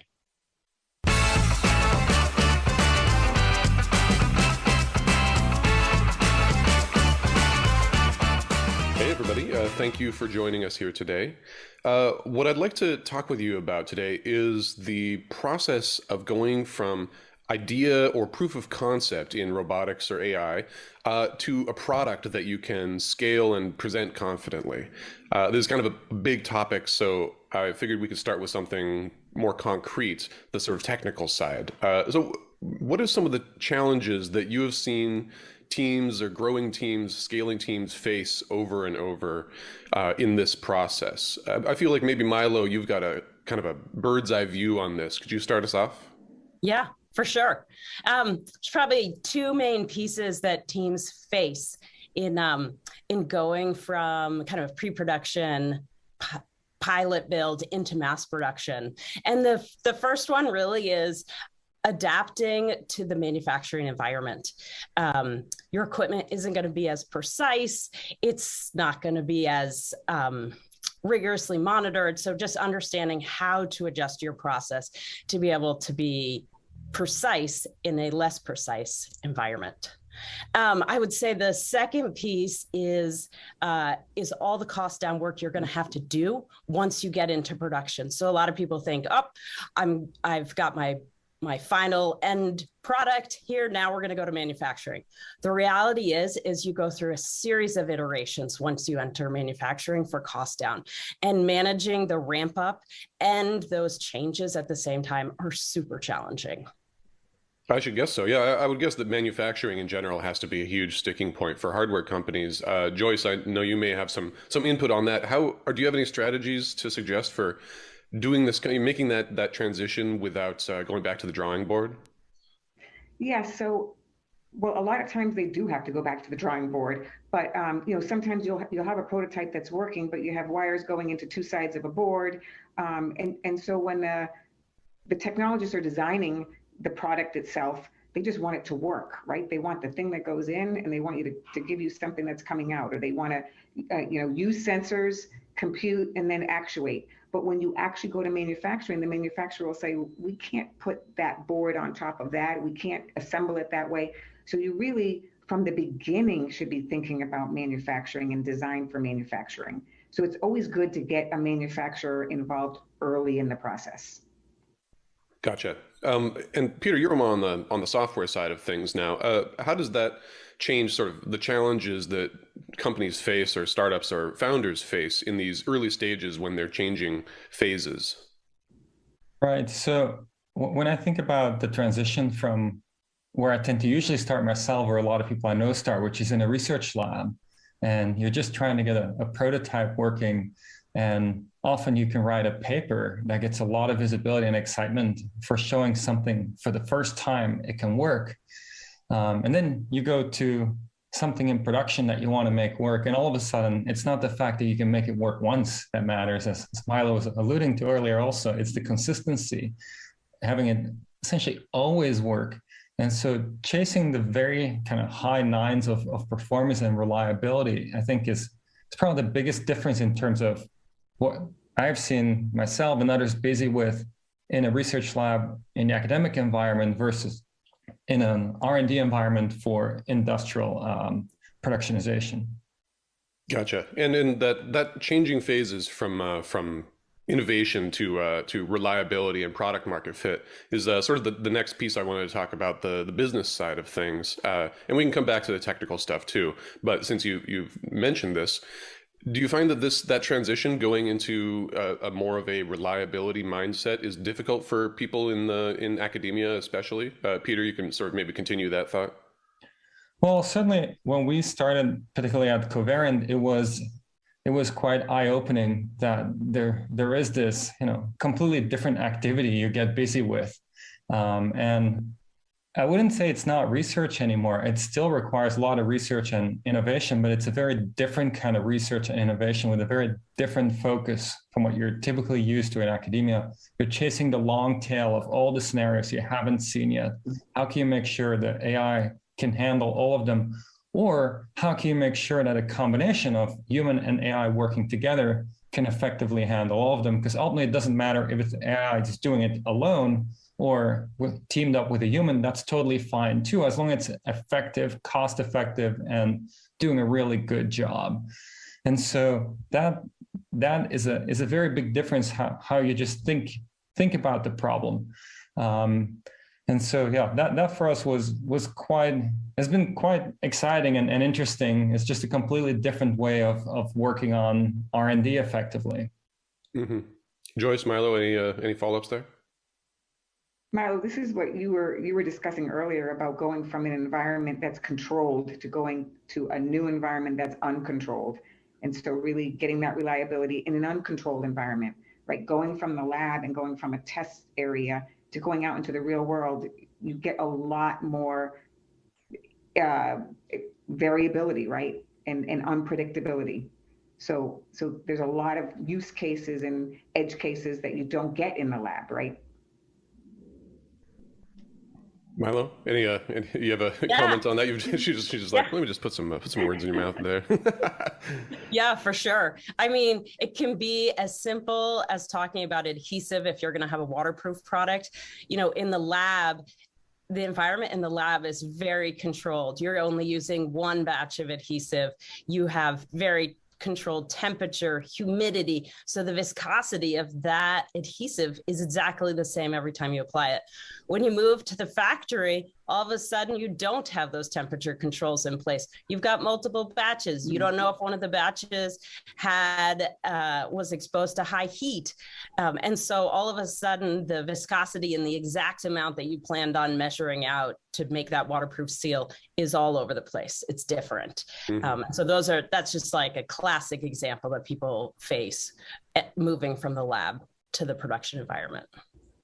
And I feel like the mindset change that Peter was talking about as well is something that founders and technical founders especially, I think of them as a type, although I couldn't really describe it to you, but there's definitely a sort of type, and I feel like they may find certain lessons more difficult than others. Have you found that there's any patterns, sort of lessons or challenges that are especially difficult for technical founders coming out of like such interesting institutions as yours? Yeah. I mean, the wonderful thing about these founders is that they have spent the past, 4 to 8 years working on a vision that they're really passionate about. So they're absolutely fabulous storytellers.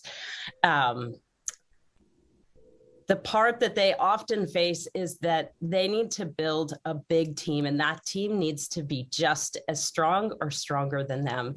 And so coming from the academic institutional space it can be a very individual contributor ideology, and moving to the business space is completely team oriented, and you are only as strong as your team. And so that's a big paradigm shift that sometimes takes a little while to settle in. Any thoughts on that, Joyce, Peter? Yeah, I would totally agree with that. It's and the other thing is trying to find people with expertise that you don't have. So we find that a lot of times the co-founders are passionate about what they're doing, and they're doing it for a reason because they've encountered a challenge in the world that they feel they can fix, right? But then you really have to bring in a strong business focused person, because how do you sell this thing? How do you put it into a pitch deck? That's not what you're taught when you're in engineering school, right? You're taught the technical pieces. And so, I almost feel bad for founders who they have to learn everything. And so if they can find a good expert in business or a good expert in marketing that they can bring on the team who is as passionate as them, and that's always difficult too. It's finding the right people and the right combination. It's like getting married, right? You're marrying someone who you're going to be spending a lot of time with.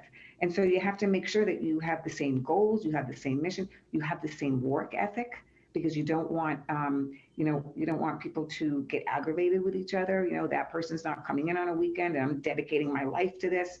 So it's really important to pick the right people. That's really tough for the technical founders. Mm-hmm. Peter, has that been your experience?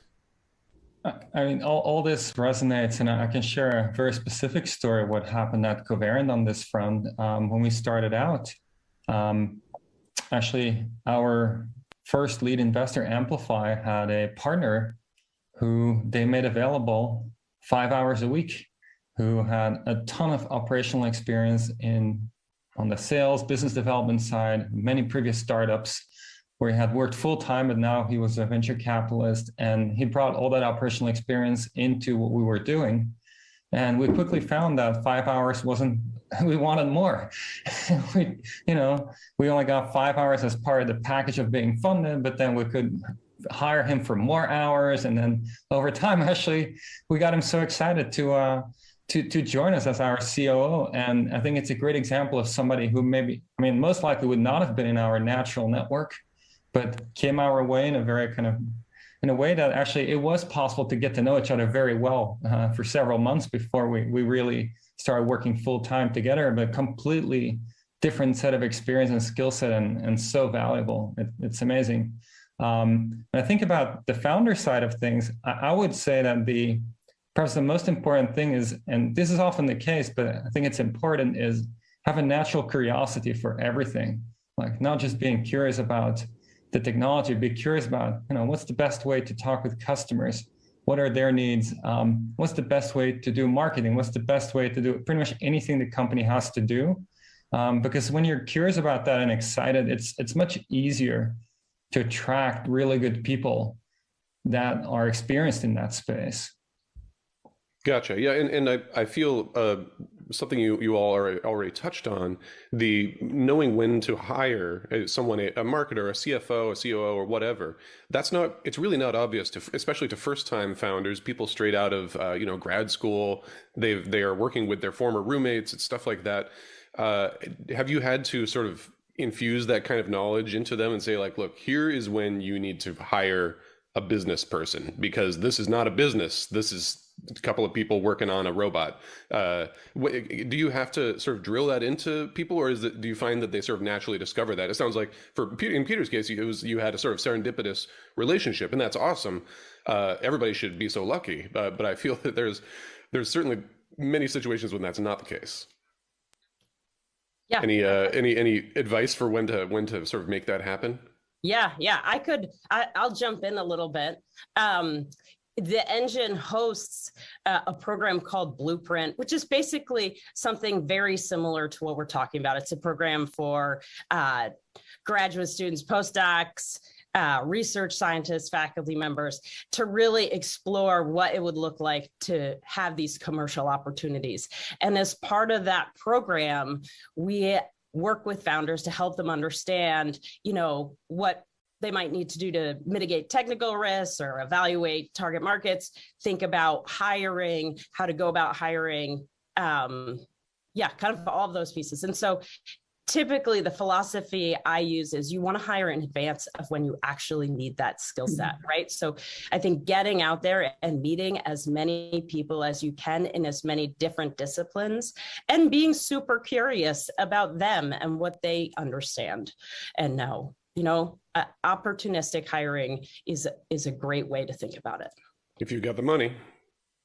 Go right. for it. And so I think that's part of the problem, is that when these startups need the person, they don't have the funding. And so how do you find the person? What kind of deals can you make? Can you give them a little bit of equity? What will attract them? We started a peer group, a CEO peer group that meets monthly, and the CEOs help each other, right? The ones that have gotten a little more advanced will help the newer ones and say, listen, you might want to think about bringing a marketing person in now, or do you hire a part-time marketing company? They're not as invested in you, right? So when is the right time to hire, and what should your next hire be? So it's nice that they hear it from each other. So rather than bringing in always experts, when they hear it from a peer, it's a little bit different. But yeah, a lot of times they don't know when to bring in the next person, right? Another difficult lesson I feel that sort of may have to happen at this stage is deciding where to focus your resources in terms of business, in terms of your product market fit. Do you find it's better to sort of pick a use case early on and stick to it, or keep your mind open? What are the sort of paths that you can take here, and what have you found is best for moving forward as a small sort of technical founder, a small technical startup? Maybe Peter, you've experienced this. Yeah, so we spent a lot of time trying to find the right use case for Covariant. When we founded Covariant, we knew that robot learning was capable of things that were not possible before. So there should be a range of use cases that are enabled by this, but what's the right one to take on first? Let's say, ideally you can take on all of them in the long run, but first you need to find something where you land, and from there you can expand, of course. Actually, we met with about 200 companies in just 6 months time span, the first 6 months, just to understand if they got a robot in their facility, what would that robot be doing for them? And for us to gauge how realistic in the near term to deliver a robot that can do what they're asking for, but also to gauge things like, well, what if we deliver that robot to you tomorrow? Would you be excited about it, or would that not really fit with your plans and what you want?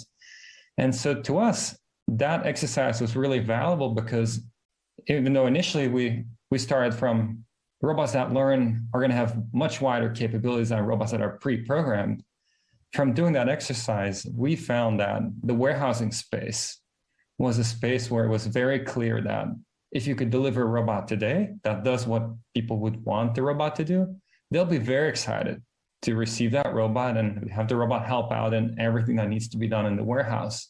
And so to us, that was very eye-opening, because many others were also very excited about robots, but it was excitement for, in some sense, the future of the company. It wasn't excitement for the today of the company. And so to us, that was really the big factor there in our decision-making. Who is excited for a robot today? And of course, can we also deliver on what they need that robot to do?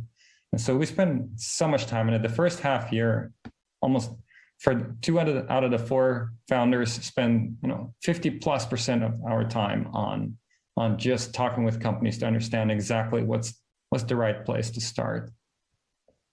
Interesting. Well, it is a great story, and that I feel that experience will probably be very helpful to anybody watching this who is like, well, I need to find this fit too.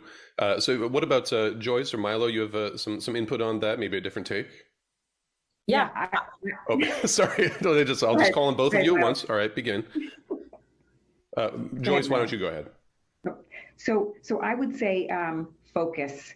So we get a lot of startups that have an awesome technology that can really solve a lot of problems, right? So the problem is you have to get one thing that works. And so if you're not focused on one solution for one industry, you're a lot of times spreading yourself too thin, and you'll never get to a good solution.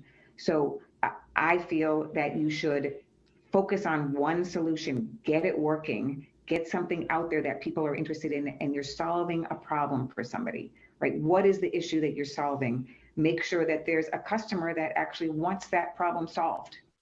We do a lot of these signature series where we'll focus on a certain vertical industry like construction.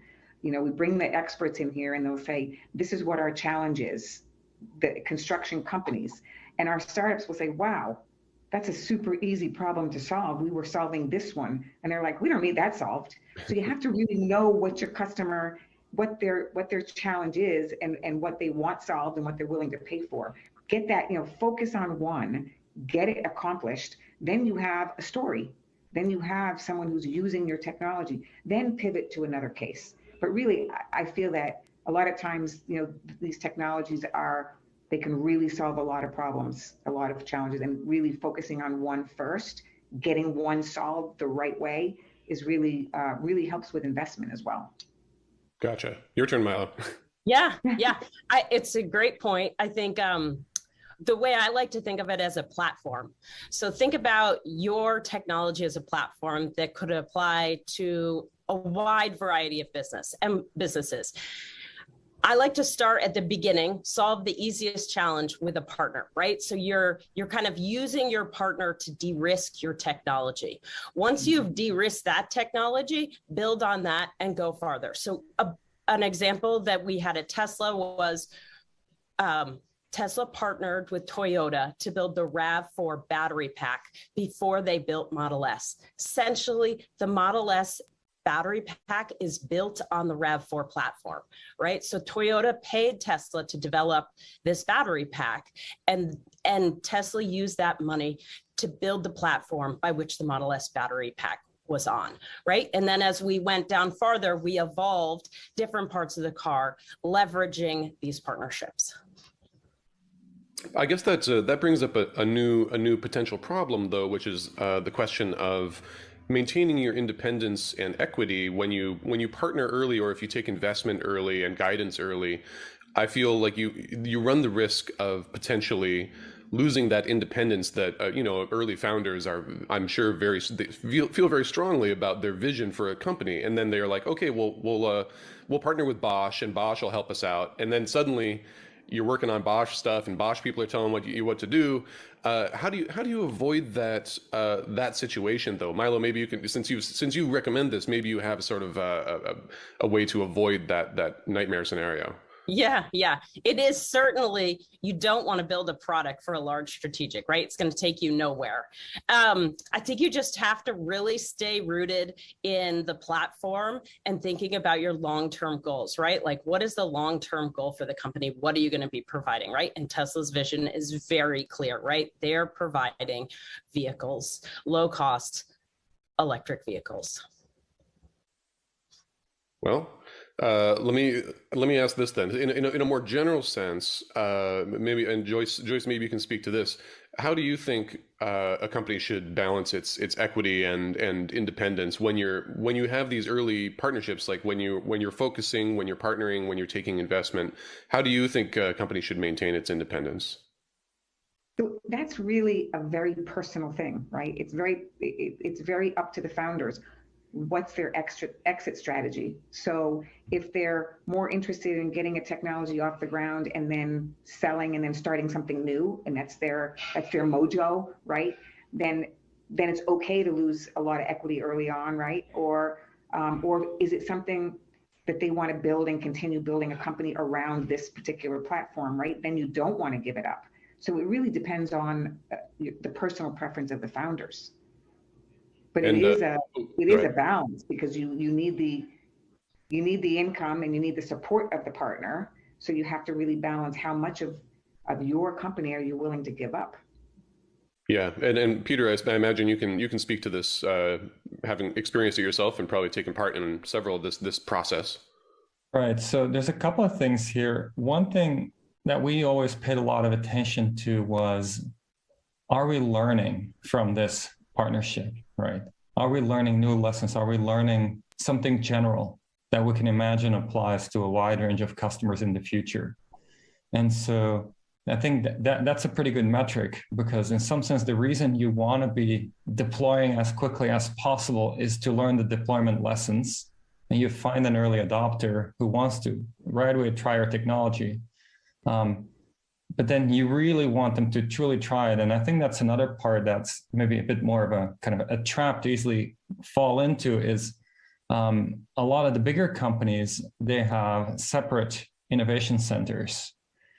And the purpose of these innovation centers is obviously to bring in new technology, but there's often a very big hurdle to make it from the innovation center activity to the actual production activity. And so you really want to understand that part also. You don't want to be an innovation center kind of purgatory for if you can actually be in production. But it can be tempting, because you're like, oh, we're working with this big brand, logo that we can put up now because we're working with them. But you might not be learning the real lessons from that would be needed to put things into production. You might be working towards a showcase. And so I think that's a pretty important distinction to really think hard about when partnering with companies. Are you partnering with a production person? Or are you partnering with an innovation person? Doesn't mean innovation is always wrong. It can be the right thing at times, but you really need that path, a clear path to production. Otherwise, it is probably wrong. Gotcha. And I think a similar thing may be, speaking of purgatory, sort of university tech transfer offices and that sort of, I'm mindful that we all have academic associations here. I don't want anybody to have to slander their institution, but I've heard mixed reviews of the role that universities have for, burgeoning startups and, when it's been developed in a lab, using university resources. I think that's very common in this sector. Do you have any tips for navigating that? Obviously, Milo, you're sort of in this position, sort of in a related position, but the engine is very different, obviously. Do you have any tips for navigating the sort of escaping the university orbit? Yeah, I mean, the university orbit has a lot to offer. At the same time, you're right, you have to move beyond that. And I think just getting out on your own, getting to an incubation space is just incredibly important, and bringing people in from outside the university to build your startup. Mm-hmm. And yeah, Peter, go ahead, Joyce. I was going to say that's one of the impetuses for Mass Robotics, actually. We were meeting as a robotics cluster, and everyone was talking about what happens to students when they have a great invention and want to start a startup. They leave the university, they don't have access to the machines anymore. They don't have access to the prototyping. They don't have access to their network. And so that's one of the things we built, the engine has, right? All of the facilities and the tools that are very expensive for startups that they need to prototype, especially in the hardware space, right? You need a CNC machine. No one's going to go out and buy a $40,000, $50,000 CNC machine. If they have access to it at the university, it's almost like that will make them stay. So, spaces like, the engine and Mass Robotics are places for these kind of companies to go and get the resources that they need, that they were used to at the universities. Gotcha. Yeah, absolutely. And Peter, I'm sure you've had to sort of walk this line yourself. Any tips? So my experience is, of course, specifically with Berkeley, and the experience has actually been very, very smooth. And I think there's a few paths that are very well supported. One path is where you decide that what you build at the university is great. It shows that you're in some sense ahead because you display your work at conference and it gives you that credibility to be ahead. But you also realize that what you built there is not what's going to be your company. It just puts you in a great, credible position. And now you can start building your company. And so you have a very clean transition because you're saying, okay, everything I did at university, that's public. Everybody can access that. But I now already have ideas for what to do next. And then, in fact, I'm going to talk with customers, and that's going to further inspire what I'm going to do next. And that way, it's a very easy transition. Now, it doesn't always work that way. Sometimes you build something you decide you want to keep private. And in my experience, Berkeley can license things relatively quickly. If you want to keep some things you develop private rather than open source it and build upon it. And the other thing that I haven't personally taken advantage of yet, but that's been interesting, I've seen other people do, is you can actually now use some university space if you want to start your company. You need to do some kind of negotiation. There's obviously, there might be some equity exchange and so forth, or some rent to be paid to do so. But that allows you to continue to have access to some of the lab equipment in exchange for something you put in place contractually that the university also gets something out of it. And I've been pretty impressed with the kind of range of things that Berkeley is open to engaging in to make this a mutual success. Right. Yeah, I think that they have been getting better, and there's more resources if you look for it. It sounds like. So we only have a couple minutes left here, but I want to touch on something that you all have individually sort of lightly touched on already. There's this hazier concept of having a story for your startup, not like necessarily just like, oh, me and my roommate both really like brushless motors, so we started a brushless motor company. It's like, that's not a very interesting story, but it's hard to tell what is an important story to tell. It's about just showing why your company exists beyond making money. And that's something that you need to tell investors, and it's something you need to tell potential employees and stuff like that. I'd just like to hear briefly from each one of you how you think how to best tell that story, whether it's how you've done it yourself or how you think someone else should. Why don't we let's start with Joyce. Yeah, so I always find that the companies that are successful have a personal story and a personal reason for starting the company. And one of our companies, the founder, his mom had ALS, and he was looking for a way for her to communicate, and so built something that he could wear on his wrist that would detect impulses that could help her type. Another one was living in a small space, and he said, how can I make more uses of the space that I live in? Another one was working on inspecting tanks, oil tanks. And he said, he used to have to suit up every time he went into the tank. And it's very dangerous. And he said, there's got to be a better way for someone to do these tanks. So when he starts his pitch, he shows a picture of him in the suit going into a tank and what it used to take. And so his company is solving that problem. And I really think that it's very impactful seeing the founders tell the reason why they started the company, and then showing a commercial application. So their heart is in it. And it really, to me, that really helps make the sale to investors and to customers, right? They're really invested. Gotcha. Peter, any brief remarks on that? Yeah, so here's maybe one way to go about it process-wise. I think a lot of people have a new technology that they're capable of building. Nobody else at that time is capable of building, right? And then there's they find a clear use case. But I think then to get to what Joyce was talking about, what you're talking about, essentially this kind of bigger picture, I think it's a really good exercise to think about the asymptotics. It's, okay, we have this technology that's more capable that can do now this use case. What if we think about if we can really build this out in the long run, what would the effect be on the world? And so, for example, at Covariant, when we did this exercise, okay, we can build robots that learn. And they can learn interesting things today, even more interesting things in the future, we anticipate, right?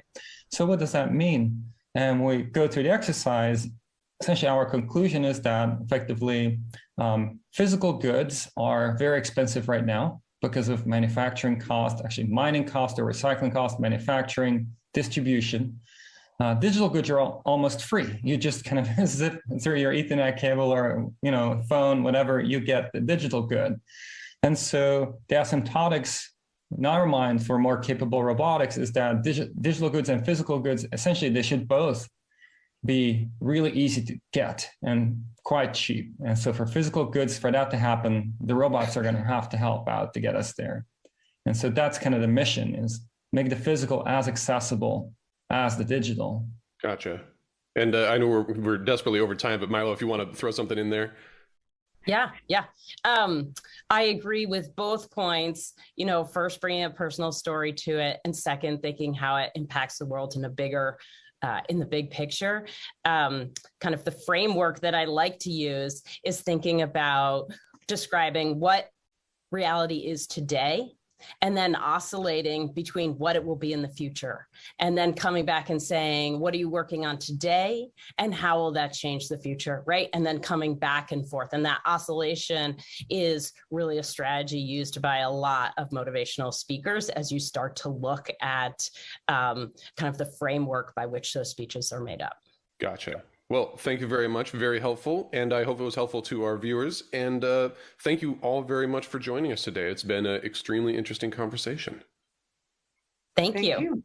Thank you, Devin, for hosting.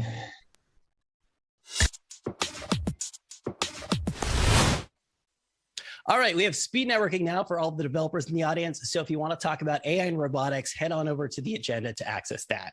And I am extremely excited about the next panel. Devin is back to chat with Rod Brooks of Robust AI and Clara Vu of Via Robotics about how robots can safely work alongside their human counterparts. They're going to tell us what's needed in hardware, software, and beyond. Please welcome Rod and Clara.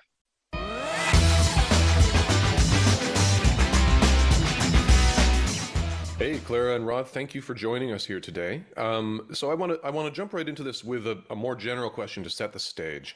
How do you think the idea or concept of collaborating with robots has changed over the last few years? We've seen this huge change to how people work and sensors and AI. How has this changed over the last couple of years? Maybe Clara, you can start us off. Sure. Well, I think what we're starting to see is a lot more robotics and autonomous robotics showing up in a lot more places. And I think that contrary to the way some people might have imagined robotics would happen, where, oh, there's a lot more automation off in some room somewhere, more robots really means more robots in spaces where there also are people, and more robots working with people. So actually, as robotic technology advances, we get a lot more human-robot interaction. And I think that's where we start talking about collaborative robots, because if we only automate the things that can be fully 100% automated in some back room, then we're actually automating a very small fraction of all the potentially valuable things to automate. So I think we're seeing a lot more of looking at, how can robots be in our everyday spaces or in our manufacturing or logistics spaces and work with people to ultimately get more stuff done, which is really what we want robots for. And Riley, I'm sure you must have some thoughts on this as well. Yeah, so, we've been working on collaborative robots for a long time. Claire and I worked together in the 90s at some point on robot toys that interacted with people was the first thing we worked on. And then there was the Roomba, which is a collaborative robot. You put it down, you press the button, although you can't have it totally autonomous, but then it interacts with people or avoids them, etc. I think almost anything interesting that happens with robots involve people. And although I deliberately do not work in autonomous vehicles, even autonomous driving, it's all about the people. That's where it is. And then on top of that, it's been around for a long time. We've been thinking about this, but processing and sensors and running deep learning models on narrow arithmetic architectures with teraops right next to cameras is really changing what you can, I wouldn't call it perceive, what you can label in the world. And with that labeling, you can build a lot more interesting behaviors which involve people in the loop. Up until recently, most robotics with people was just don't hit the person. But now it's much more interaction with the people. Yeah, absolutely. And I'm curious, you sort of broached this topic of, I'm curious how the hardware game has changed how you interact with the robotics as a software layer. When you have better sensors, faster and smaller chips that can do better object recognition, pass signals faster or to more robots, to more limbs, how does that change how you have to design or program or code your software layer? Maybe Clara, you can start with us there. Sure. I mean, I think that we're kind of moving from this is not a term that I coined. This is something other people have been saying as well. But moving from sort of automation to autonomy. So from robotic systems that do exactly what they were told to do, or can perceive a very specific, very low level thing, to systems that have a little bit more autonomy and understanding. And that doesn't mean they understand everything we understand or anywhere close. But just that they start to, as you're saying, sensing capabilities, processing capabilities, let those systems understand a little bit more. And so I think it's really, we're starting to see, use of more modern programming techniques and modern software capabilities being used in these ways. And certainly in our case, the system that my company builds would not have been possible 5 years ago because the sensors that we're using and the processors that we're using to crunch that data just didn't exist. So as we do have better sensors and more processing capabilities, we're able to, as you said, understand a little bit more about the world that we're in and sort of move the level of robotic performance up a notch. And that, of course, means that there's a lot more complicated software to go along with that. Absolutely. And Rodney, of course, your new company, Robust AI, just lifted the veil on the new software and hardware platform. So in the first place, something that Clara mentioned sort of rang this bell in my head. You've got a no-code software platform. Why is that significant in a field where there's so much technical expertise and so much technical history and OSs? There's a lot of people out there coding. There's a lot of people out there who are very capable in this sector. So why does no code matter in a place like collaborative robotics? We have lots of code. Our customers don't have to code. That's the difference. Right. Our customers, 80% of all warehouses in the US have zero automation, where a conveyor belt would count as automation. 80% don't even have that. Wow. So we're trying to put robots, intelligent robots in there. We're not gonna, we don't want to ask them to understand intelligent robots and programming and stuff when they've had zero automation, zero. So we got to make it easy for them. But that said, we, as a company building software for our robots, our software system is really complicated and makes use of those things that Clara was just talking about. I've been saying that we are in a golden age of computer architecture, because for since 1965, everyone had to code Moore's law. They knew, they had to make double the speed, double the memory, double this on this day, or otherwise their competitors would get them. So they couldn't do anything new and weird. With the end of Moore's law, they're now having to do new and weird stuff. And one of the big things is putting silicon right next to the sensor arrays and cameras. And on that silicon, running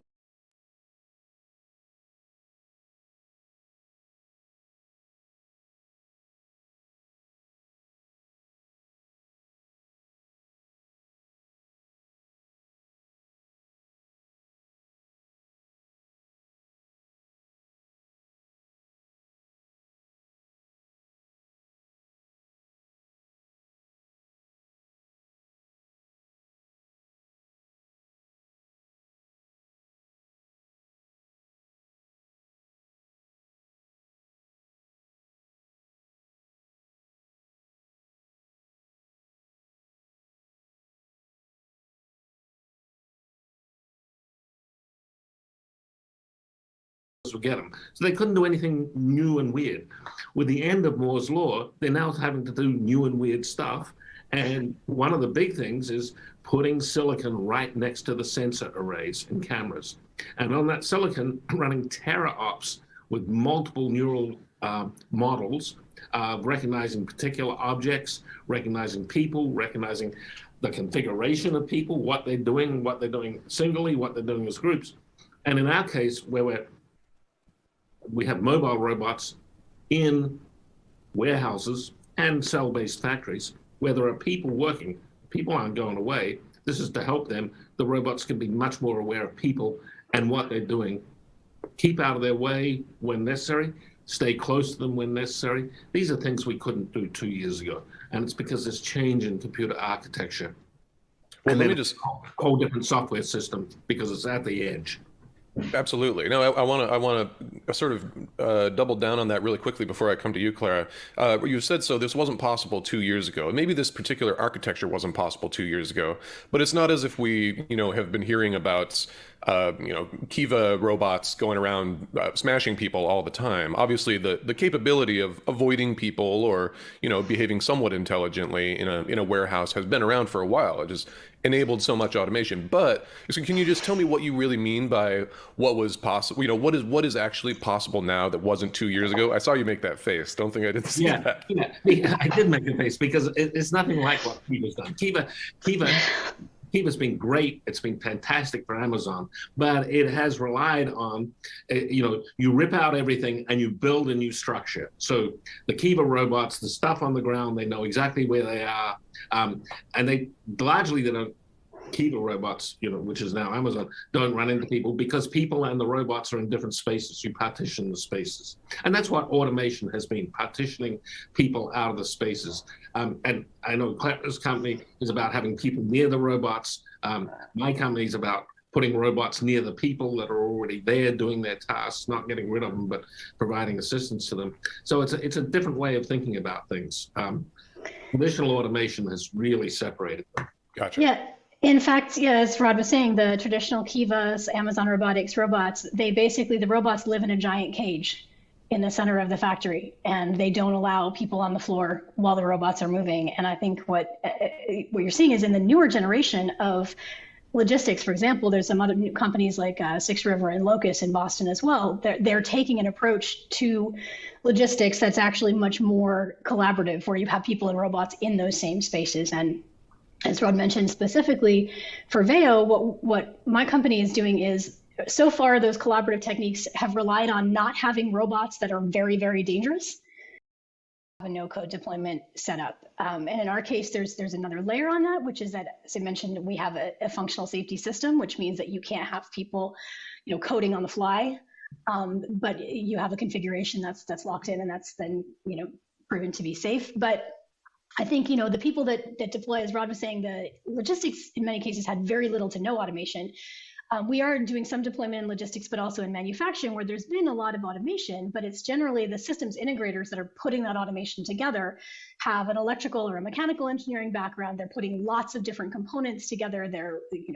And so you don't want to actually require those people to learn an entire another discipline to be able to deploy these tools. And I think really what that comes down to is the people who know how to deploy these robots, what they need the robot to do. They don't need to have expertise in the details of how the robot does what it does. You need to basically provide tools for the end users to, or the systems integrators, or depending on the industry, it might be a slightly different person, but provide tools for the people whose expertise is in the task, right? That to the task to be done, not the expertise in how to build a robot. Right. So I think those kind of very, intuitive interfaces, and we can use some of the same kinds of computer vision and graphics and the same technologies, that we use to make something autonomous, we can also use to give that system chunks of functionality that make sense and are usable by their deployers. Yeah, exactly. Yeah, when I press the gas pedal in my car, I don't have to be a engineer to figure out, like, okay, the gas goes here, the spark plug does this, the car just goes, and it should be the same way with robotics. You're going to decide left, right, for slow, fast, but the car is going to figure out how to get there. Yeah, that's the important part: left, right, slow, fast. That's how I learned to drive. So, Rod, no, can I just add something to what Clara said? I always tell my engineers, the worst thing you can say is the end user can just, because you've already lost, right? 3 hours at iRobot, we put the Roomba out there, and if we said, the end user for the Roomba can just tell it where it has to go to recharge, can just do that. No, the end user is a consumer. I'm a consumer. I never read manuals when I buy something. I just want the thing to work. And that's what everyone expects now of automation. And so as we're putting it in factories or warehouses, we have to make it just work and not say the end user can just do X, or they can hire someone to do X for them, and then they can use our robot. Nah, we got to take what's there and just make it. It's got to just work. Otherwise, it won't get adopted. I hear you. And Rod, let me ask you about this. It's been a few years since Rethink, and you've got a whole new company, a whole new approach. I just want to ask, since we're talking about these different approaches for training, for collaboration, now that you have a little perspective and time looking back on Rethink, do you think that you were too early to that side of the game, or like was that not where the industry ultimately was heading? I'm just kind of interested in your sort of capsule thoughts on things looking back from now. Well, first I have to say Clara's smarter than me, because I tried to get her to work. She was a consultant with Rethink, but she wouldn't join. She went and did something else, so she's smarter than me. Where were we? I refer to Rethink as a complete artistic success. It changed what people thought was possible, and other people are doing. You read what they say they're doing. It's exactly what we said we're doing, but we were too early in some sense, and we made a fatal error in not sticking with the original conception, which was to not put robots in places where robots already were, but to put them in other places. Because as soon as we went where they already were, there were expectations of what they should do, and that pulled us away from what our primary mission was. So lessons learned. It only took 10 years for me to learn the lesson, but I'm slow. No, it's absolutely true. I think what you said, it did change how people think about it. And Clara, I'm interested in your perspective on this as well. Not asking you to do some kind of big analysis here, but as Rod said, you're the smart one in the room here. So I'm curious about your feelings on how Rethink sort of changed how people thought about collaborative robotics. I think Rod is completely correct. The idea of collaborative robotics, as far as I don't know the entire history, but as far as I know, came out of Rethink. And that's just saying is, how could robots be different than they are? What could they do that they can't do today? And in particular, how could robots work with people, and how could that actually make the robots more valuable? And in fact, so my company, the idea for this company, my co-founder was at Rethink as well. And, it really came from, I was actually one of the angles. There are a lot of angles, but as Rod said, looking at places where robots already are, and looking at, okay, these, in many cases, cobots have, they've totally transformed the industry. There's I think 200,000 of them out there. It's growing at 30% a year. They've really changed. All the major robot manufacturers now make cobots as well. And, so then we're trying to really take the next step and say, what Rethink did, or the ideas behind Rethink has done for smaller, lighter weight robots, we want to do that for the big, powerful robots as well. And the way to do that is through computer vision. That's now, it wasn't possible 10 years ago to do the kinds of vision that we're doing now. And now it is possible, but I agree. I think that the really changing how manufacturing thinks about robotics and automation from something that happens, again, in a cage, completely automated, to something that where robots do parts of the work and humans do parts of the work. I think that's really the legacy of that company. Absolutely. And as far as putting robots where they aren't, obviously, Rod, you mentioned this earlier as something that you're specifically avoiding, autonomous vehicles, but the kind of urban robotics or smart city type things that are, involving themselves with humans on sidewalks and in, university buildings and things like that, window washing, I don't know. There's all these new approaches, and they're all using some of the new sensors, the new miniaturized neural network type chips and all this kind of stuff. There's all these new capabilities, but how do you think that's going to play out? Is this kind of Cambrian explosion that's going to contract, or are we really going to see these become a normal feature of ordinary cities? Yeah, I think we are. We shouldn't underestimate, for outdoor robots, how much you might have to change the environment. And I've criticized the autonomous vehicle companies for that. When we put cars in cities before, 100 years ago, we completely redesigned our cities. Right. And I think to make autonomous vehicles really productive, we need to rebuild our city somewhat for them. And we may need to rebuild our sidewalks for these delivery robots. We may need to change a bunch of things. And just putting a little bit of infrastructure in can make things radically easier outdoors. That's why my current company is all about indoors, because indoors, instead of a dynamic range in the light intensity of 10 to the 12th, which is outdoors, you only have 10 to the 6th, which is much easier to deal with. And there's less edge cases that randomly come into a warehouse or a factory. You don't have kids coming to tease the system, and delivery robots, it's a game. Tease them, have fun with them. You have to deal with that. In workplaces, it's a more controlled environment, and I think that's where we make progress for now. Later, we'll make progress elsewhere, but for now, those controlled environments, even though there's a lot of random stuff happening, are a lot easier to deal with. Mm-hmm. Yeah, I agree. I mean, I felt, you were talking about orders of magnitude in terms of light. I think that in robotics in general, robotics problems get exponentially more difficult the more uncontrolled the environment is and the more various the task is. So something that would be very simple in a single task in a fixed environment becomes, AI complete, as we like to call it, in an outdoor environment that's unstructured.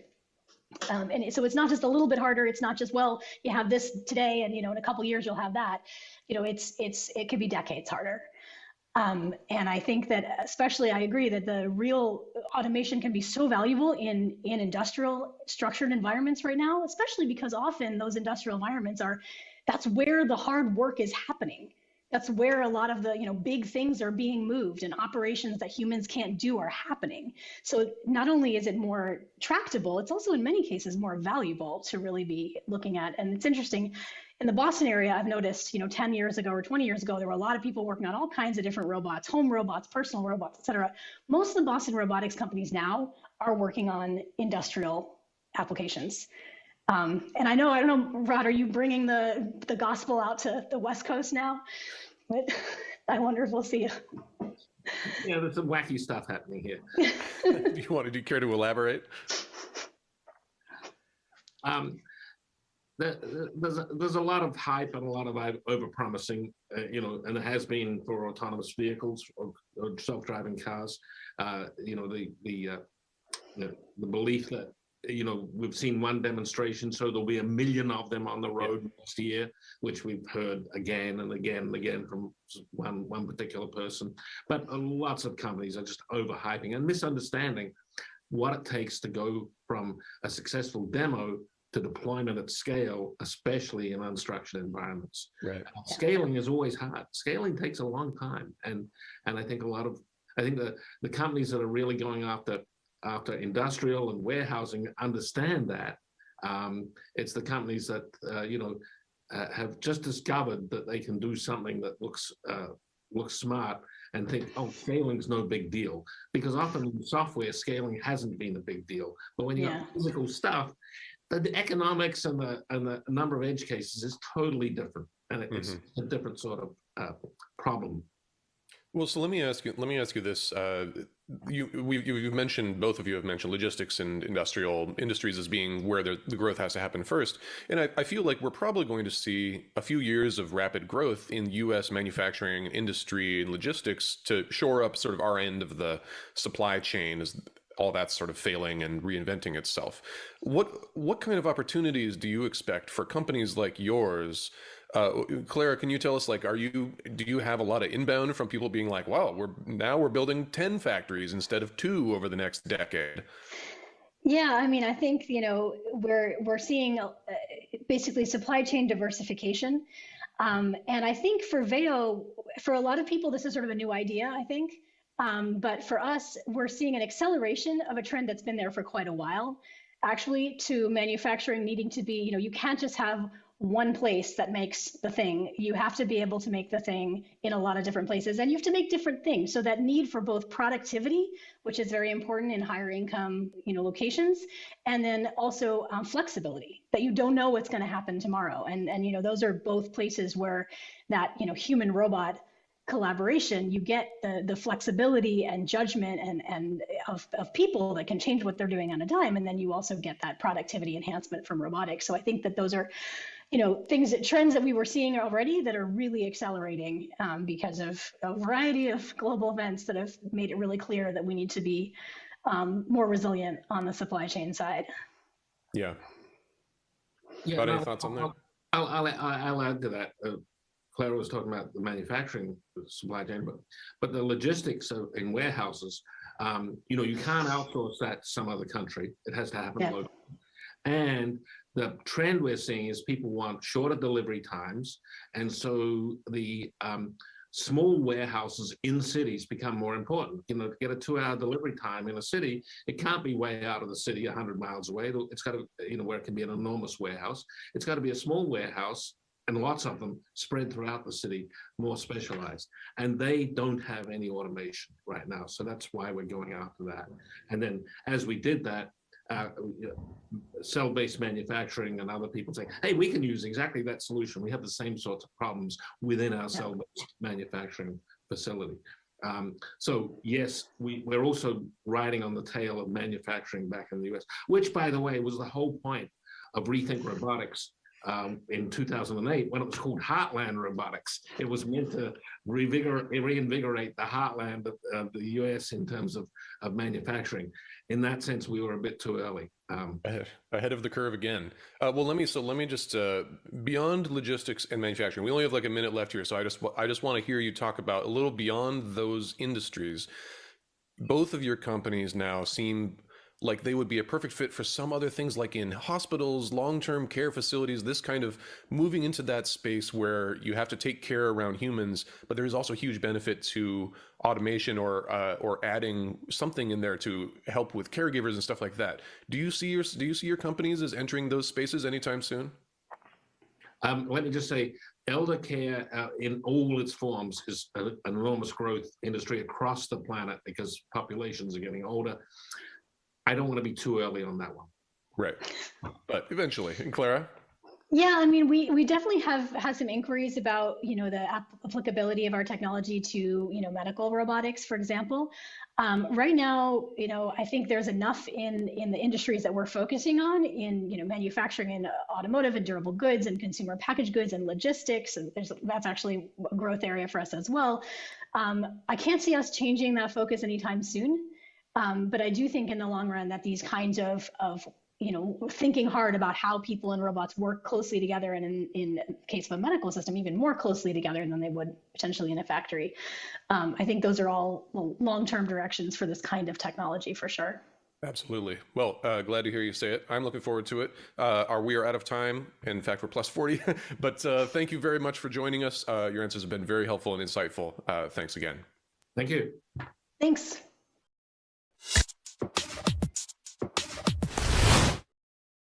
All right, we have reached the final session of the day, and this one is a doozy. We have seen the demos and the viral videos, but actually moving from research to the real world is its own complex journey. The CEO of Boston Dynamics, Rob Plater, and CEO of Sarcos, Kiva Allgood, are here to talk with TechCrunch's Hyatt Camps about the process of bringing the robotics to the market, from pilot testing to scaling for manufacturing. But first, let's take a look at a new video from Boston Dynamics Spot Robot at work.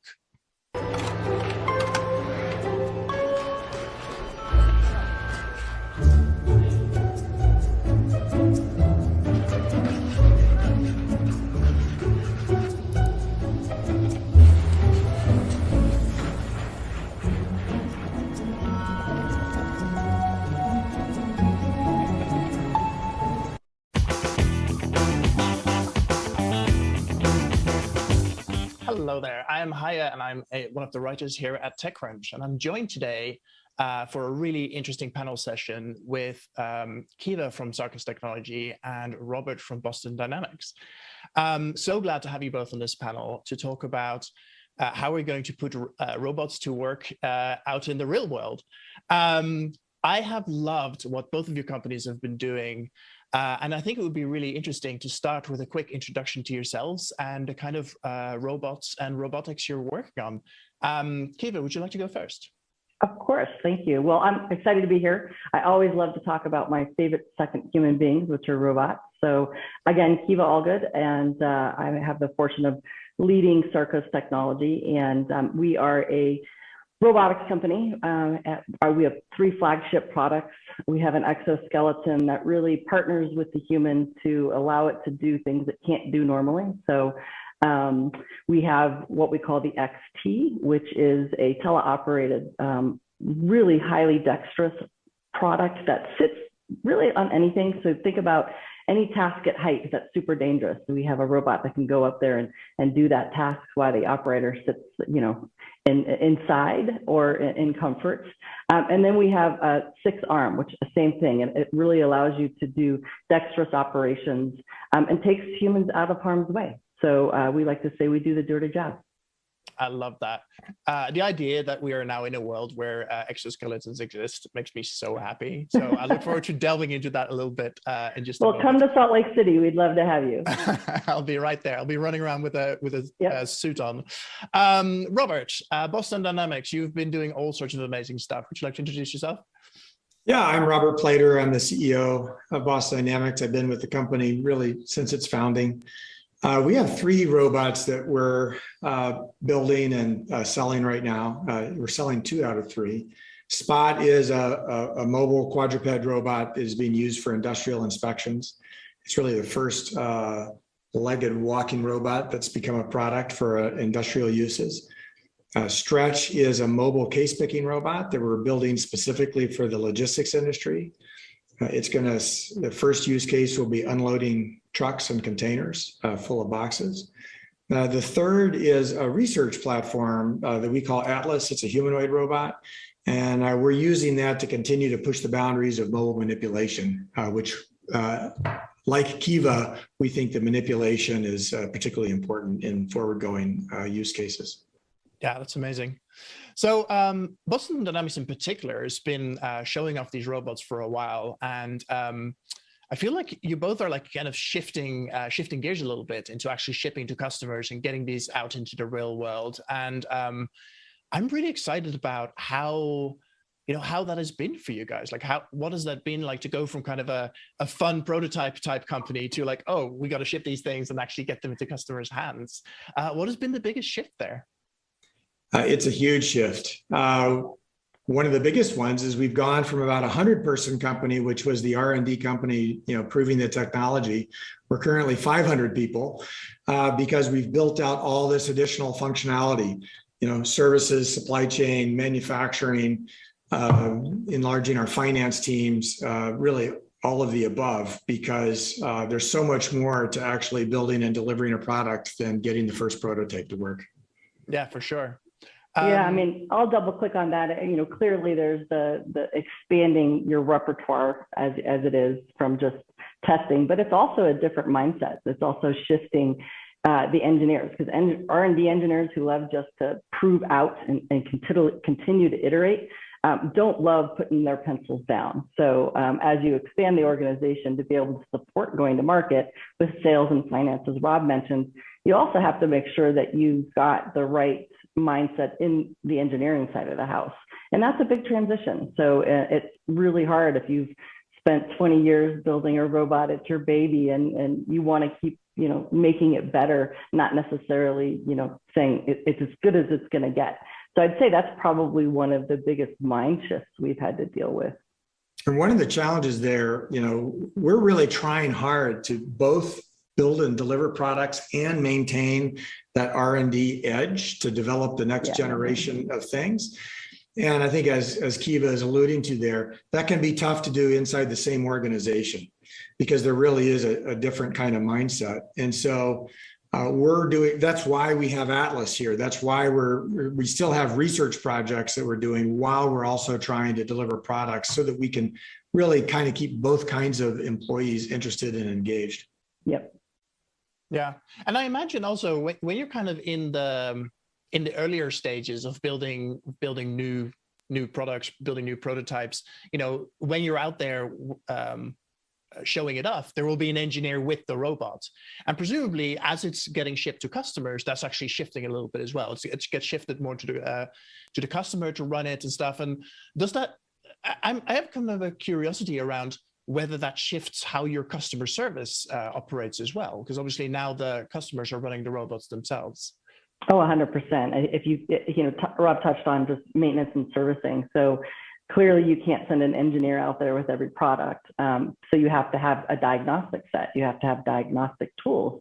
So that needs to be part of the mindset of the engineer too, who's releasing the product. Where you're in R&D phase, the folks love going down there and fixing it and saying, I did it. They don't document it. They don't say, here's the 5 diagnostic things that I need to do. But when you actually put a product in market, you've got to make sure that you're enabling that customer to be as self-supportive as they possibly can be.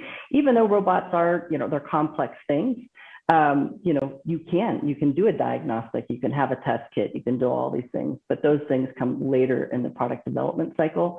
And sometimes they're an afterthought, especially for an engineer. And then they think, oh, if I had done it this way, it would be easier to do that. So we're really trying to do design for manufacturing, or DFX, and that includes design for servicing, which is a slightly different thing than just demonstrating that a technology can work.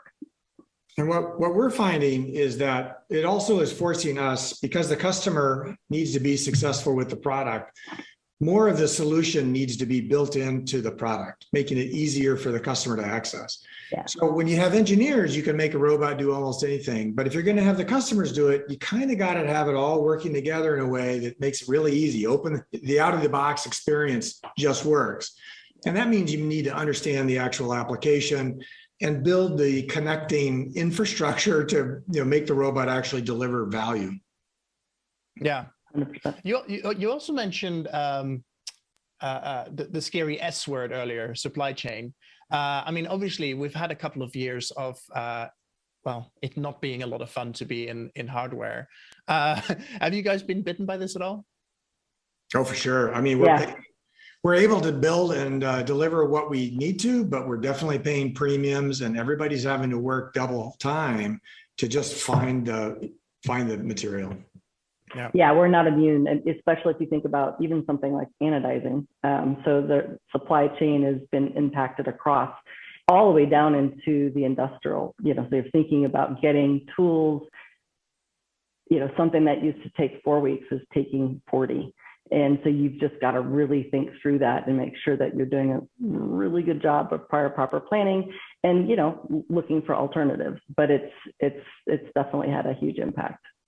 Yeah, well, and the tooling thing in particular, if you're talking about scaling up and doing design for manufacture work, it's the tooling always took time, and now it seems like it's spiked significantly. Has that slowed you guys down in terms of actually getting the robots out to market? Well, I think there's a little difference, of course. The robot market is nascent, and we're all trying to move fast and get material out there, products out there to understand product market fit.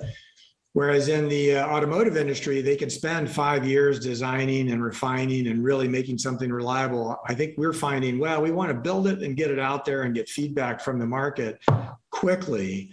Mm-hmm. And so we're still in kind of a rapid development and iteration phase in order to facilitate that. So it hasn't really slowed us down, but we're also not delivering at such a large scale yet where we have purpose-built manufacturing facilities just yet. Yeah, I think we are in that tipping point. I think COVID has been an accelerant, obviously, for the mobile workforce. Here we are. We would have been having this conversation face to face and with some coffee. And that accelerant has also found its place in the industrial environment as well. If you just think about the fact that you've got resource constraints across the board, a lot of the issues we're having on the supply chain side are the fact that they can't get enough people to do the jobs. Now that has opened up the door. So there's an aperture and there's a pull. But to Rob's point, getting people to really integrate a robot into where a human used to stand and do that work takes time. But I'd say there's a stronger pull and willingness to be like, yeah, I think a robot could do this job just as effectively. And in our case, we focus very heavily on jobs that are, put people at risk, and so that are at height and such. So getting the product in customers' hands is the priority, even if it's not perfect at this point, so that we can get that feedback and then we can continually iterate so that it becomes a more profitable product for our partners as well. Yeah. Could you bring that to life a little bit for me? Like what kind of jobs are like put people in harm's ways, and how can your robots help avoid that? Yeah, so think about anything at height. So, tree trimming. So you have to clear around those electrical lines, right? One of the number one causes for fires. Yeah, that's a human in a bucket truck with 4 other humans watching it up at height with a saw in its hand, cutting around a live power line. Very dangerous. Construction at height, also super dangerous. Anything with scaling, anything that has repetitive motion too, that has a strong impact on shoulders and arms. That's where if you have a robot doing those tasks and a human who's now a robot operator, right? They've also elevated and learned a new skill. So they're no longer just that technician. They're actually, the fleet operator of robots. So they can do it also in harm's way. Another key use case for us is around aviation. So if you think about the fact, I've sat on an airplane when there's a lightning storm out. That's just because you can't place a human on the tarmac during a lightning storm, but you can place a robot. So there's a lot of use cases where it's too dangerous for a human to go, but a robot can. Yeah. And I imagine, Rob, for your products, especially with the spot for inspection type stuff, I imagine that used to be humans crawling around doing inspections, and that's now being replaced by robots, right?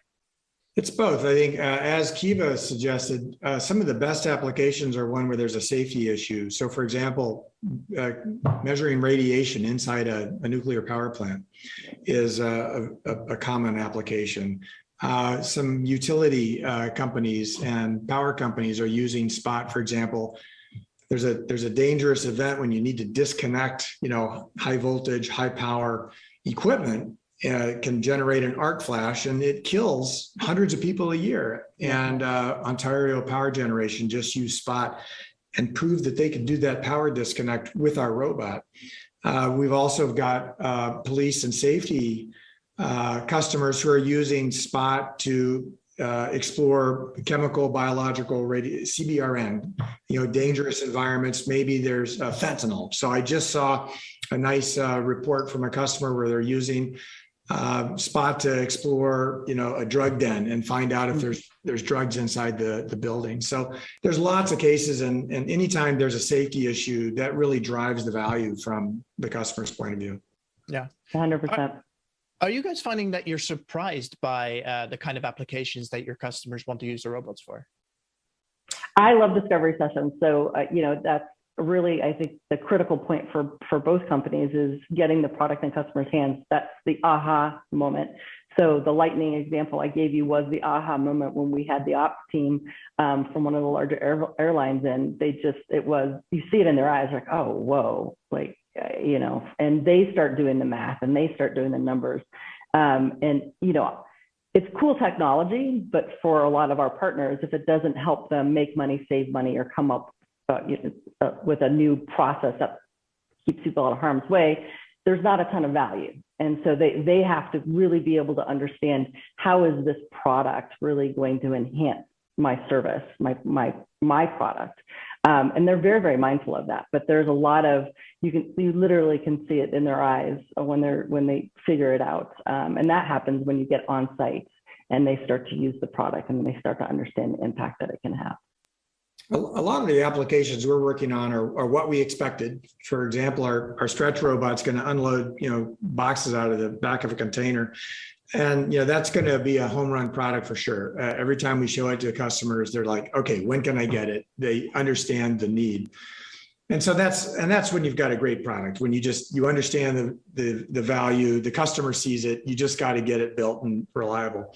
But some of them have been surprising, like this power disconnect. from Ontario Power Generation. It's not something we had thought about, but we built Spot as a platform that can be adapted to a bunch of different applications, and that was their creativity to go solve a problem that they had.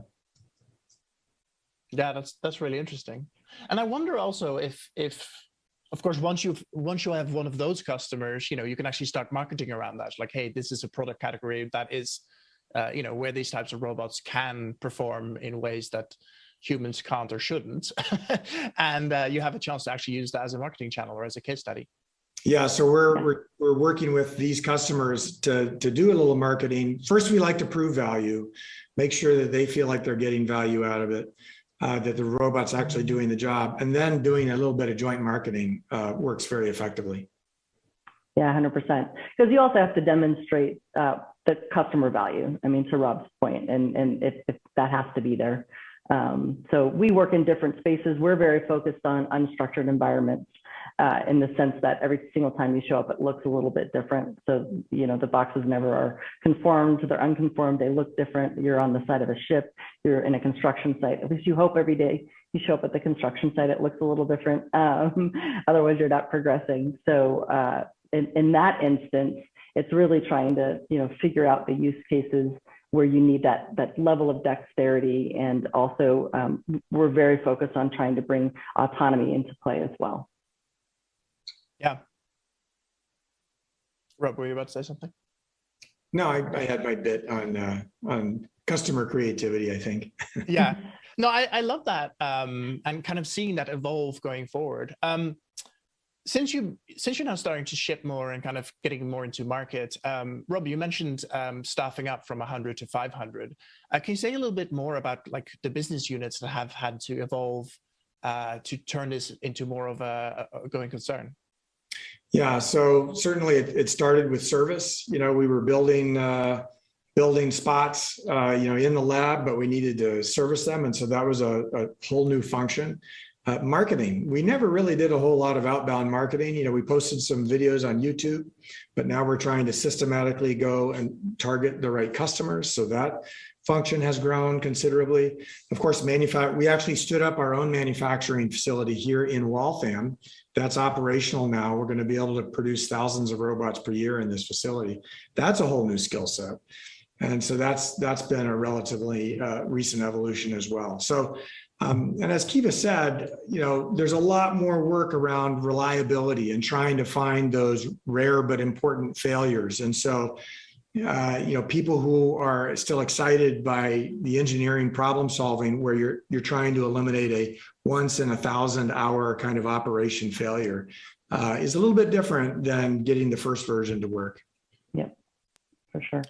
Yeah, has there been a evolution in your jobs as well as CEOs of these companies to kind of spool up those types of operations? I can imagine that's actually a pretty big shift for you personally. Yeah, it was a big shift for me, for sure. We, the leadership here was really Mark Rabert and me and a couple of technical leaders, and that's just changed again entirely. I've hired a whole new leadership team. So at least half of the leadership team are new skill sets coming in. Legal, financial. People ops to handle the scale. So how you run a 500-person company and how you run a 100-person, I knew everybody when we were a 100-person company, and I don't know them all now anymore. So, everything it's shifting a lot. Yeah, you definitely have that, I'd say, transformation of the leadership team. So that also comes with its own challenges. So, people taking on slightly different roles where they used to wear 5 or 6 different hats. Now you're narrowing that down, and that also creates an opportunity as a leader, right? You have to really lead with empathy. You have to understand that you're changing their frame of reference and that they're still excited to go on this journey with you. So you definitely have to, I'd say, take a different approach than when you're just trying to drive to prove. We also had to change the leadership team. Now supply chain and manufacturing, are critical parts of the leadership team and, report directly to me. So I'd say as you mature a product, the questions you ask how you hold the team accountable, what are the key results you're looking for, those expand. And then you have to also, as a leader, be a lot more articulate with regard to what the priorities are. Because you used to have one priority, which was prove that this will work. Now that your next priority is, getting people to buy it, that it's reliable, that you have, more engineers coming in and people are excited to work at your company. That's a very different mindset. So you do have to, you personally, at least for me, you have to be mindful of that, and then also have empathy for the people who've been on the journey with you the whole time. Some of them can go through that transition and some of them can't. So you have to keep a pulse and really just understand who can take that next step, because there's some folks who just love doing R&D and that's all they ever want to do, and you want to embrace that. But you also have to understand then their role is going to change a lot, and be empathetic towards that. Yeah, absolutely.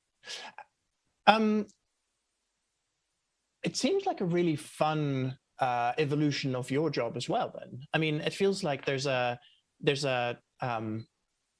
like the job completely changes when you start setting up manufacturing facilities and like doing a lot more customer work. For sure. My job has changed just entirely. And I used to be, very excited about the R&D and seeing a robot do something new for the first time. I'm finding myself now to be really excited about, getting those mean time between failure hours up, because I know that's the important thing. And I know it's a hard job. But frankly, my job has changed every year. I've been at this company for almost 30 years, and it's just always changed. It's been an incredible ride. And so, yeah, I mean, I'm newer to Sarcos, so actually, I've been around Sarcos for 6 years. I was part of GE Ventures when they did the initial investment, but I've only been with Sarcos since December. So we've got a lot of the co-founders still part of the leadership team. So my role, I've been an operator. I'm a formed master black belt, Six Sigma software designer. So I love technology, and for me, this is the best job in the world. We've got manufacturing right behind me. I walk the floor every day. I get to see, robots doing stuff with plasma cutters. Didn't even know what a plasma cutter was. So it's a journey for me to be able to, and it's so exciting to kind of see the day in the life of a robot in an industrial environment. Every single day is different. Every challenge is different. And sometimes the technology has to change, and that piece of it is super exciting. And for me, it's bringing that to life.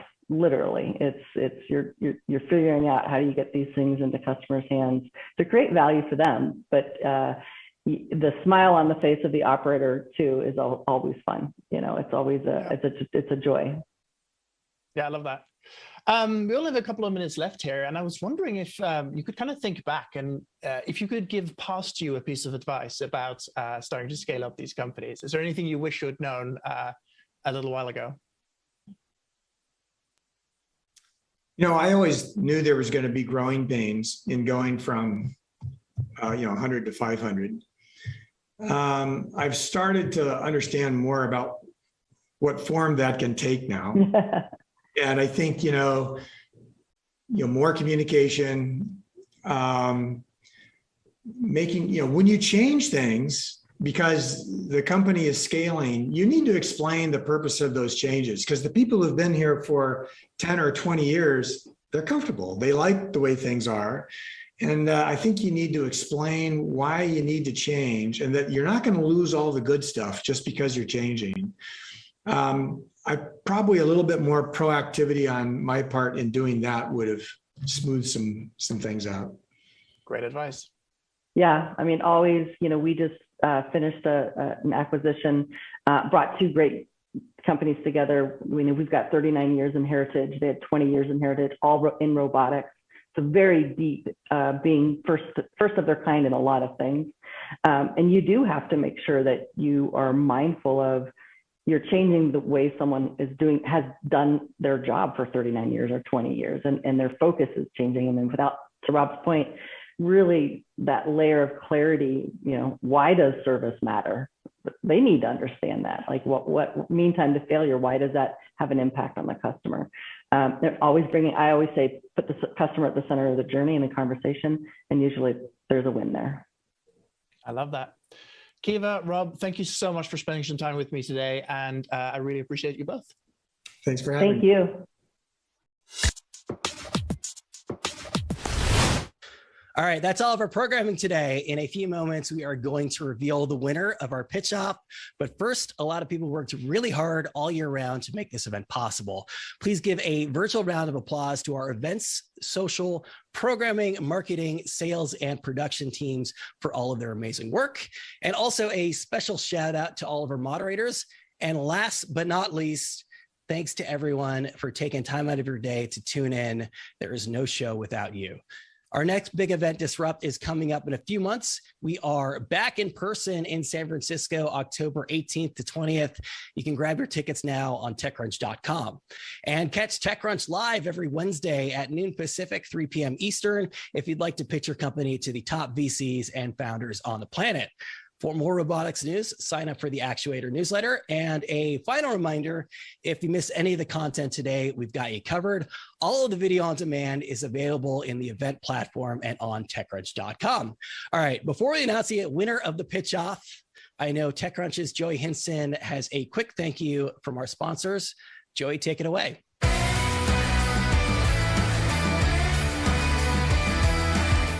Hi, my name is Joey Hinson. I'd like to thank everyone for joining us today, and I would also like to say a special thank you to our sponsors. TechCrunch Robotics would not be possible without their support. First, I would like to thank our gold sponsors, Blackstone Launchpad, SOSV, and Uniview. Next, I would like to thank our silver sponsor, Otter AI.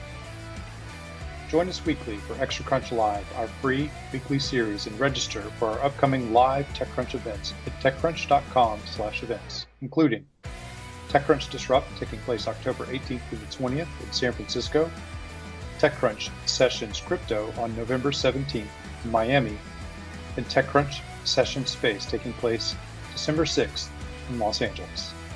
Thank you.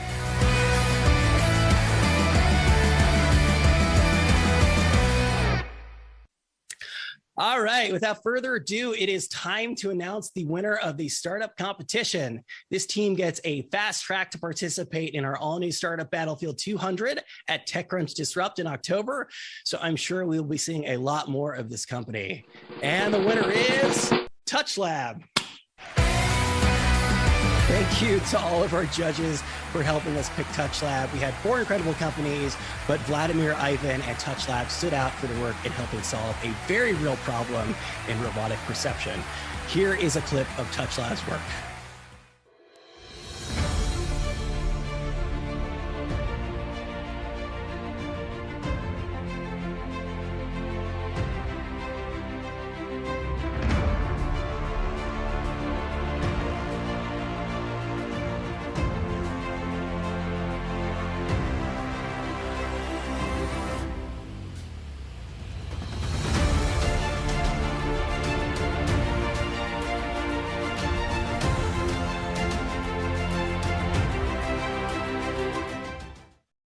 All right, that's our show, everyone. Thank you so much, and we will see you next time.